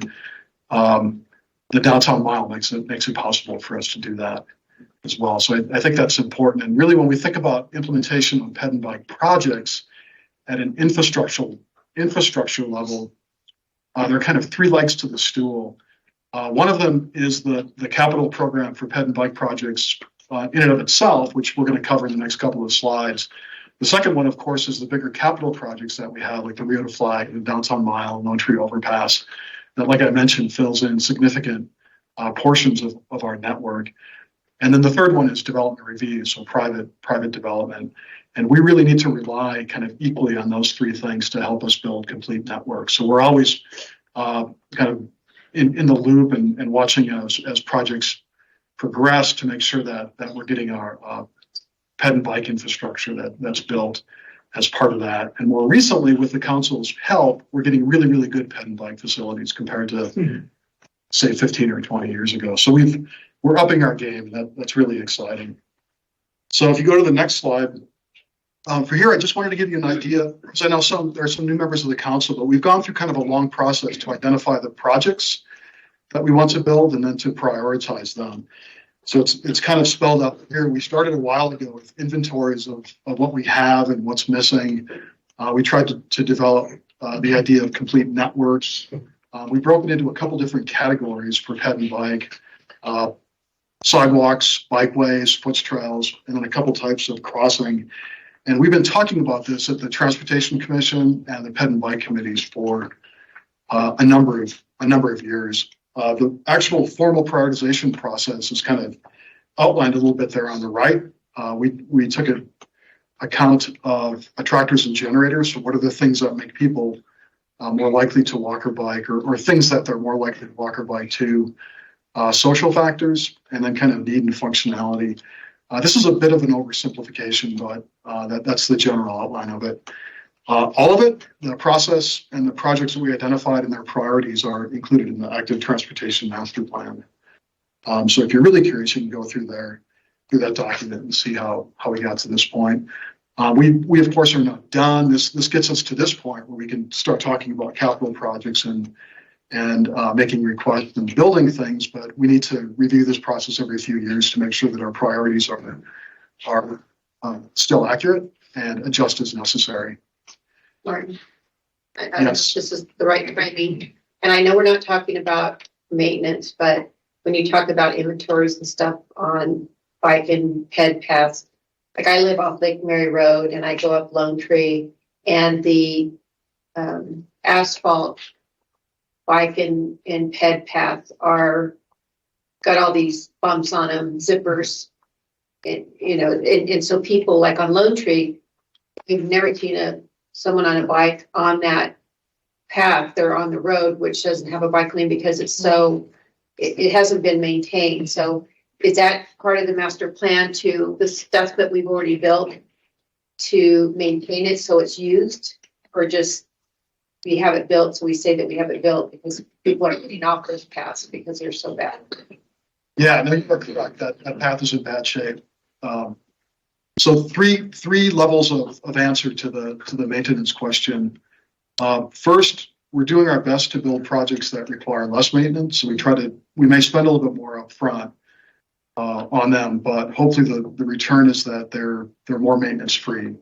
Like David mentioned, the Schweitzer Canyon project that is more expensive than usual because we have a lot of drainage concerns, and we want to take care of that now so they don't become a problem later. So that's one level.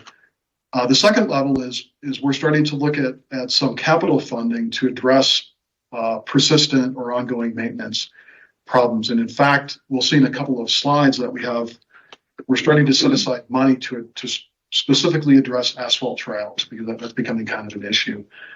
We also have another piece in the budget that addresses kind of spot improvements, and those can be enhancements, but we also intend for them to correct issues, drainage issues, erosion, other surface issues along trails and other places where we know there are problems, and they're going to require a little bit more money to fix ahead of time. And then the third part is a little bit more esoteric, but it is really thinking about how we do maintenance of ped and bike facilities, and kind of taking that back down to base level and thinking about how we can do it more efficiently. If it takes additional resources, if we should do it differently. Some parts of it relate to how we collect information and how we go about prioritizing things. So that's kind of the final step. Also worth doing, but sometime in the future. We recognize, I think it's been pretty clear council priority for the last couple of years that we want to be able to maintain the facilities that we have. And your example that people aren't using that trail is significant. That tells us that there's an issue there, right? You have a facility and it's not. It doesn't make sense to build more of the same. People over a couple of years aren't going to use those new ones because we're not maintaining them. It's one thing to build that space, but then it's got to be usable.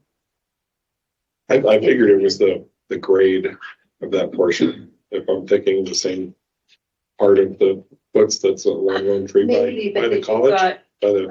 Lake Mary Road too, that has the same issue and the same solutions that people, and I stop them, not every day, but I'll say, hey, why are you on the street? And the complaint is always, it's just too dangerous on the path. Yeah. Our immediate response to that, the issue with asphalt trails, is we stopped building asphalt trails a couple of years ago and took it out of our engineering standards. Good. For whatever reason, they just have not held up well. And we have, I think 9 miles of existing roads that we'll need to address. You're welcome. Glad to hear that. Okay. So here we dive into what's actually in the capital budget, and we start with the general category. General planning item in the capital budget includes some staff time. This is part of my position as well as an engineering tech in the transportation section. I know that there has been discussion, and you'll see more of it, about additional positions in transportation related to active transportation. This line item is not them. That is a different discussion, and I think that's coming up in April. Well, April retreat. Later in April. Later in April, yeah. So that's what do we call it? Is that the operational budget versus this is the capital budget? It will be in follow-up. It's going to be part of a big discussion about organizational staffing. We'll call that one out for particular discussion with council because we know it's of high interest, and we look forward to having that discussion. Okay, thank you, Greg. I just wanted to be clear that these positions are something different than that conversation. The next bullet is for project pre-design, and this is a fund that we have set aside to do concept plans or 15% plans for some of the more ambitious ped bike projects that we have. The idea is to get a little bit more information about how they might work, what right-of-way or easements we would need, if there are constructability issues, and what they might cost. And that information gets us a little bit further down the line with implementing those projects and really sets us up to take advantage of grants when they become available. So, for example, we've spent some of that money in the past year on pre-design or concept plans for protected intersections along Butler at Beaver in San Francisco. And we have another slide, I think, that's coming up right after to talk about that in more detail. And we've got a couple of years of funding in that, and we'll try to draw that down as much as possible, and then see after that if there are still opportunities to use that money. Third bullet point is for a Vision Zero action plan. So a planning effort to look at a safe streets or a Vision Zero concept. And then the last one is actually a live link to our online planning map. And I'm going to skip that for now, but come back to it after the rest of our presentation on projects. So if you go to the next slide, that is the one on, this is the one on the project pre-design that we've worked on so far. So we're wrapping up the concept plans for the 2 protected intersections. We're just beginning work on taking the bike lanes along Butler and moving the curb and raising the bike lanes up to the level of sidewalk. You can see here the bike lane. The bike lane is at street level now, but this curb would move out and the bike lane would get raised. And that extra vertical change provides some level of protection for bicyclists and eliminates a good number, not all, but a good number of those issues that we've been having with the current configuration of separated bike lanes. Can I ask a question about that? How would that impact snow removal, and would it, I'm guessing it would make it easier, but if it's still raised, what does that do in terms of plows and moving that snow and then sweeping up cinders? Yeah, one of the reasons that we settle on this configuration, not only here, but on other road projects as well that you heard from some of the previous presenters, is that it gives us 11 or 12 feet of concrete that can be relatively easily plowed. Like we have the equipment, we have the know-how to plow those facilities. So that kind of addresses the issue with Butler now, where we need a specific piece of equipment to fit into that tight space. Now we can do this with a pickup truck or a front-end loader. There remains an issue of where the snow gets stored once it gets plowed off this facility. But if you think about the Butler corridor, there are actually some landscape areas that the city purchased as part of the right-of-way way back then. And so one of the things we want to look at in the concept planning is, can we use those areas more efficiently to create parkways and other places to store that snow, so we help eliminate that issue. On new construction, we should have parkways and a place to store that snow as part of initial design. So we're kind of addressing it. And do we currently have the funding to do this? Maintenance-wise? No, construction-wise. No, we don't. Part of the, we know we have the cost estimates for the 2 protected intersections, about $1 million each in round figures. I don't know what the raising the bike lane will be. We'll get that cost as part of the estimate. It'll be more than $1 million, probably. However, there's lots of federal grant money available now. There are specific programs that we've been looking at that might be good candidates for this project. This project might be a good candidate for those grants. I'm optimistic. And can I narrow you down a little bit, because Butler has been so problematic for bike and ped for so long. And it's a topic that everybody talks about. optimistically, when do you think we could actually see this coming into the construction stage? And So this is a really good discussion, and what are we doing time-wise? We're gonna need to pick it up. Maybe some very quick feedback from council as to how you would view this as a priority. It is not currently funded. We have an idea of costs. You're getting an array of projects today that are very maybe prioritized, but we don't want to take away the conversation from these projects, which have been the subject of a lot of email communications of late, and I know the interest is high, but perhaps some quick feedback from council would be appropriate if that's okay. I'll just start it off saying with all the projects that are being built off Butler, you know, the traffic and the issues are just going to increase quite rapidly with housing construction and everything else. You know, it just seems like this would be one of our top projects, I would think. Just last night, I sat through about an hour and a half of discussion on this exact subject at the bicycle committee meeting. And my thoughts are that there seems to be a strong consensus from staff that the system we're having now with the curbs and the candlesticks or whatever they're called is not working. It's very inefficient, maintenance-wise.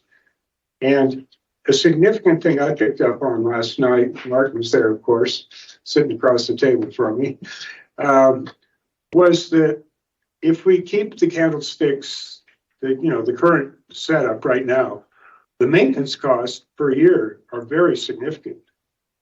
So to me, that translates to, if we could do the project where we raise the bike lane up to the sidewalk level, that would actually save a lot of money in the long term, because we wouldn't have to do all that very expensive and very frustrating maintenance and snow removal. So in my mind, that's a reason to move this up. Now, there's been a lot of pressure to do the Butler project and also the protected intersections at Beaver and San Francisco. In my mind, I think we should push the Butler, raise the bikeway project up as a higher priority.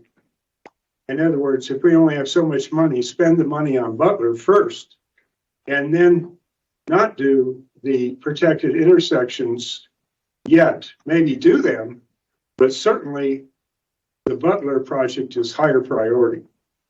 So that's kind of my thoughts on this. If we can if we could find some funding to do the Butler project, that would really be efficient.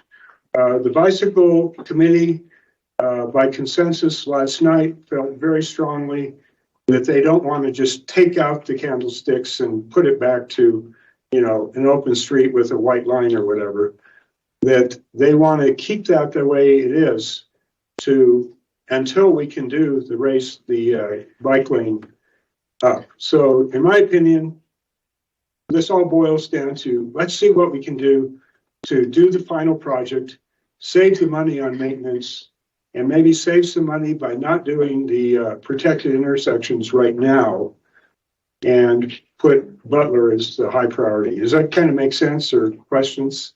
I think it makes sense. Thank you. Well, I can follow up on that.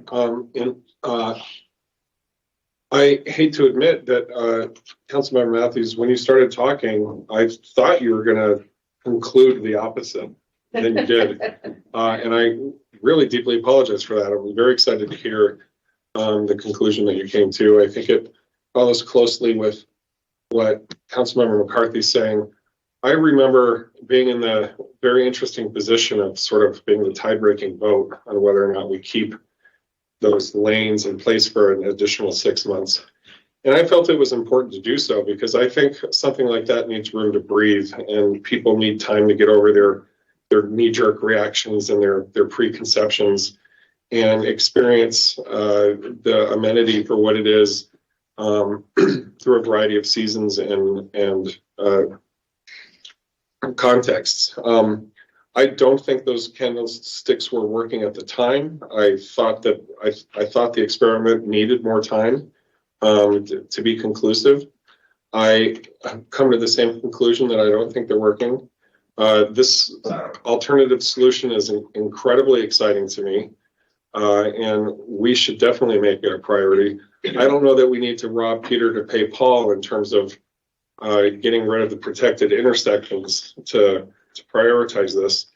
There's probably a little bit of that, a zero-sum game of having to choose. But these are all synergistic and they play off of each other.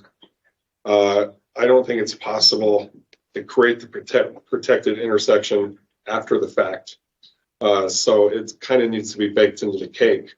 In the way that these integrated bike paths should have been baked into the cake originally.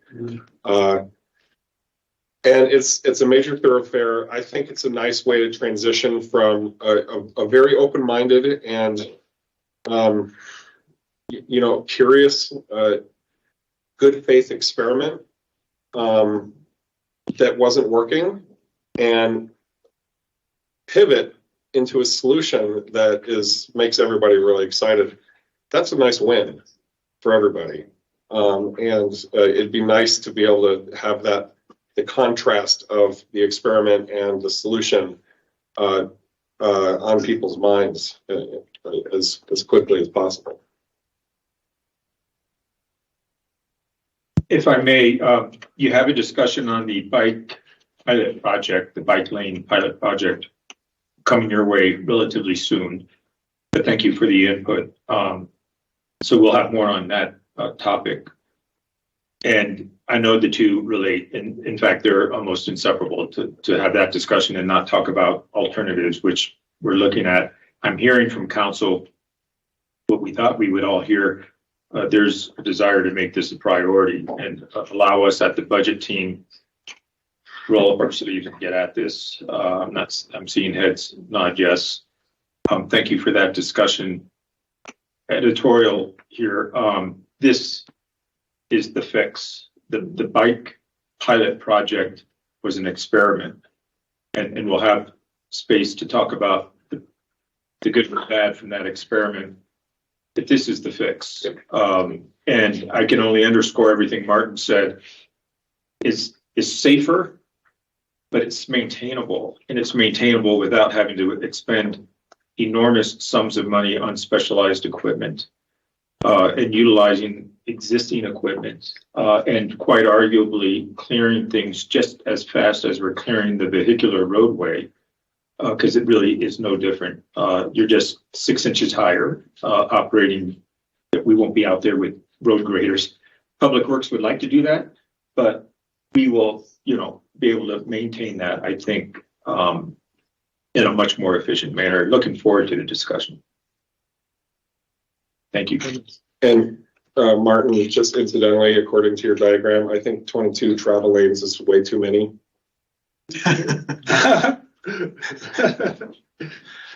This is a little foot, yeah. I think meters, feet, what do we measure? Okay. Thank you. Stupid joke. Just finish off by commenting on Vice Mayor Adam Shimoni spent hours discussing with me this elevated bike lane concept, right? We agreed on this over a year ago, so it was already well decided. Thank you for your thoughts. Just going to conclude that, and I hate to be that person, but we're missing a piece of information so far, which is what this will cost. And I said before that it's going to be over $1 million. That's classic understatement. I'm sorry, I shouldn't have said it that way. It's going to be millions of dollars to do that. And I think an important part of our conversation is what that actually is. So as we work through the 15% plans, we'll have better information, and we will need that, right, to be able to prioritize and know what we can afford and what needs to be moved, et cetera. Can I comment to that? So the next step, of course, is to do the cost estimate, which agrees with what you're saying. But to put this in perspective, the Lockett Cedar roundabout is going to cost $5 million. And I think this project actually makes more sense than that. Not that we're going to trade one or the other, but just to put it in perspective of what the costs are. I think the thing that really pushed me over the edge on making my recommendation is when I saw at the meeting last night what the cost is to maintain the candlesticks and the curbs, how much it's going to cost each year. And this doesn't even cost, I'm not talking about snow removal. I'm just talking about what it's costing us to replace the damaged candlesticks and the damaged curbs. And to settle claims. Yes, so the amount of cost per year, as long as we still have this approach, that's what pushed me over the edge. It's like it's a big waste of money. So admittedly, if you only look 1 year ahead, it makes more sense to keep the candlesticks financially. But if you think of it in terms of, say, 5 years, it doesn't make sense at all. And I tend to think of things in the long term. I have long-term goals as opposed to short-term goals. So that's why I'm kind of hard over on this. Thank you. And I don't want to be misunderstood as saying the experiment wasn't worthwhile. No, conversely, quite the opposite. I think it was invaluable. And it allows us to move forward with something more robust and a better solution, knowing that we've tried other more economical possibilities. It reminds me of a quote out of Ed Abbey's book, Desert Solitaire. It can always serve as a bad example. Thank you for the discussion. I know I got us off track, but this was a very important discussion, so thank you. Absolutely. And Martin, do you have the information I'm hearing from council to make it a priority in the budget moving forward? So Martin has about 6 or so more slides related to other bike and ped projects. So I'd ask you just kind of hit the highlights of those slides moving forward. Of course. Thank you. We can move on. So the rest of it kind of breaks out our projects by category. And so we'll go through them fairly quickly. And please, if you have questions about a particular project, let me know. And I'm happy to answer that. I will point out on the foot slide that we do have asphalt repair. We've put it in the capital budget, I think at $400,000 for every year. It's really not enough to fix some of these trails like we need to, but it's enough to get us started. And I think that's an effort we'll have to undertake in terms of deciding how we're going to fix them, which ones are a priority, and how we're going to pay for that. So that's really kind of to come. And I will say one other thing about foot trails. 5 years ago, we made this presentation to council. Most of our ped bike program was just foot trails, and that was pretty much it. And that worked pretty well. Now we have all kinds of other facilities that we're talking about, and we're really moving in a lot of new directions, and that's very exciting. But foot trails remains back there as one of our more popular, well-used facilities, and really they're recreational, but they're also a crucial part of our transportation system. So that's kind of my pitch to don't take the foots for granted. Let's remember that that's important as well. So with that, we'll move on to sidewalks. And the only thing I'll mention here is that we don't have a lot of sidewalks listed in this part of the budget. This is the part that's funded through 419, but a few slides later, we're going to talk about first mile, last mile. And there's a lot of sidewalk projects listed there. So that's kind of how that funding got broken out. Next slide is on crossings. And this is sort of the same, the enhanced crossings. We only have one listed here, but we have a number of crossings that we're working on as part of first mile, last mile. 2 grade separated crossings. The money for the Florence Walnut underpass we've had for a number of years. As I mentioned, we just haven't been able to build it. So downtown mile helps us move that forward. And these tend to be very impactful projects in terms of getting people out on foot and on bike, but they're also very expensive. So we need to be careful, but these are also opportunities for us to look for grants and other ways to pay for them. Moving on to bikeways. Can you say more about the bow and arrow tunnel? Oh, yes, I'd be happy to. On that, or it's probably not possible for you to pull something like that up, but just describe it more. This is a bow and arrow washes behind the community college Lone Tree campus. And Juniper Point is a private development that is going to develop really on both sides of that canyon, that wash. As part of their development, they're going to do two things. One is build new Lone Tree Road over that wash, and two is build a foots trail along that wash. Is that where the sledders go? Is that the same? The bottom of the hill, yes. Yeah. Yes, exactly. Yeah, further, if you take that canyon further back east is where this is located. So when they do those two things, build that road, build that foots trail, we want to have a grade separated crossing for that foots trail underneath that road. And we can't by right ask them to do that as part of development. So we're providing them some money to do it when it happens. It's much more economical to do it now than to try to go back and retrofit a tunnel. Amazing, great. Yeah, and I think that's going to be a really nice trail, and I think it will be much better if we have a grade separated crossing versus requiring people to cross that Lone Tree. Love it. Bikeways is the next project category, and here a lot of our work is focused on pavement markings and striping and signing. And it's hard to describe all the projects that we have under the category of bikeways, but think of it as we're really trying to complete an entire system that is cohesive and comprehensive and complete as much as possible. So we're filling in little pieces here and there and trying to make it something that really hangs together nicely. And so there's a whole bunch of projects, way too many to mention or to list individually, but that's our overall goal. There's also a significant component of bikeways under the first mile, last mile. So we'll go to that next. And I think in the capital budget, there are only two entries for first mile, last mile, and they are pedestrian projects and bikeway projects. And the amounts that are listed is our match requirement that should add up to $1.4 million over the life of that grant.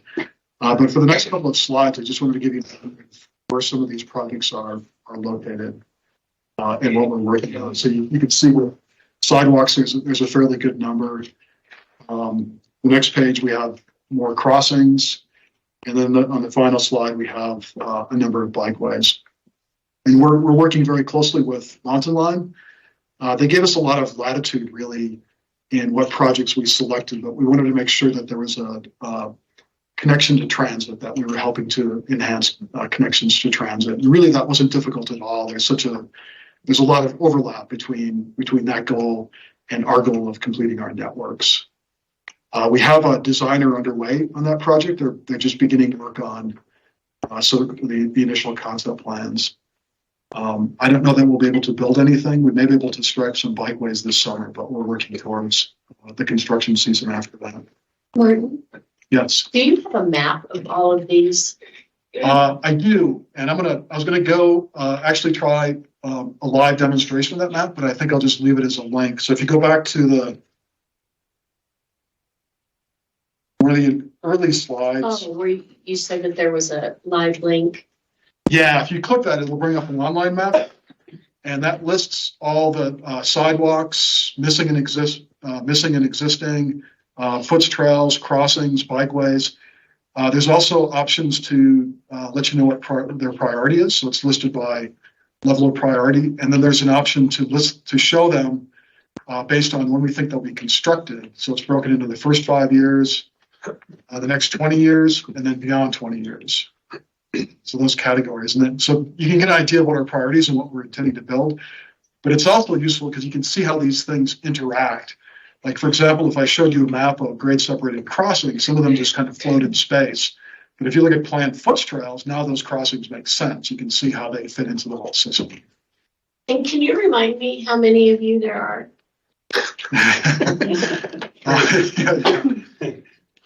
Yeah, I feel like Martin's has become a new unit of measure. This is outstanding. It's right behind you there now, Martin. It is a fantastic database to really drill down on priorities. It's something that Mark's been working with the pedestrian and bicycle advisory committees on to inventory. It is an incredible amount of work. It's a great resource. So when you want to do a deep dive on this and find out what Martin has in mind and going into this budget and plan, have some fun on the link in the GIS database. And I'm sure Martin would be more than happy to walk through any of this with folks as you'd like. Quick question, I know we're short on for him. Sorry, I'm just gonna ask, it might be kind of unrelated, but there are a lot of bikers that come up here to train in the summertime. A lot of them from different countries. Do we have conversations with any of those organizations that are bringing people in terms of how to use the road properly? We never have, no. Never have. Yeah. In fact, there's a thing called the Race Across America, RAM, that goes right through the middle of Flagstaff. So there are racers on the way from Los Angeles to No, North these Carolina. these are teams that come, and most of them are international from, because they live on NAU's campus. Yeah. And then they use the roadways, and particularly out down Lake Mary Road and out down to Sedona on the whatever. I'm just curious as if we ever have any conversations about that. Because that may have some, especially when they're going through the city and some of our trails or bike things. So anyway, just curious. Or just real quick on the map, is there an overlay or is it just reference the Rio de Flag, path that I know there's some areas where we can walk the Rio de Flag corridor. Is that identified in that map, overlay map? I don't believe so. I think we could add it because a lot of our foot trails are planned coincide with washes, major washes, including good parts of the Rio. I don't think it's in there, but it could be added. All right. Thank you, Martin. Yes. Stuff, so I didn't mean to rush you there, but I would like to move on to BBB funds. These are still under special revenue, so we're still in that same color group of funding. I think just looking at the schedule here, let's start with beautification. Right after beautification, if it's okay with you, Mayor, we'll take a break right after that first section of the BBB conversation. So with that, I would like to welcome Jana Weber.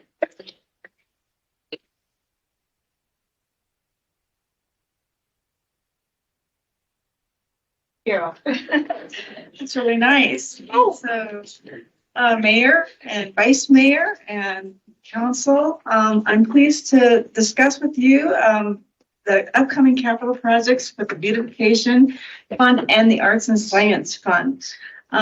We have an extensive process to prioritize for our 5-year plan because we have very active and engaged commission members who love to bring us project ideas all the time.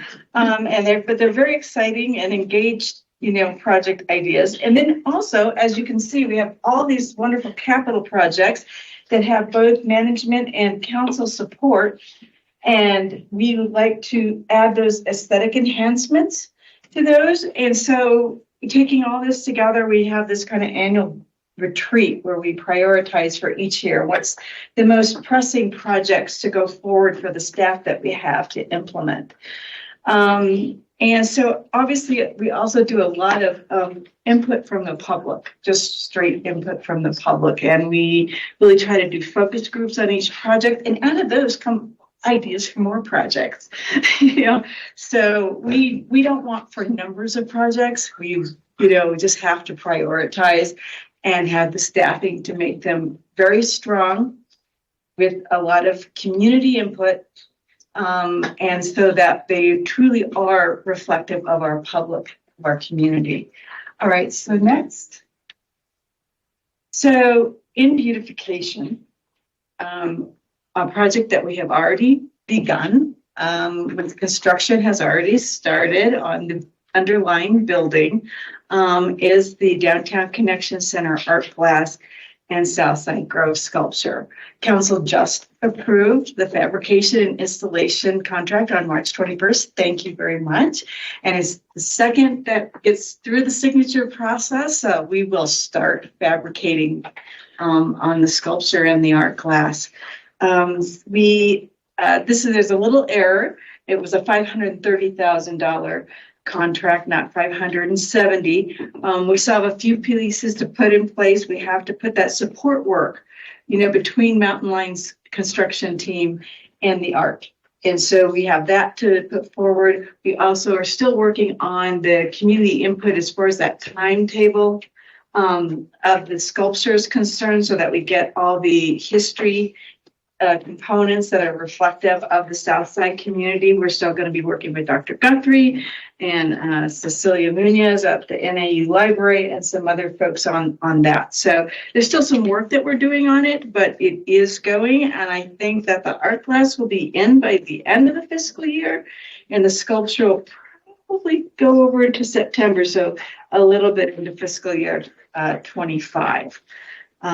Next. But other FY24 capital projects that we have is, Christine Cameron referred to you early, is the Lone Tree Overpass. Now you guys haven't seen this yet, but you will be seeing it soon. Some of the aesthetic enhancements that we're working on.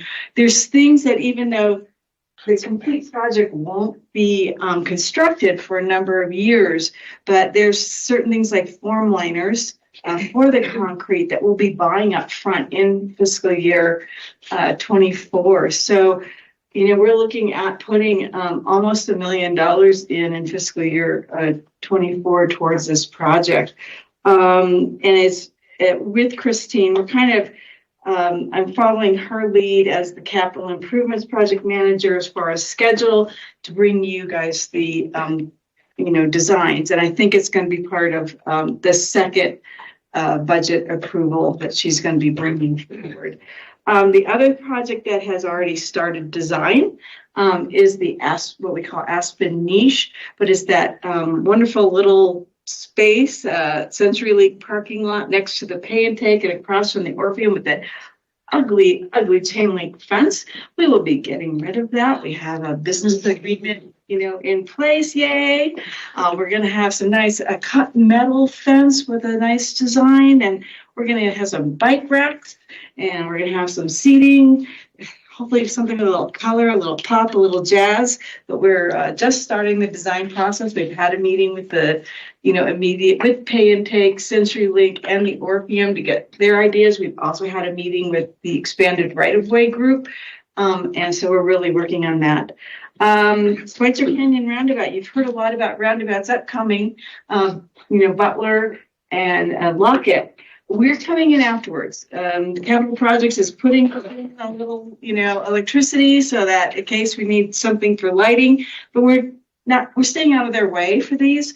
But in those centers, we're starting to do the art. So we're starting the community input process on Schweitzer Canyon, and we'll be putting a call out to artists very shortly. So we'll be in design for probably a good 6 months of the year on that project, and we hope to bring you something really great, maybe about December, for you guys to review and approve a fabrication contract, but that project's going. And then it's time to repaint all those light poles and infrastructure downtown. They're lovely green that distinguishes that downtown area. That has to be done every so many years. It's time. Of course, we'll work in partnership with Euro and the Downtown Business Association.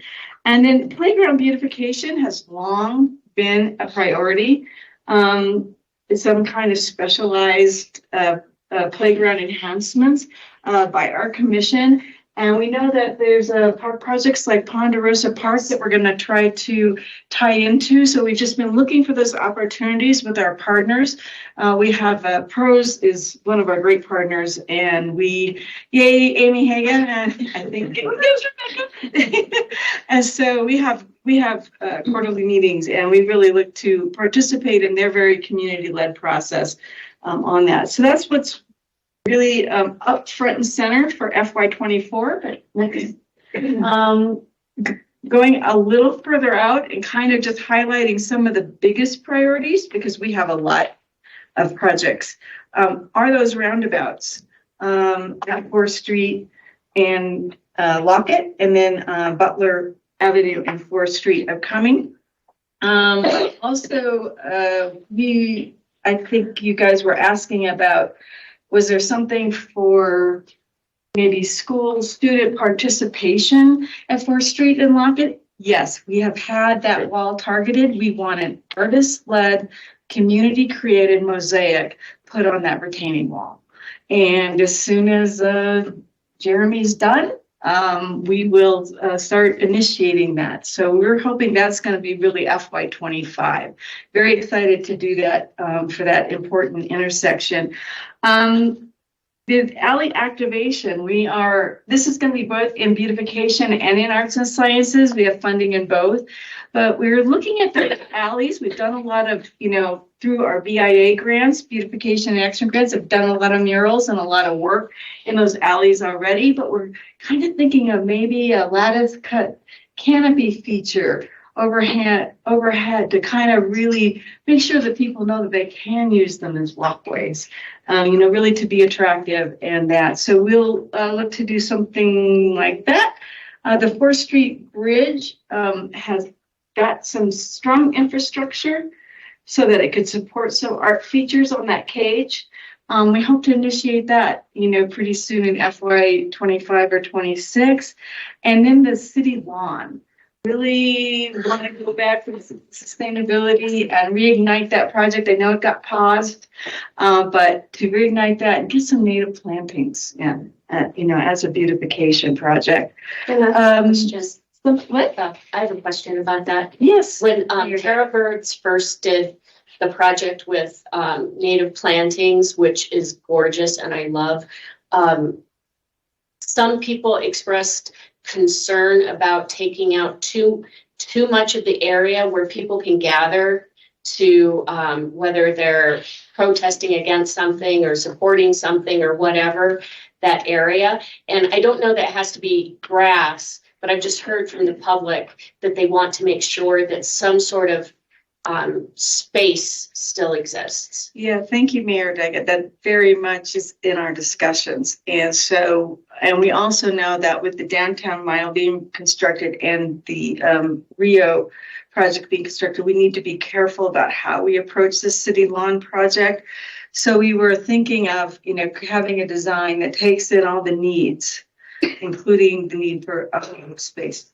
For people to gather, because that is a strong plan. And then maybe having a phase in implementation so that we leave some parts open for where the Rio and the downtown mile are working, but that still we can start working on that, replacing that grass, because it just seems not to be promoting the values that Flagstaff wants to promote with the native planting. And so we really look forward to getting that going. Not on here yet is because but it's still a high priority, is something that Amy Hagan touched on in her presentation, the Thorpe Park Annex. As you know, there's an Indigenous Cultural Center.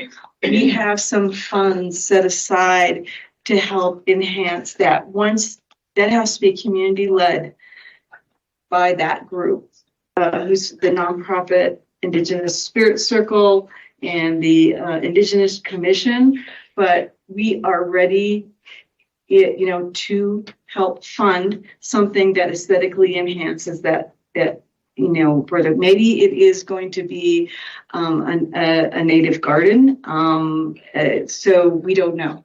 But as soon as they have their idea, we'll jump in and add some funding. Next. Yeah, so Arts and Sciences Fund, which is a much smaller fund. Most of it goes to Creative Flagstaff to fund all the nonprofit arts and sciences. That's where the largest part of that funding goes to. But as far as capital projects, we do have an exciting project coming up because they're making a new city park out of some of the land that's adjacent to the Murdoch Center. And I know there's a whole overall plan going on with the Murdoch Center, doing some plantings for the parts that they're going to be retaining control over. But within this new park, we would like to add a sculptural element. And so we have targeted $43,000, and we're getting ready to do that community input process and a call to artists. So I have a staff member assigned. We're getting ready to go. I'm looking forward to it. I think it is such an important space, and I think that we can get something very dynamic for that park that speaks to the neighborhood. And I'll be tapping lots of people to participate in the artist selection for that. And then next, also targeted for FY24. Jeff Bauman and Reed Miller, I believe, are going to be appearing before City Council on April 25th with perhaps a new crosswalk policy that may allow us to do some more artistic things in crosswalks. And there was an idea proposed for the Downtown Connection Center. We'd like to use a crosswalk near there as a pilot to see some materials, how they'll work, how they'll do. So that's one of the projects that we hope to do for FY24. We are also working on another Indigenous representation project at the Multicultural Park. There's 5 pedestals. We're going to enter into a business agreement with the county, and we're going to start putting rotating temporary art in those projects. And we're working very strongly with the county and city cultural commissions. They've all contributed, most of them have contributed members to a working group, and we've been meeting and fleshing out, what we want this representation to be. And so, we're really excited about that. And then ArtX, the Creative Flagstaff New Art Festival, we contributed to the pilot project, and they have been applying for a Bloomberg grant, which I think Mayor Daggett knows a lot about. And we wanted to put some skin in the game and said, yes, we're on board. Here's $50,000. Hopefully you can leverage up to $1 million. Is that, for that festival, which I think could just bring some incredible things in for locals and for tourists to come to Flagstaff. And then my last slide. So we have, again, coming up in arts and sciences, we have an eye towards the east side neighborhoods to look for, more and more opportunities there. We have the alley activation, as I've already mentioned, and we have some Rio de Flag components. We're just kind of putting some placeholders in to where we're going to go in after the Army Corps does there. We also want to start putting some 2-dimensional art in our aquaplexes. I have some rotating art that's going to be upcoming, and we have some Pluto Lunar Legacy and some other astronomy related projects. They're a little bit out, but they're still a priority. Just a little bit in the later years. Not here, but things that you like, this mural that you see, they're not here because they're not capital projects. They still are funded though by BBB, but we do a lot of work like traffic signal cabinets as, canvas for local artists. And then all these murals and pollinator gardens that we fund with the beautification and action grants.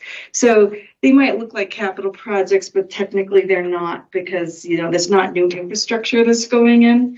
But it's obviously something that is very prominent in view of the public and to you for what we do. So I just want to mention that we probably do a good, 10 to 12 projects through that BBB funding that aren't technically capital projects. Okay, any questions? Awesome. Jenna, can you go back to the first slide?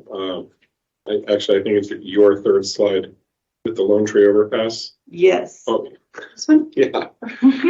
How speculative is that thumbnail there? It's absolutely chilling. I am so excited about it. Yes, it's pretty far along. We are basically, these are some pretty exciting form liners. These little plane eagles are actually going to be kind of metal pieces that are kind of offset. They're actually like sculptural, and then they're offset to create a little shadow. This is just like form liners here.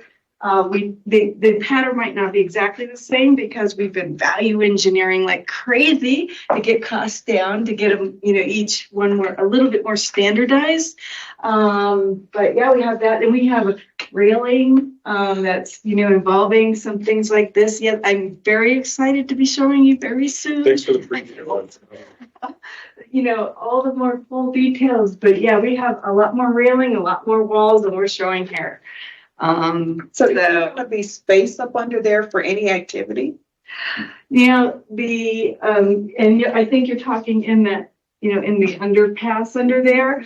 I know that, a civic space is not technically part of this project, but through the aesthetics, we have tried to create a space where a local, maybe a local mural can still come in. That space can be activated. We're keeping a space clear, like as a placeholder for that future work. Our program is certainly would be very excited, for the civic space to go forward. So in our design, we didn't completely fill that out. We kind of put like a frame border around it so that it doesn't look like it's blank, so it won't gather graffiti in the meantime. So we put as much thought into it, as we could. It was certainly something that has gone back and forth in the discussions. I mean, I think ideally from from our point of view, it would have been nice if we were doing the civic space at the same time as the overpass and the designing. But what we worked on with the artists is to try to leave space for that future while protecting it from graffiti in the present, so that it didn't look blank, but it allowed space to add on to later.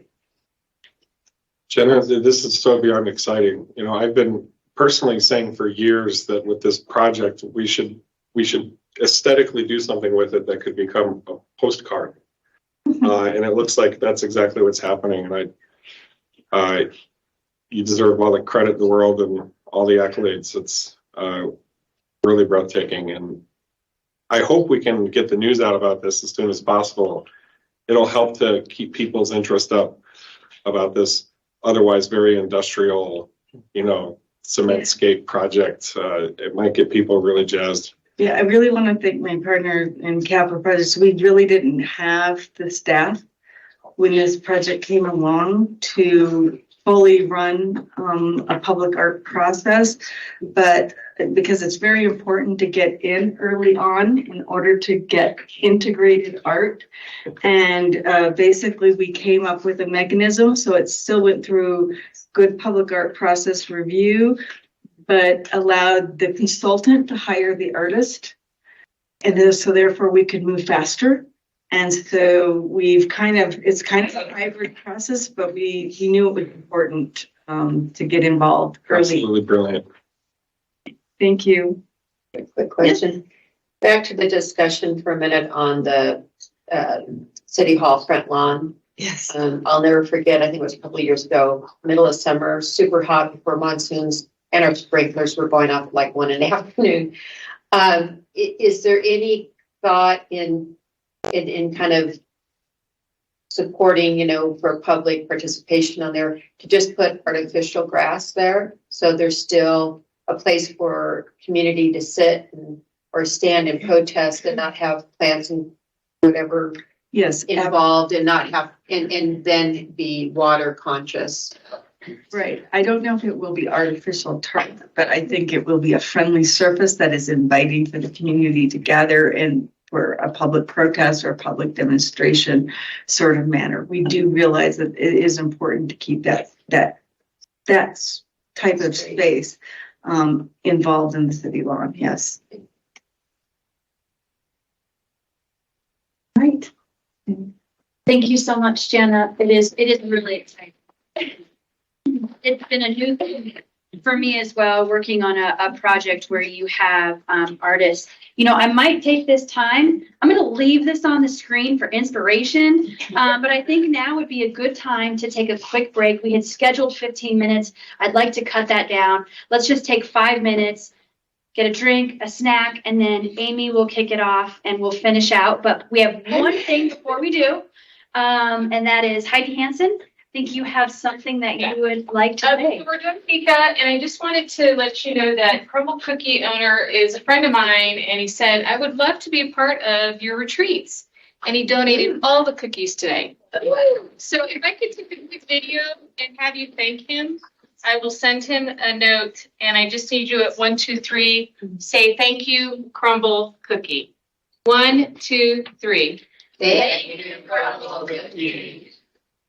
All right, thanks. And there's warm coffee, and thanks to Stacy Fobar for making that happen. Thank you. 2:33, please. Get sugared up. That clock is fast, so you know. And I didn't have any sugar. We're gonna talk about some first-time money, and thank you to finance team and city leadership on this. This is literally the first time Pros has BBB rec funds to spend on capital projects. Woo! So once we found out we had this money, it was probably about 11 months ago, or 13 months ago, we were like, okay, now what do we do? How do we build our plan? Thank you, Mr. Clifton. We mimicked a lot of what our friends in beautification arts and sciences do, and we obviously collaborate quite a bit. So we spoke with them. We're like, okay, let's sit down with our commission, the Parks and Recreation Commission, and let's figure out, we have these known vacancies within our division. Let's provide our commission a giant list and prioritize it, have them prioritize it for us on what's most important as we describe it. So that's what we did. You know, and throughout that whole process, there was a lot of coordination with other partners, other city divisions, the Flagstaff Downtown Business Alliance, neighborhood associations, our user groups. And when we say user groups, those are athletics or other individuals that are using our indoor and outdoor spaces. And then a big piece of this is going to be what grant opportunity we will find now that we have some money. Next slide, please, Julie.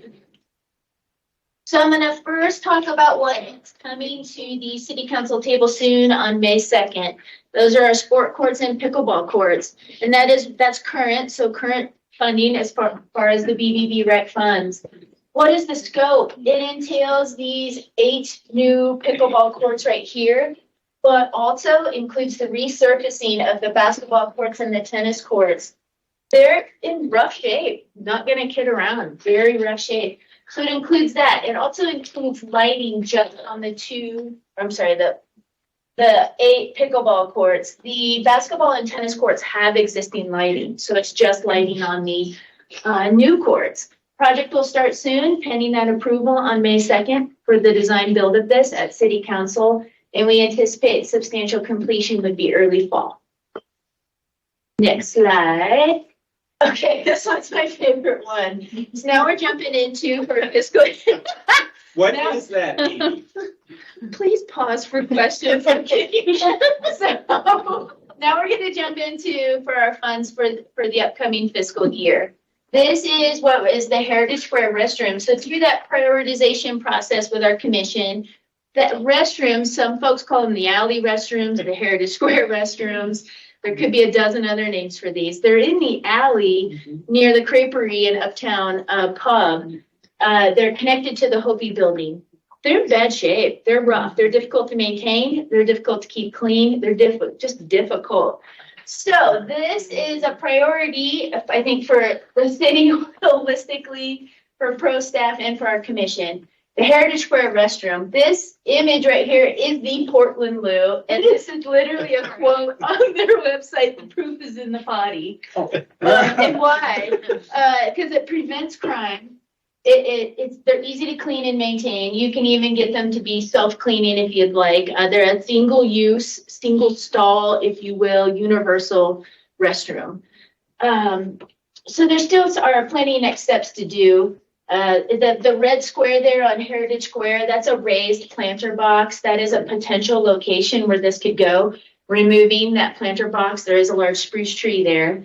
On the back side of that is the entrance from underneath, from the parking garage.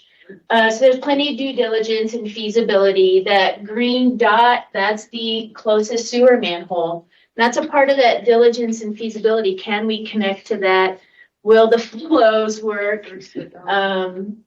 We also still need plenty of partner input. We've got Flagstaff downtown. To the left. Yeah, I don't know if that works. No, it doesn't. With a pointer, right there. There you go. Thank you, Julie. So we still need to discuss with our partners. We have the Hopi Building to approach about this. We have Downtown Business Alliance. And we have other individuals to still discuss this. Then we need to deliver it. And then we need to discuss the closure of the existing alley restrooms, because this would be in lieu of. Oh. Woo! Nicely done. Next slide. I did not need a cookie. That is a wonderful. But this has been mentioned throughout today, in some earlier slides this morning, and then just recently with beautification, Ponderosa Park. For everyone's background and the opportunity, this is a grant opportunity for pros. We've been discussing that with a grant provider. We keep needing to push it off because there's some other pieces that need to happen first. We will keep working on that. The park was damaged all the way down here from the museum flooding events. There is an upcoming channel connection that would occur from Arroyo Seco down to the Killip detention basins, and we were talking about that area earlier. The APS funds courts, they remain. They were not damaged at all, thank goodness. They remain. So now it's like, what are we going to do around these courts? What does the community want to do? Typical construction of a neighborhood park would definitely include a new play structure. So we know that that'll be coming. Who knows what it looks like?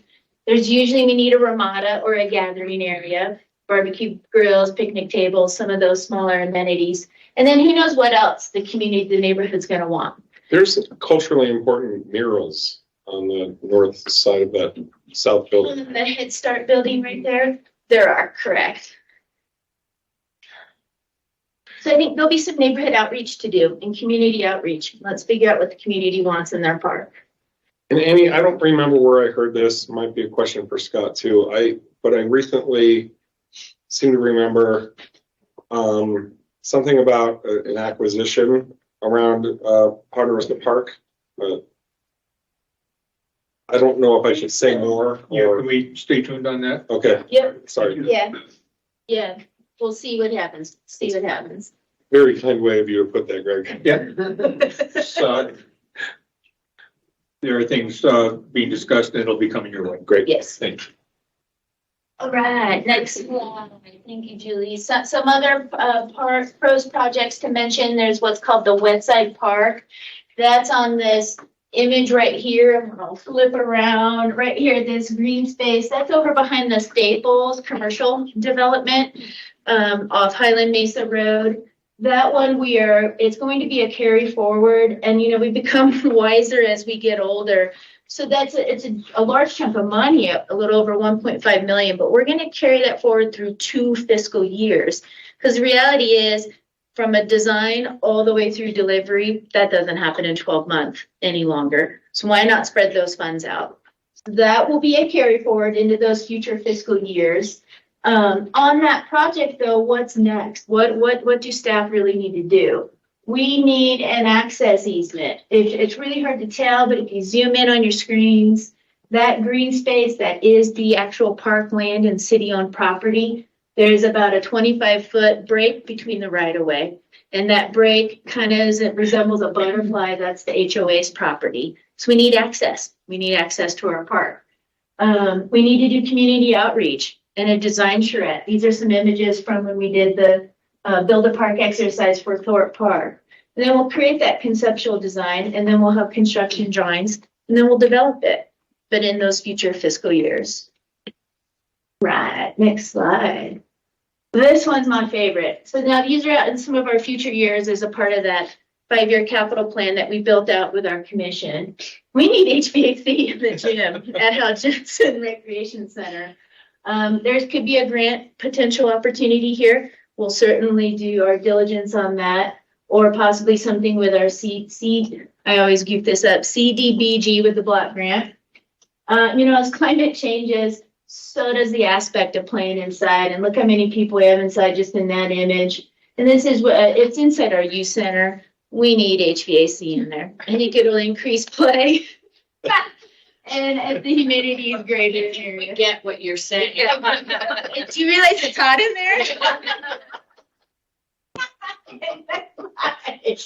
All right, another one. Again, in those out years within the 5-year plan, this is the Cheshire Park expansion. We were recently talking about that at City Council a few weeks ago when there was a proposal for a cell tower. This is a track, so an athletic track, running track with a multi-purpose field in the center. Go figure, one fits perfectly in the center. This is estimated to be a $1 million project with partners at the table for additional funds on that. It's a little bit over 8 undeveloped acres that are part of Cheshire Park. Existing Cheshire Park's just a little over 4. Some scope of work items to consider with this. I feel very confident we're going to need a deceleration lane off 180. So that's a discussion with ADOT. We'll need edge improvements.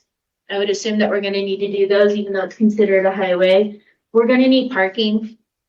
Going to need parking without a doubt. I estimated at least 75 spaces based on the amount of parking that we have at our current multi-purpose field in Thorpe Park. Maybe there's a shared potential there, though. We do have the museum next door, so we could start those conversations. There's plenty of parking there. Probably going to need restroom facilities, maybe not a Portland Loo, maybe a Portland Loo. And there will be a foots realignment that will be a part of that project when it comes time to develop. And this one's my favorite. Okay, last but least. But you already had a favorite. Yeah. I did? Yeah. I lied.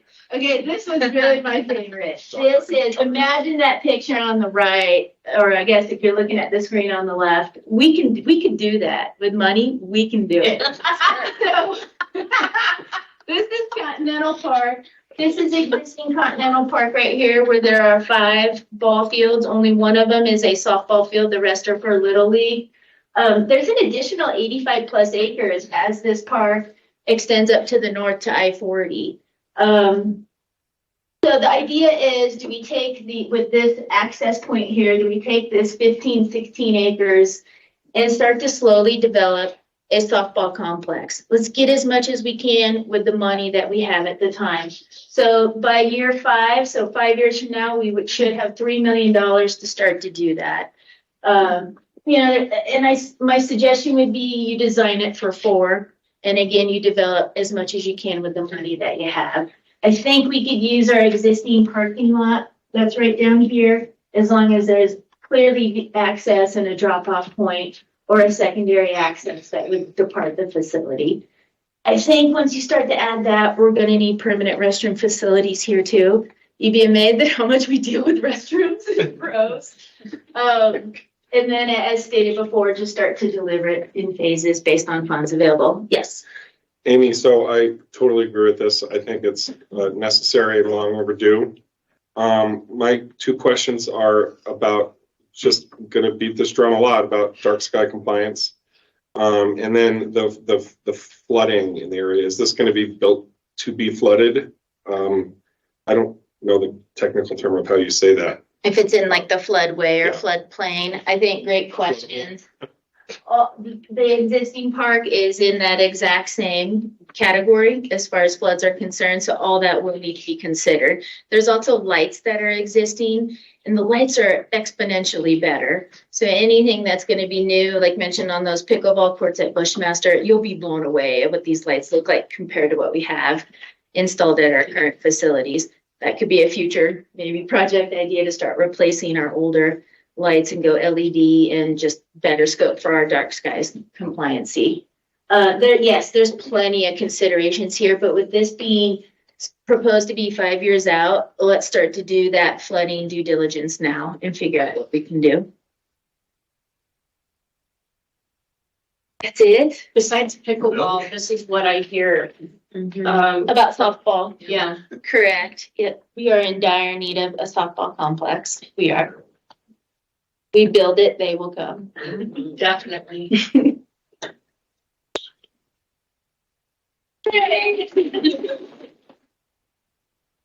Those are all my favorite projects too. All right. We are closing out special revenue funding discussion and we are moving on to enterprise funds. For the rest of the afternoon, we are talking enterprise funds. To kick that off is Airport Program Manager Brian Gall. Fun with different color funding logos. So, as she mentioned, I'm Brian Gall, Airport Programs Manager. Good afternoon, everybody. So today we're going to spend a little bit of time talking about the Airport Fund and its associated 5-year capital improvement plan. So the airport's capital improvement plan is based in large part on our airport master plan, which is a document that's updated every 10 years. Our last update was in 2018, so we're about halfway through our current master plan cycle. See the cover of it on the screen there. That document is publicly available on the airport website if anybody wants to review it, and we'd be happy to answer any questions about it if you ever have any. But out of that document, there are prioritization for projects to keep the airport up to date with current federal regulations and growth projections, things like that. So every year we go through a cycle with our funding and regulatory agencies, mainly the FAA, the Federal Aviation Administration, and ADOT, to develop our annual capital improvement plan. So within that capital improvement plan are 3 primary funding arrangements. Most of those projects are grant funded. The primary funding arrangements are federal, state, local. So that's usually a 91.06% federal fund, with the remaining amount being split between the city and the state. There's also a state and local grant program. It's usually 90% state funded with the other 10% coming from the city. And then there are occasionally local projects on that. Those projects are done in cooperation with our airport commission, making them up to date on what our capital improvement plan shows and what's planned for the next year. And it does sometimes get changed based on emergencies. If we have issues with a new, with any of the infrastructure at the airport that needs to be addressed, that could kind of sneak in and change our capital improvement plan. But what we're talking about today is our planned projects.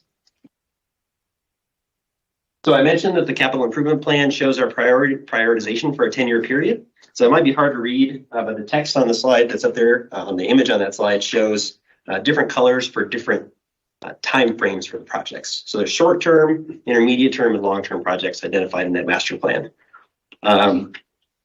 Within those federal funding for most of those federal grant funded projects, there's a number of different federal dollars, federal grant programs that help us provide the funding for that. So there's FAA entitlement funding, which is funding that's based on the number of passengers we have at the airport. So we get a certain amount of money allocated to us every year.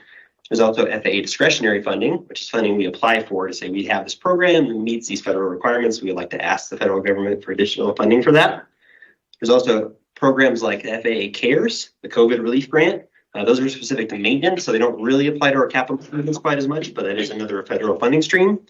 And then there are those one-time federal programs like the recent bipartisan infrastructure law, where we get direct funding from the federal government as part of that, that legislation.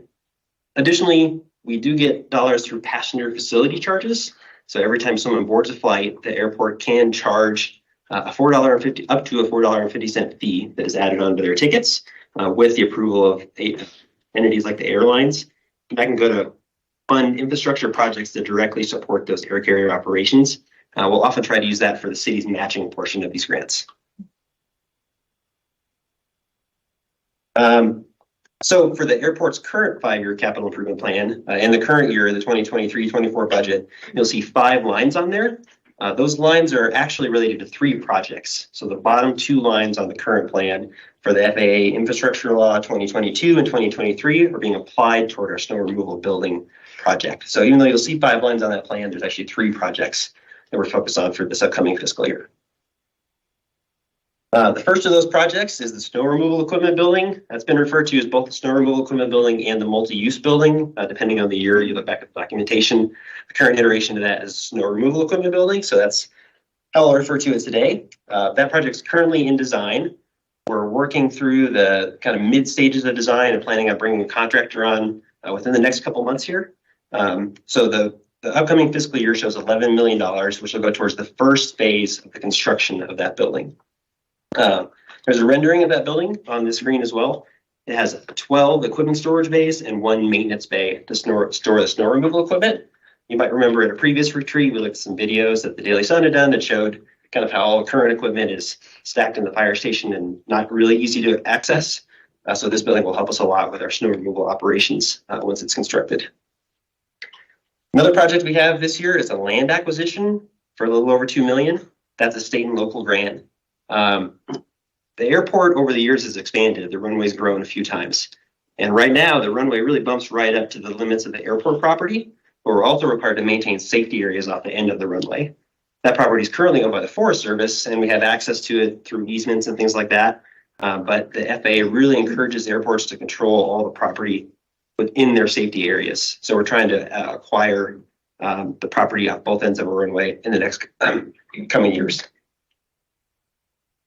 We also have a project to do a design phase for an upgrade to our perimeter access road. I apologize, I didn't catch it in time to update the slide, but that number should be 200,000 for this year. The remaining of that will be in out years for the construction portion of that project. And then the other two items on here are the FAA infrastructure law for 2022 and 23, and that is that funding that's applying to the construction of the snow removal building. So I mentioned that the capital improvement plan is a 5-year program for the airport. So the graphic you can see on the right side of your screen shows an example of how we identify the projects for the out years of that 5-year program. That has to be approved by both the FAA and ADOT as we develop that plan every year. But this list shows the projects that we're planning through from 2024 to 2028. And it includes the second phase of the construction of the snow removal equipment building, as well as a relocation of one of our taxiways, Taxiway Whiskey. Some federal regulations have changed in recent years that require airports to eliminate aircraft having direct access to a runway from a parking area. So we have to move the taxiway slightly so that aircraft have to make a 90-degree turn before they enter a runway area. So that's what that project will be. We'll also be rehabilitating one of our taxiways and then doing a couple more phases of that perimeter road rehabilitation. That's a road that goes around the perimeter of the entire airfield to allow for emergency access. We do have some more funding in there from that AIP infrastructure law that will be going towards the snow removal building as that project continues, and some more dollars in there for rehabilitation of taxiways in the future. In 2028, I believe it is, we are also planning on a project to expand the airport terminal and do some modernization. And then some more property acquisition that I mentioned for securing those safety areas on either end of the roadway. Now, one thing that is exciting to show on this one, you'll notice that most of those projects I mentioned are in that federal, state, local, or the state local funding mechanism. The very last project on here, the parking lot improvements for 500,000, is the first time we've shown a locally funded capital improvement project in quite some time. And that's a project to update our existing parking lots, and that's based on the revenue that we'll be generating from our upcoming paid parking system. So that's a new funding stream that we're going to be putting to use, maintaining the facility that is generating those funds. And so that's a snapshot of what we're looking at for the next few years of airport projects. If anybody has any questions, I'd be happy to answer them. You said Runway Whiskey, did you? Taxiway. Taxiway Whiskey? Yep. Is that like west side or something? What's? Sort of. So generally runways on airports are numbered, and they're numbered by the compass heading that you're flying as you approach the runway. Taxiways are letters, and they use an alphanumeric, so they're easier to understand on the radio. So our parallel taxiway is Alpha. That's the one that goes the full length next to the runway. And then there's one that comes from the Westplex, which is an area where our private hangars are. And so because it starts with a W, the taxiway that serves off of that was Taxiway W. And so it gets shortened, or alphanumeric turned into whiskey for that. Got it. Thank you. Sure. It's military talk. Yeah. Whiskey, X-ray, Yankee, Zulu. Fortunately, we don't have too many, so we only have to do Alpha and whiskey right before. But in the future, we'll see. Whiskey Tango Foxtrot. Absolutely. I do every day. Yeah. Thank you so much, Frank. So at the other end would be Alpha Beer. All right, so next I would like to invite up Evan Tyrrell. Evan is your solid waste section head. Welcome, Evan. Thank you. Woo-hoo, yay.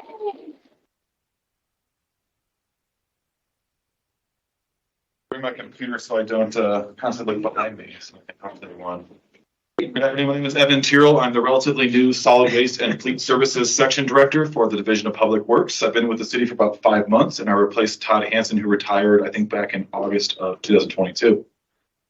So solid waste, as most know, is enterprise funded, and we have most funds coming from our collections components and our landfill. We also monitor and manage the Hazardous Products Center and the contract with the Materials Recovery Facility, where all of the recyclables are recovered, currently under operation from Norton Environmental there on East Butler Avenue.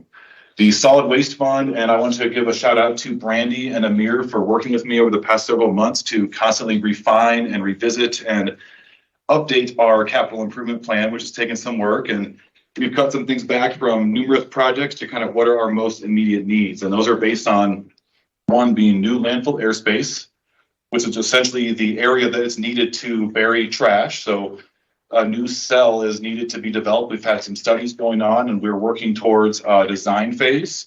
Then there's a construction phase, and there's a permitting and approval phase of that. So that's one of the largest and most immediate needs of the Cinder Lake landfill.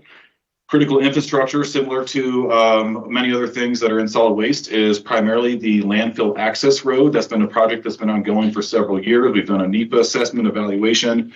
We have a CMAR in process, and we're getting ready to work on awarding that, and we'll be bringing that to council probably within the next month or so. You'll probably start seeing me more frequently as we work through some of these ongoing projects and needs for solid waste. Regulatory compliance requirements, it's all related to the landfill airspace, also the fencing that we'll talk about as well. And then, of course, another big topic item is the end of contract for the city's materials recovery facility by Norton Environmental. That ends effective September 30th of this year. And we'll be having numerous discussions. We're working on reports, and we've had consultants working on reports for those as well that we'll be, again, bringing to council here in the near future. Programmatic impacts. With solid waste, there's been a lot of changes in just inflationary components. Fuel prices have increased dramatically. Material, labor, construction costs have increased dramatically. I'm pretty sure you've heard that a lot today as a whole. But also within solid waste, we are an essential service provider. We have seen growing volumes. We have seen roughly a 3% increase in landfill tonnages. We're looking to increase our recycling rates and diversion rates over the coming years. And we're also seeing expanded services with new residential developments, new commercial customers coming online. The Panda Express, for instance, is one new customer that we just signed up this week, and we have containers that are ready to provide service. Next slide, please. Thank you.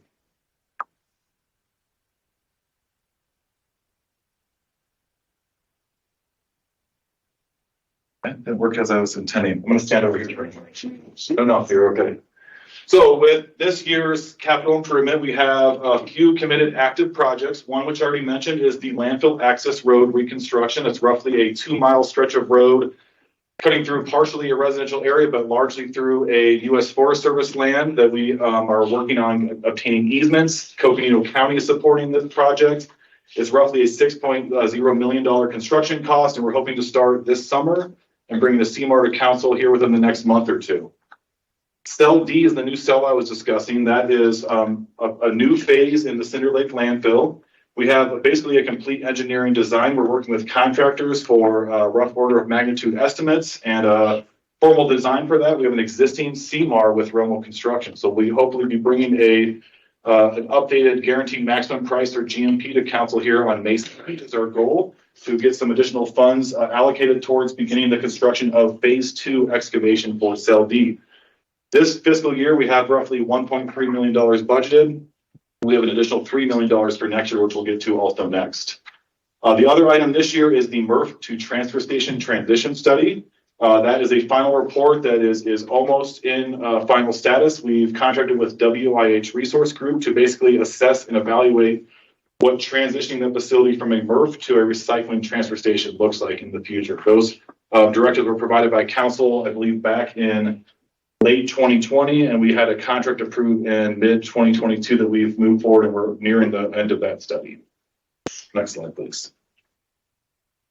So for next fiscal year, this is the big one, is the phase 2 Cell D excavation and grading. This is a continuation of the 1.3 we have budgeted this year. We'll be bringing that GMP, as I mentioned, to council hopefully on May 2nd. So the existing operational cells at Cinder Lake landfill have less than 5 years of remaining life. There are, at this point, 6 identified sequences. We have sequence A, which is a cell that still has some space remaining. Sequence B, which is our current active landfilling area, and sequence C. Sequence D to the south is roughly 30 acres. We're working on, as I mentioned, the design excavation moving forward with that. That will give us roughly 20 to 25 years of airspace or landfilling capacity once that is fully developed. And we still have all of sequence E out here. So in reality, the landfill, with our 5 years of remaining life in the operational current sequences or cells of the facility, we'll get another 20 to 25 years with sequence D, and sequence E is likely another 30 to 50 plus years. So we do have a rather robust lifetime in the facility once developed, once we get design engineering, once we move those forward formally through regulatory agencies, primarily the Arizona Department of Environmental Quality. This is and will be the first cell that will require robust engineering and construction design requirements, meaning that we have a leachate collection and distribution system. So any liquids that percolate through the landfill areas, that is captured through a leachate collection system that's lined underneath that as well, that prohibits liquids from the landfill going subsurface beneath the landfill extent of the facility. So that would be captured. There's likely little to no leachate that will be generated from this facility. It's a dry environment. We have very low moisture waste that comes to the facility. However, that is a requirement for new and existing ADEQ regulatory requirements, which makes it very expensive and more technological in the design and engineering and planning of that. So this total cell, which is about 30 acres of land, is roughly projected to be over $15 million to fully develop. So we've looked at it and looking at this as taking a phased approach that we would identify multiple phases of construction. So right now we've got it slated for 3 subsequent phases of construction. So sequence D would go through phase 2 this year and next year, phase 3 and phase 4 in out years, which are shown on the 5-year capital improvement plan. And as I mentioned, the full development will provide about 20 to 30 years of airspace. I said 20 to 25, but it's depending on volumes and waste diversion metrics and things like that. Next slide, thank you. Other projects for upcoming fiscal year is the MRF to transfer station renovations. We're not clear what that truly looks like yet at this time. We are working on recommendations. We are evaluating the consultant reports. We'll be hopefully bringing those recommendations to council here within the next and few coming months. Right now, we have $200,000 in this year, and we've budgeted for $550,000 for next year. We're planning to carry forward the $200,000 for a total of $750,000 for the MRF to transfer station facility improvements. However, there may be more funds needed depending on what we identify the needs and what is decided amongst council that needs to be done to this facility. Current estimates for capital improvements are roughly between, for the most basic design, a little bit less than $2 million. And upwards of up to $6 million for the facility. However, the $750K is likely a viable amount of money that could get us up and running and make sure we have continuity of services for our recycling support in the city of Flagstaff. And then the final item is essentially litter control perimeter fence enhancements. The north and northeasterly portions of the landfill have just normal kind of standing chain link fence. As we expand and grow the landfill, if anyone's been to the landfill, it's very windy. There's a lot of windblown litter that is mostly unavoidable. There are other measures that we take to mitigate that, but that perimeter fence, there are developments and ways that we can enhance that to grow the fence taller and to have it so it's capturing that litter before it goes off site. Right now, we're not seeing litter go off site, but as we grow and expand to that footprint of the facility, our winds are most likely coming from the south to the north. We need to build that again as part of a regulatory requirement of the facility. This may be a optional thing that we could defer for a year or two if we need more money to support the MRF. So there's no real concerns there, but it's a project we'd like to move forward with and advance at this facility. So these would be roughly 25 foot high fences designed to contain windblown litter. And again, are required to maintain compliance with expanding our operational footprint at the facility. I think that's it. I'd be happy to answer any questions and can contact me. I'm sure you can find my email readily online as well. Thank you. Welcome to City of Flagstaff as well. Half a year mark here coming up. Okay, now we are moving into all things liquid. So wastewater, water, reclaimed water, and stormwater. We've got Gary covering this section. We've got about an hour set aside to talk about the rest of these enterprise funds, these 4 topics. And I believe, Gary, you are covering the stormwater section for Ed today. Is that right? I am, yes. Would you like this? Yes, please. All right. I'll try Very it, if that's okay. Good to see you all again. All right. We're going to start, we've broken it up into the different funding categories. We've got drinking water, wastewater, reclaimed water, and stormwater, as Julie just mentioned. So we're going to start with drinking water. Before I get started, I wanted to just give you an overview of how we develop our not our master plan, but our capital budget. Largely, our capital budgets are based off of master plans that we've done in the past. Our master plans are a little old, so our water master plan was last updated in 2014 or 15, and the sewer master plan was in that same time frame. We are currently working on updating our water master plan. We don't currently have the funding to update our sewer master plan, but we're doing our best with the information we have. So for the water, the drinking water specifically, the projects that we currently have under construction are Beulah University. So this was David's project? Yes, David's project that he presented on earlier. So this funding is set aside for that project to relocate or extend some water facilities in the area of that project. The next one is the Rio de Flag flood control project. There is a slide slated later that Jeremy's going to present on for the Rio de Flag, but this funding is set aside for, again, water relocations associated with the Rio de Flag project. Let me correct or clarify a little bit. That's for phase 1 of the Rio de Flag. Next, we have 2 projects that actually those bids just closed a couple of weeks ago. These numbers that I have up on the screen are a little out of date because we were developing this presentation, so I don't know if these are 100% accurate. Both those projects came in over $1 million over budget. So we were making adjustments last minute within the capital plan, hoping to get those projects started this year. And the reason I hesitate on that is we're trying to figure out what the lead times are on some of the material for these projects. The Solier, not Solier, but the Schweitzer Canyon Line Phase 4 project, that's a fairly large water main. It's the main line from our North Res plant to the rest of the city. This project was broken up into 5 separate phases. So phase 5 will be a future project. And when we've seen breaks in this line in the past, it's affected pressures throughout the entire water distribution system. So this is a critical piece of infrastructure for the city. The Solier 12-inch water line. This is a new water line to provide secondary water source to the 4th and Butler area. So this includes Canyon del Rio, as well as some of the other new developments that are coming forward in that same general vicinity. Several of those development projects have contributed towards this project, and this provides that secondary source. So in the event of a line break, or the main line break to that area of town, they would have a secondary source, so it wouldn't take anybody off one. 2 projects that we're hoping to begin construction this next fiscal year include the Lake Mary flocculation or sediment basins. So the Lake Mary sediment basins, these are beyond their useful life. The concrete is extremely degraded. Is that a word? What? Degraded? Degraded. That's a better word.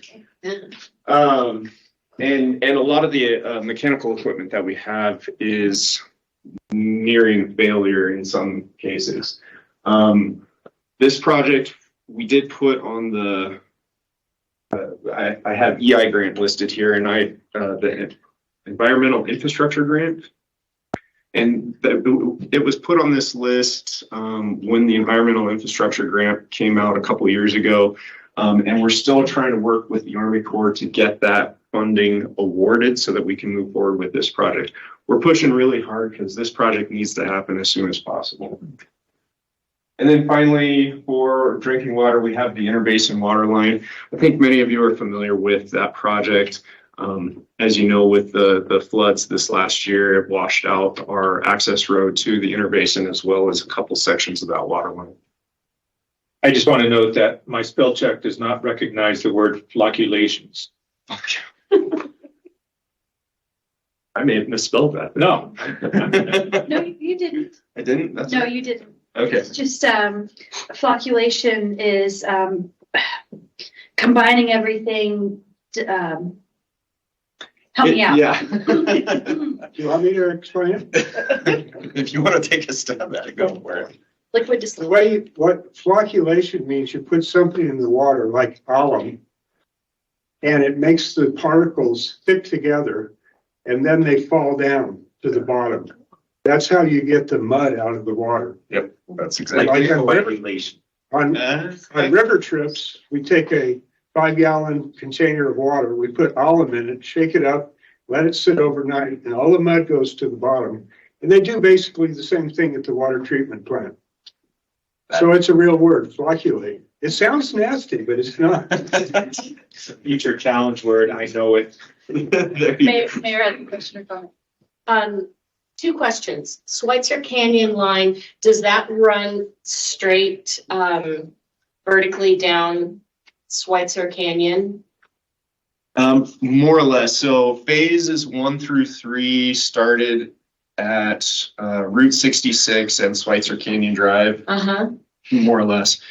Went up Schweitzer Canyon Drive. Phase 3 got us all the way to the north of the hospital neighborhood area. So this phase 4 is going to take us from, is that San Francisco Street that goes, thank you, Trevor's shaking his head. So it goes from San Francisco Street, Trevor, what's the furthest north? So from Quintana, north of there into, I don't know the name of that neighborhood that's north of Quintana. Is this the project where we had the discussion about whether we were going to annex county property into the city? Here comes Trevor. Thanks, Trevor. So maybe just to kind of help Gary with that, the project limits, phase 1 was from Route 66 to Turquoise Drive along Schweitzer Canyon. Phase 2 was from that point to the ice rink. And then from the ice rink to the Elks Lodge was phase 3. Phase 4 is from the Elks Lodge all the way up to Quintana Drive. And then, yes, part of this project is in the county. So there was talk about it, about a city, water services policy, and then annexation. So there was that discussion. Great, thank you. And the interbasin water line, was that in any need of being replaced before flooding, or is this completely due to flooding?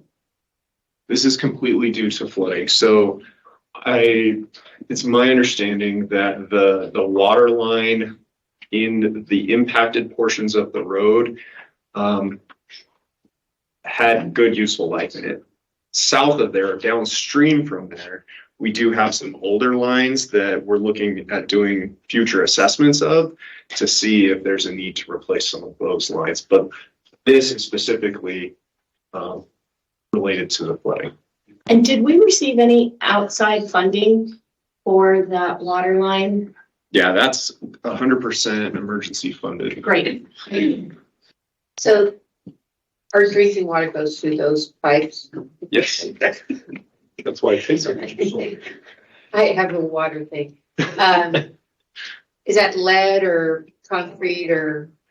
This, I don't know what, this might be old cast iron pipe. Iron. Lead. It's lead and asbestos. It's not that. Lead and asbestos. We'll go with iron. Yeah, we have a lot of different pipe materials. Like, yeah, we have asbestos concrete pipe, we have wood pipe, there's lots of different pipe materials. My water down in the canyon, but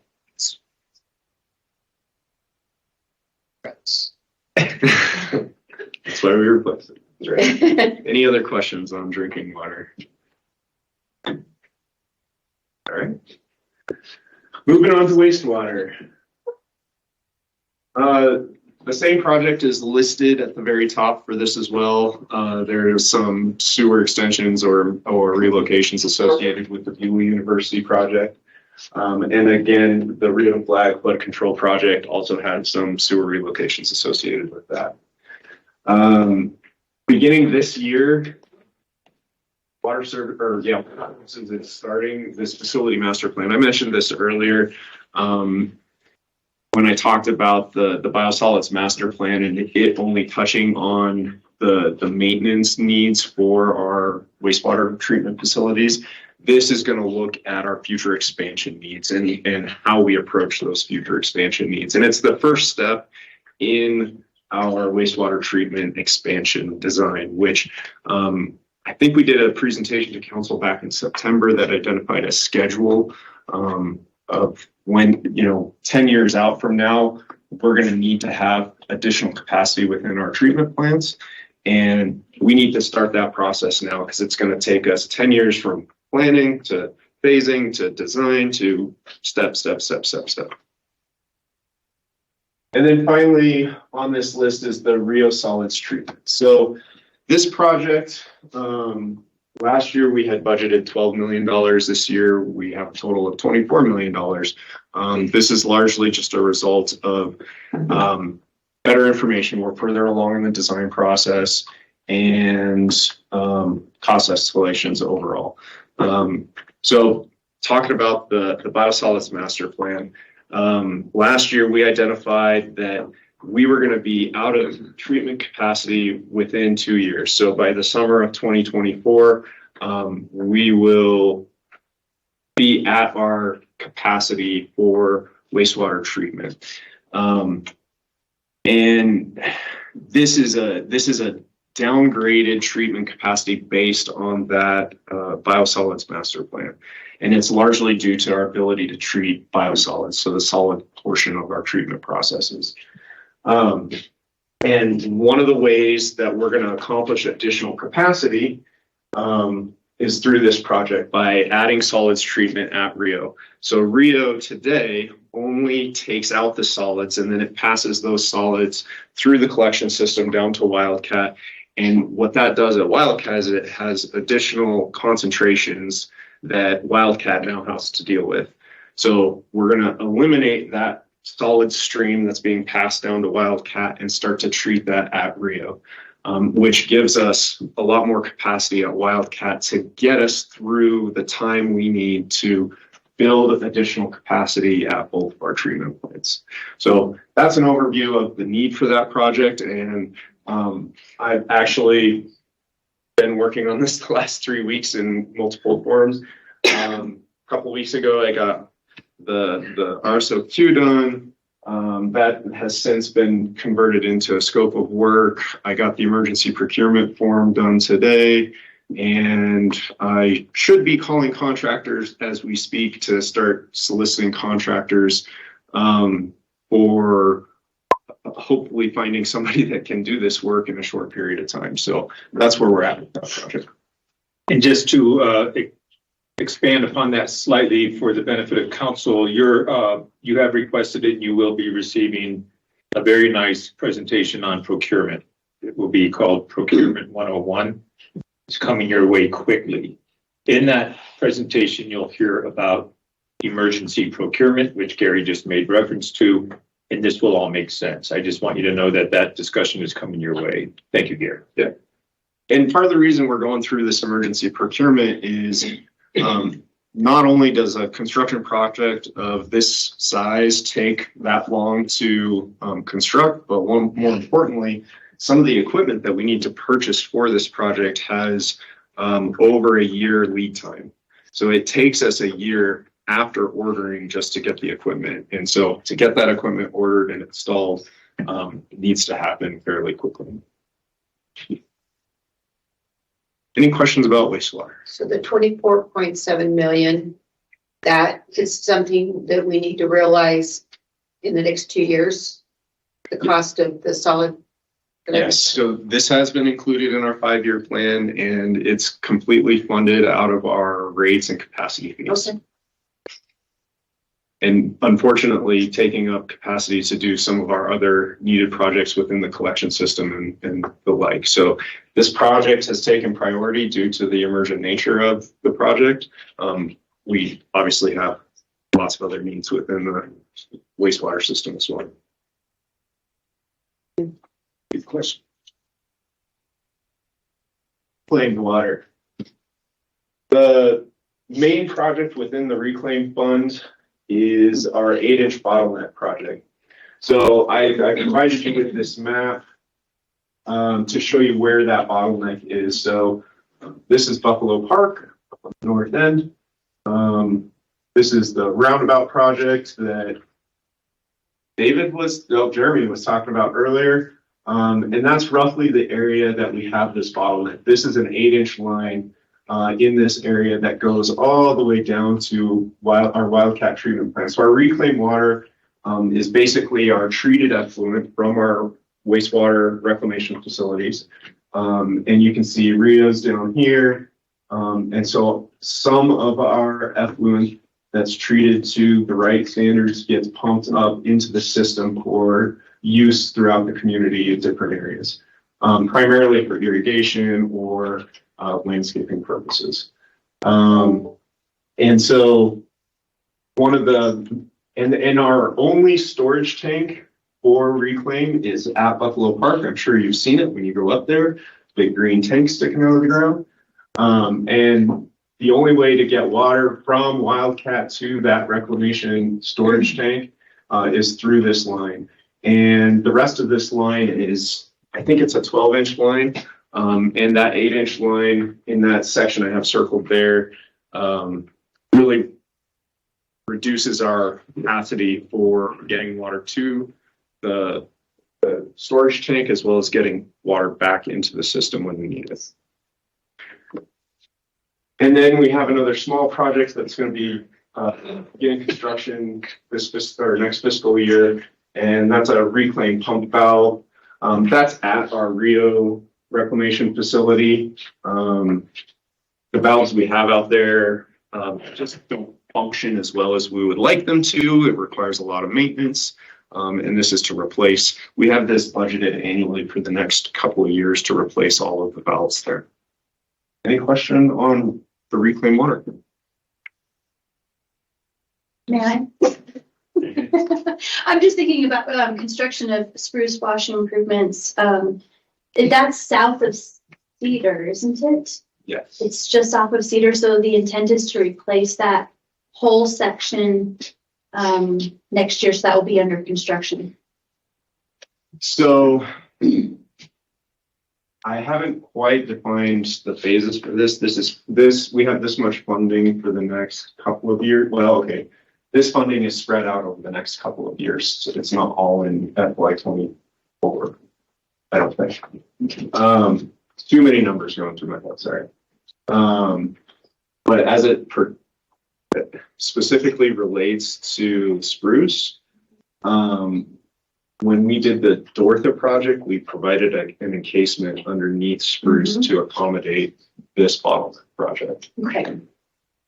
We'll just want to coordinate construction to lessen impacts in those neighborhoods if we're coming in with reclaimed water, channel improvements, a new roundabout, a new box culvert on Cedar, new box culvert in Linda Vista, just to make sure folks can get around all of these and they line up properly. So thanks for entertaining my question. Yeah, and I failed to mention where we're at in the process of this one. This project was 90% design. We had a request from IT to incorporate conduit for future fiber. So we actually took this back to the design committee to incorporate some design for conduit. And that's where we're at today. So at some point, we're going to have to improve the treatment of our reclaimed water. I remember a year ago, we did a tour of the city council did a tour of the Scottsdale water treatment plant. And I remember talking to the manager and said, would you put this A+, which is the same as we have here, reclaimed water into your aquifer? He goes, no way we would do that. So what they do is is it called tertiary treatment or what? Reverse osmosis? Anyway, they improved their quality of the water. And at some point, I presume that the city of Flagstaff will have to do the same thing. The other thing is that it's a source of water. And so, it's water, it's here. So my question, are there any plans in the budget or out 5 years out or whatever to start improving the treatment of our water to what it really needs to be? I was just checking to see if Erin Young is with us. I don't think she is, and she can speak to this. And I think we will include this in a future presentation to council. There are some things in the works on topic with what you're talking about, and among the many things that we have in water services, that one is one that will be coming your way for discussion. I will note, and I'm going on things that I've just heard, so I'm not well versed on this, but I do think we start with wastewater and all the projects that Gary has talked to today about, both the Rio and Wildcat. They're critical. Are critical and will ultimately, and I've heard this from other members of the water group and so forth, will lend themselves to then improving our reclaimed water processes in the future. But that's my limited understanding of it. Right. At some point, I'd be interested in a little more detail on that. Indeed. Thank you, Greg. So yeah, Aaron would definitely be the expert to talk to, but I can speak to it a little as well. We have identified our wastewater effluent as a potential water resource. We use it quite a bit today in irrigation and the like. And as we go through this facility master plan where we're looking at the additional treatment capacity that we need, we've also, as part of that scope, are looking to identify what future permit requirements there might be for the city of Flagstaff. And that might include advanced water treatment for use as drinking water. And we recognize that our treated wastewater is a resource. I mean, we have a wonderful groundwater resource that we have lots of capacity within, although we do have to access it through drilling wells. We have Lake Mary as a resource. We have the Interbasin as a resource. And the long term, we have Red Gap Branch as a resource. And so how we prioritize which resources we tap is one of the things that I know Aaron is constantly looking at, and something that we'll take into consideration as we look at the facility master plan as well. Thank you. All right, moving on. Stormwater, and this is why I brought my computer, because I asked Ed to give me a couple pointers on this. He's out dealing with a couple of emergencies, and I offered to take this on for him. So for stormwater, we just have a couple of projects highlighted outside of what Scott presented on this morning for Spruce Wash. First, we have Highway 180 culvert at Schultz Creek. Everyone's very familiar with this project. The points that Ed asked me to speak on were we're expecting 60% plans by the end of the month. The consultant on that project is Shepherd Westminster. We have property acquisition that's ongoing. Council will be seeing a request for condemnation authority shortly. The property, this is a burial of I think this was like 15% plans or a concept plan at one point in time. So the head wall for this improvement is on the museum's property. And Julie, maybe you know, but there's some kind of conservation easement or something that they don't want to impede or impact. And so that's why we're looking at going to some level of condemnation authority for that. Some of the concerns with this project, the material lead times, or depending on what material we choose, are 2 to 6 months out. So this project is not going to be completed by this monsoon season.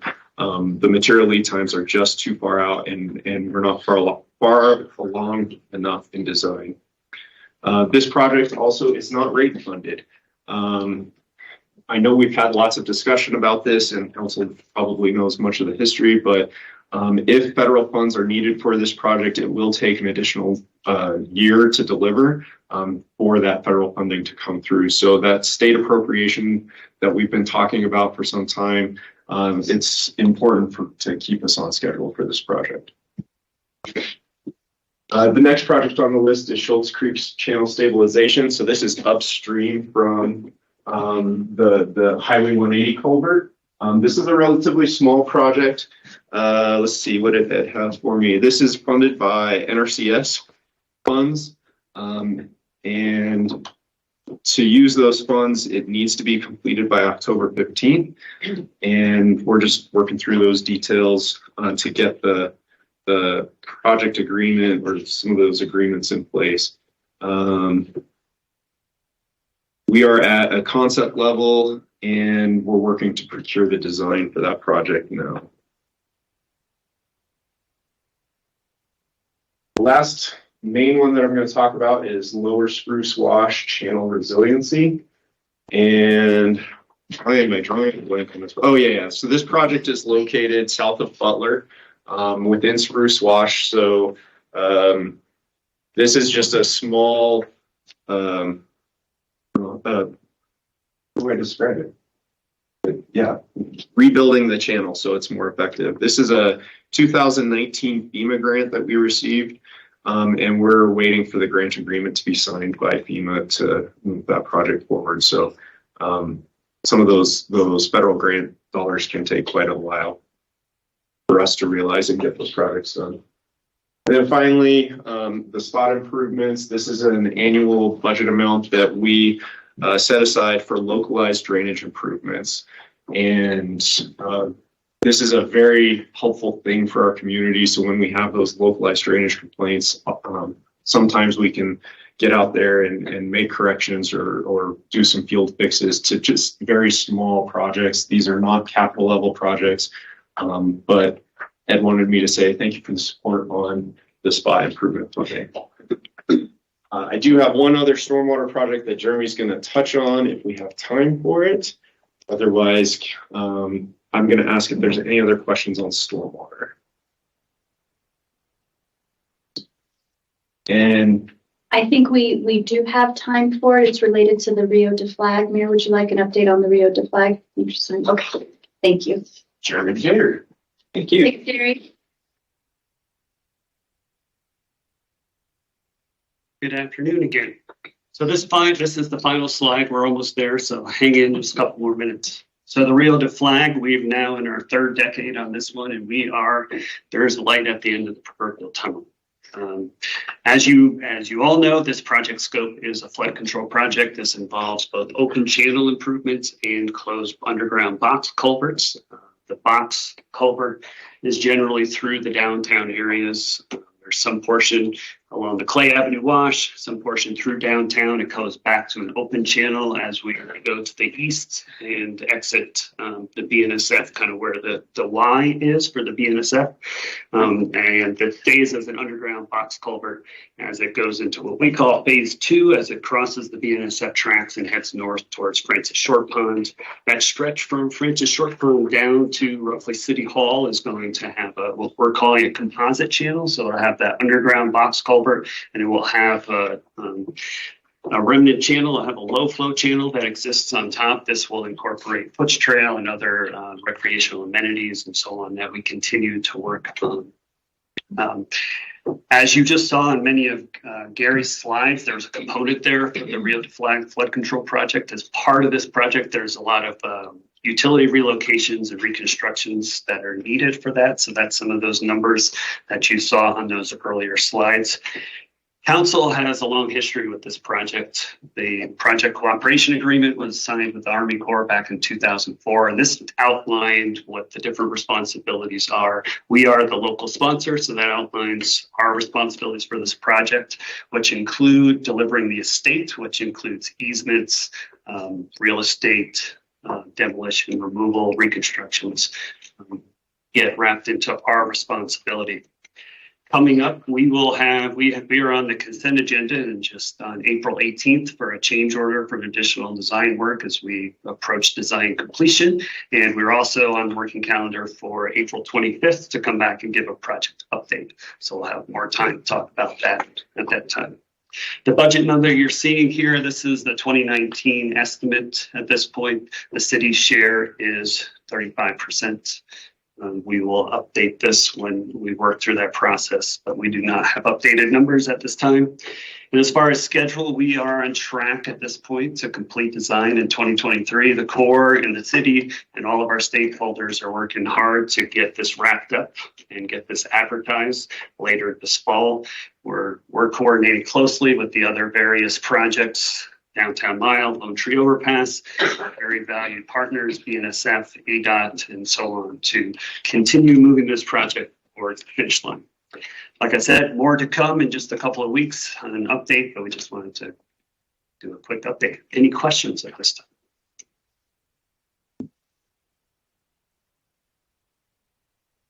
All right, thanks, Jeremy. Thank you.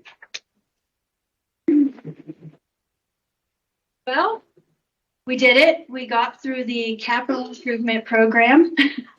Thank you, Councilmember Matthews. Right on time. So big thanks to staff for putting this all together and the team. Fantastic. So we do still have a few projects to talk about, and I'll turn it over to City Manager Clifton to talk about those projects that are outside of the capital improvement program. Is the city in your office? Yeah. Yeah. Yes. Yeah. And then just as a reminder, after we do this piece, we'll call for public participation. Then we'll do a brief wrap up and turn it over to you, Mayor, for final remarks and closing it up. Thank you. Is there a next slide or is this? There is. Okay. There you go. Scott, feel free to come up and join me on this one if you like. Troy, is he here? Yeah, he's right there. Okay, there you are, Scott. You wore the tie. Scott, yeah, you are well dressed today, so come on up. Thank you. Every day.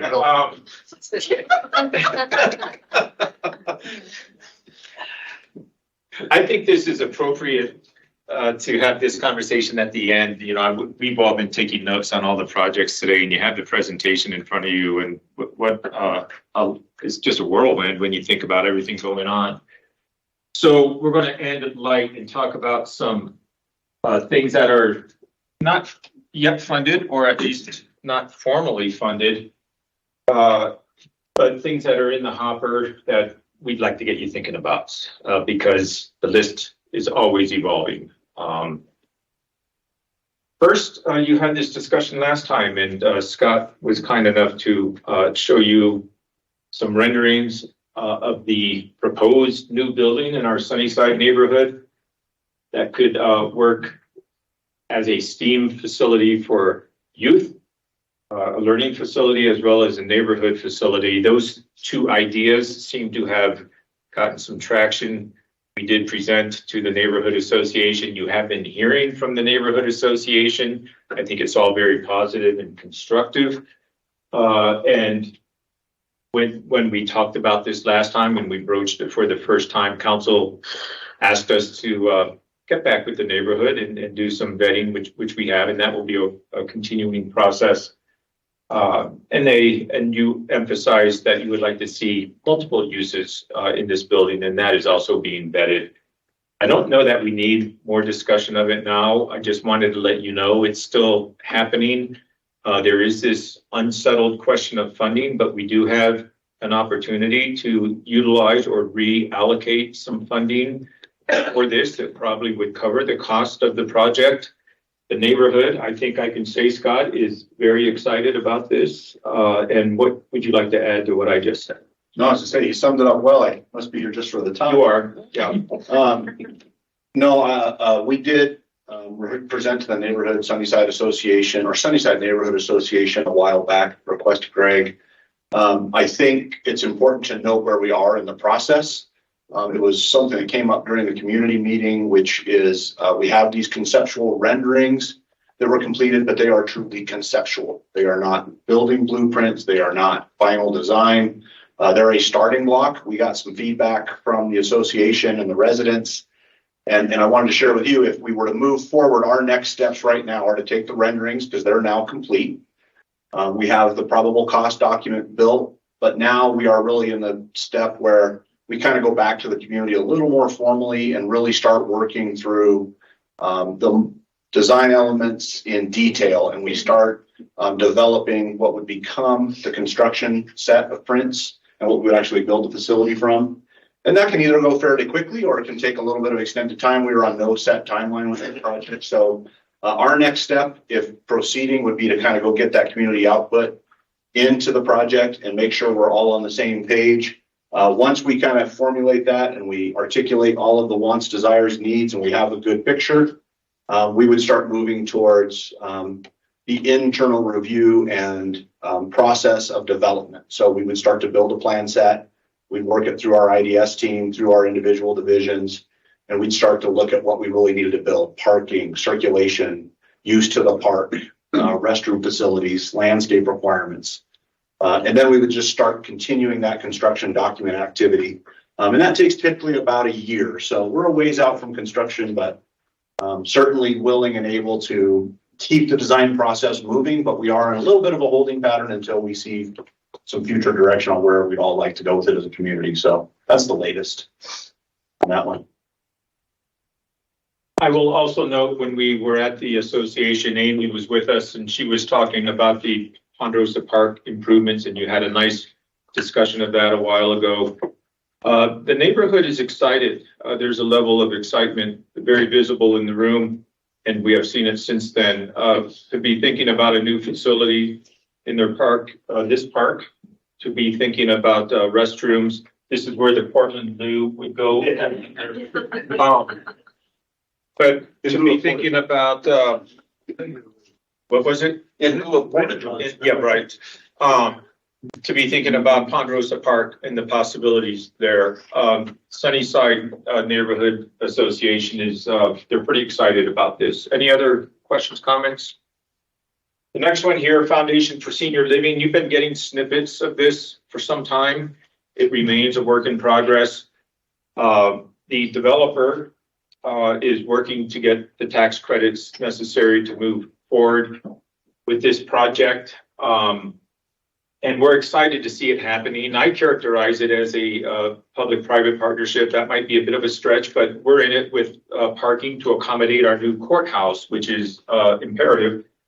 But also there's, you know, this is a big housing project for seniors and others. All of it, 100% affordable housing. So multiple use project, very important, and we're supporting it every way we can. A couple of letters of support and some documentation went off my desk recently toward that objective. So I guess stay tuned on that. Dave McIntyre, do you have anything you want to add? And if so, you can come up because you're also well dressed today. So please feel free. I mean, not as sharp, but.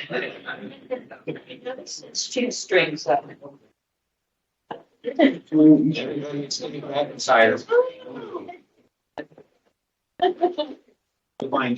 So to show off the shoestrings, which are bright blue. The camera. Thank you. They actually just put in for the tax credit application on the 1st of April. We did really appreciate the letters and stuff. We were trying to pull together some documentation showing the need for the project because it is a very competitive process that you guys are all aware. I believe we should know in June-ish whether they will receive those tax credits. And as of now, as a reminder, it's we don't have true costs because as this project is unfold, things have changed. So there's still details to work out, but it is really exciting. And I got my fingers crossed for this. Tax credits, here we come. As mentioned by Greg, both the affordable housing And the parking for the downtown and the courthouse would be very fantastic. So mostly I'm up here from Sioux Code. Yep, thank you. Dapper, thank you. Dapper, thank you. Old courthouse property, I think we'll end it with this one. I don't think there's anything else after this, right? We have been having discussions internally. We have not given this a lot of airtime with the council, but it's time to start doing that. We think the process will need to start with the procurement process, a solicitation of some form. We're working on that right now, but we all know the property. This is the old courthouse site, which is now a parking lot. That most of that block, the city owns, I think, about half of it. The other, a good part of it is owned by the hotel across the street. Is very well situated and probably prime to see something happening, likely in the form of a public-private partnership, but that's not an outcome yet. That is just a possibility. But that's what this is about, is exploring the possibilities of what could become of that site. Council may recall, certainly the previous councils would recall, when the whole thing with the courthouse happened, and the old courthouse was vacated, the idea was, okay, let's put it to a temporary use parking, surface parking for some time, and that has happened. But ultimately, we're looking for something bigger. And that something bigger likely should comport nicely with the downtown vision plan, which is hopefully nearing completion. So there is no one thing here on the table. I think it's more looking at the possibility of things. And again, likely in accordance with that plan and other city objectives. It would be fun, exciting, and challenging, and all of the above to be a part of this process that hopefully will start sometime in the near future. Yes.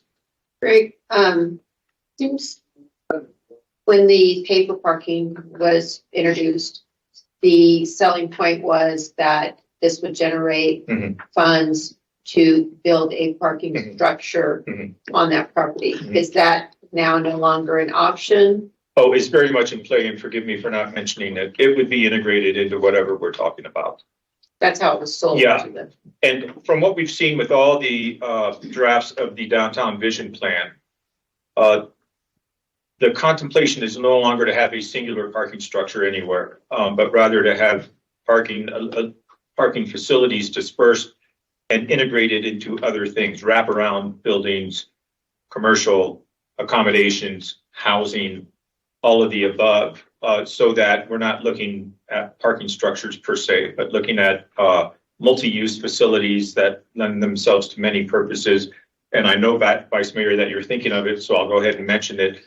Parking could always be designed and engineered in a way to be converted. And everything we're talking about these days with structured parking will have that component integrated into it. Yeah, thank you for the question. Anything else? Can we put a hot shop and a little motel there? Yes, we can. Yeah. We need a hotel. Whatever the vision is. Thank you for giving me some time on this. And Julie, would you like to close this out? We're gonna do public participation. Stacy, do we have any folks online that would like to? I do not have anybody online at this point that's indicated that they want to speak. Okay, any folks in the audience here? Okay, that's it. I'll present Erickson that way. Right, we do have a little bit of time here.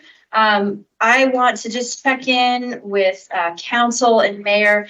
Is there anything pressing or things that have come to mind that you would like to revisit in the time that we have here before we move on? Start here. I'll just say it's amazing how many things that are going on. Greg, how do you keep track of it? This is how we keep track of it. There is so much value to having a singular event where all of these things are brought onto the table in rapid fashion, so we can kind of get our heads around it, understand costs, timelines, and so forth. But we all attribute so much value to this kind of forum for that very purpose. It was very useful. Thank you. Councilmember McCarthy.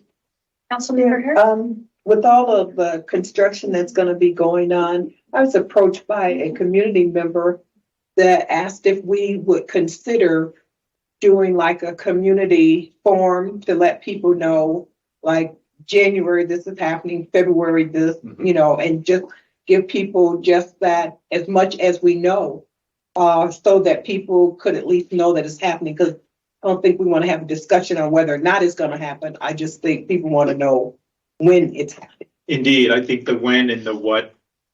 I know in talking to Christine Cameron earlier, the Army Corps and the city will be doing exactly that, likely in the fall. We just saw that the Rio de Flag project, shovels in the ground, maybe at the end of this year, more likely spring of 2024. So that would be a very timely discussion, but that's just one project. I know with the downtown mile and all the other things we've talked about, certainly the items over at Spruce Wash in that neighborhood, in all those neighborhoods, actually, just everything in that northern part of town. We need to have those discussions so people are aware. And frankly, we the staff need to prepare those discussions for the public. Otherwise, you, our elected body, will deal with the aftermath. If we prepare our community well for these things, it might not be well received, but as long as it's understood what impacts will be following and approximately when, it's going to make hopefully your lives easier as our elected officials, because we don't want your phones ringing off the hook because somebody is surprised that their neighborhood all of a sudden has a detour. And I think that once we've made the decision, and we have made the decision, I think on a lot of stuff that, people aren't going to like it. And so the purpose of the conversation would not be for them to have a discussion about whether, because we've already decided, but at least to say, here's what's happening, and this may impact your ability to get around and think about alternate, ways to get from here to there. Yes. So I'm real sensitive to that. It's part. a very good comment. And yeah, we hear you loud and clear. Thank you very much. Yeah. I'd like to double down on that. If I can just ditto that. I was going to mention, this is very overwhelming. We've spent basically a full 8-hour day here discussing this. And there's going to be lots of shovels in the ground. I think the public is going to get noticeably frustrated. And Flagstaff has a bit of a reputation of being very slow on construction projects.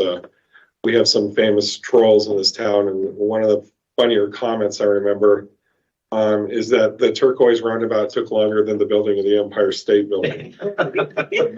And so there's that sentiment out there already. And so just being super sensitive and super porous with the public about this in an ongoing basis to just, give them the vision, show them some of the beautification, that artwork, inspire them to think about what this is going to look like, and not and encourage them to get out of the cynical, pointing finger at government inefficiency. We're building a Flagstaff of tomorrow right now. And there's going to be some growing pains and some heartburn that goes along with that. And then just taking advantage, being nimble, taking advantage of opportunities to get things done faster or double up on projects where appropriate.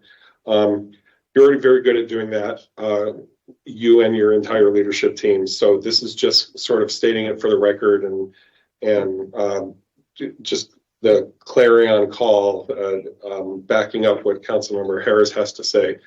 It's really important that we stay out front on the conversation about how this city is a pile of bricks and dust for the next couple of years. Yeah, I've dubbed it the era of the orange cone, but yes, it all lies ahead, and these are all very good comments, and it's quite validating to hear them because we've been thinking along the same lines. And I'd like to put Councilmember House on the spot just for a second. We were talking about Lunar Legacy earlier. She made a comment offline that I found really inspiring. I encourage you to share that publicly. And okay. I don't want to say much about it, but what she's going to mention might be an appropriate use for the old courthouse parking lot, given everything else that's going on. And so I will step back and give you the chance to. Yes, that's true. Well, you wrote me an email. I was like, why don't you say that out loud then? And I'm glad you're going to. Yeah. So I shared this with the vice mayor and mayor and Heidi earlier as we were just discussing the lunar legacy and those science centers with USGS, and just how surprising it is to me that we don't have an actual science center for the city of Flagstaff. You know, it was my first real job back in Pennsylvania, was working at the brand new science center that we got in the capital city.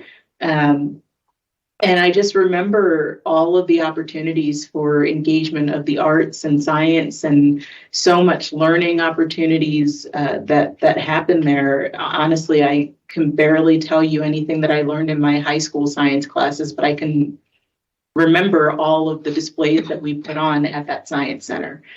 So it just seems like a real missed opportunity with those spaces and displays and things that are out there to not have something like that for the city. I feel like it's a real opportunity for us, not only for cultural engagement and science engagement, arts engagement, revenue, bringing that into the city, but there's just so many different opportunities that sort of idea brings. So I would definitely love to see us look further into it. I know we've already committed to further examination of that idea, but it's one that's, I think, really exciting for us. And just, I think I was able to tune in yesterday virtually for the interview process and remember that question of what are the top priorities, and reflecting, city manager, on your comments of looking at how we bring all of these different things together. And I think that is my big takeaway from today is, as we're looking at all of these projects that are going to be happening concurrently, as well as looking towards the future, going back to an earlier question from Councilmember McCarthy, I think it's just really important for us to keep in mind all of the potential for meeting those various goals that we have as a city that are often looked at as competing, but are really collaborative. Whether it's looking at housing with transit and sustainability, or looking at these infrastructure projects that are going to have major impacts on people's lives and livelihoods, but are so important for the future development of our city. Finding ways to just highlight those partnerships, keep moving forward on the different things that we've committed to, including Zero City and all of those sorts of things, so that we are advancing them all as much as we can together. And I think one of the important things that Vice Mayor brought up was building that excitement around them. These are not just inconveniences. They are really exciting opportunities for us to make this city much, much better, and do the things that we have been saying for years we want to do. So I think it's just really important that as we educate and make the city aware of what's coming, we're also focusing in on those as opportunities, not just inconveniences. It's so good to have you back, Councilman. It's not like you were gone for a long time. But no. But to hear your thoughts and to have them so eloquently stated, as is always the case, we're glad to have you back at the dais, and thank you for those thoughts. Thanks. And I'll just first off thank my colleagues. I love all the comments, and I've talked to city manager a little bit about my worry that all of this is happening at the same time. But I do think it is inspirational if we can paint that picture for the community. There's a lot that will be happening. Our phones will be ringing, but I think it's important that we show the end result. We're doing all of this. We're going to have the orange cones for a while, but here is why. And I think it's an exciting time for us to be on council and to be in leadership and on staff. There's a lot going on, but it's exciting. So we just need to keep that going, moving forward. Thank you, everyone, for the presentations. Councilmember Matthews. Thank you. And just to expand on that, you know, a lot of people have provided comments, you know, over time as I've campaigned and been on council about, you know, oh, this is taken. And I think the same thing, you know, 20 years to get there or 10 or whatever. And I think if we get the tools, and I know we have someone fairly new on staff to help us with social media, but if we could get maybe some monthly, you know, something that we can put out on our social media and the city does it on like the benefits of that, because, you know, people are already complaining about the Beulah University inconvenience. But if we highlighted what it's going to, the end result is, and if we had the tools to then send that out to remind people that there is an end game that we're going towards, and we're finally, you know, getting these projects done, and the benefits that it's going to have would really help us communicate and just help the, you know, the citizens see past the inconvenience and to say, oh, wow, that's going to look really great, instead of, oh my gosh, you know, I had to, you know, take 10 different side streets. So if we could get those tools, collateral material, that would be really helpful to us. Just keep promoting that in the most positive light. And if Adam Shimoni were here, he would say videos. We need videos. Adam, you're listening. Get your camera. And I would add, you're also delivering on the promises made through vote. Yes. And that's really critical. You have a suite of projects that was voter supported, and these are being delivered. But we started Anything else, Councilmember Matthews? Right. Vice Mayor. Oh, I think I've said plenty today. Okay. Just real quick to. I'm just so excited about what Councilmember House has brought up. And I just wanted to mention too, we are the nation's first STEM city, which ties in nicely to that. And with Lowell and their Discovery Center up the hill, don't forget about that project. That's not a capital project for the city, but it's a major construction project that's going on with its own massive impacts. It'd be a nice corollary and a nice bookend. And I don't know, it's just exciting to think about something like that. I'll stop. No, excitement is good. Mayor, I have this shortly after 4:00 is Friday. You all have had an amazing day, and it's been a lot of content. So I'm sure we all need to go home and decompress to some extent. There's many in the room still and quite a few online. Before I turn it back to you, Mayor, to close us out, we've had Julie here to facilitate.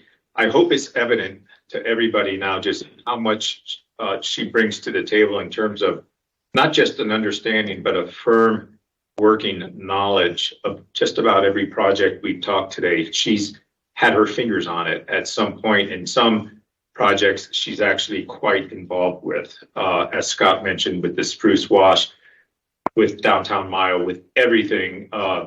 She's so we were grateful when she said yes. Looking back on it now, what a great retreat. And you made it across the river this morning to get here. So I'm wondering if we could all just give Julie a heartfelt thank you.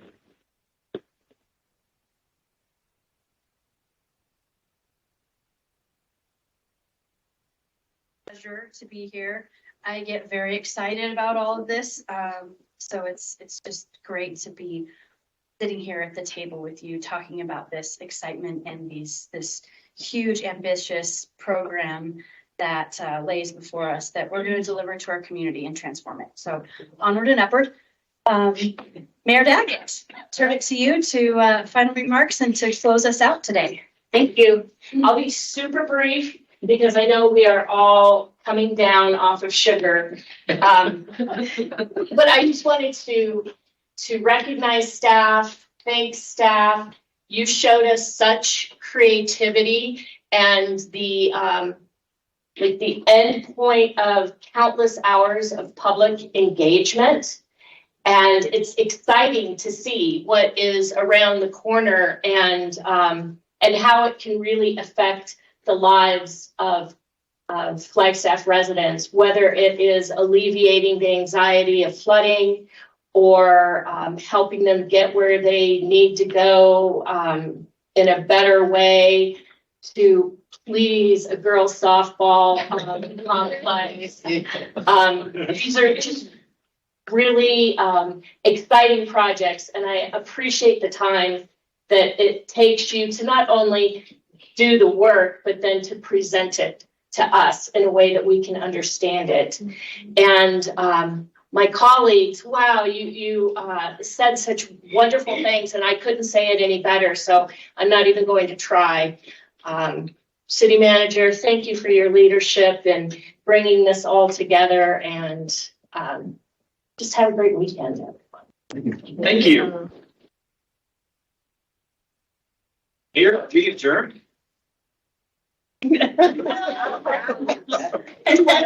Yes, we are adjourned.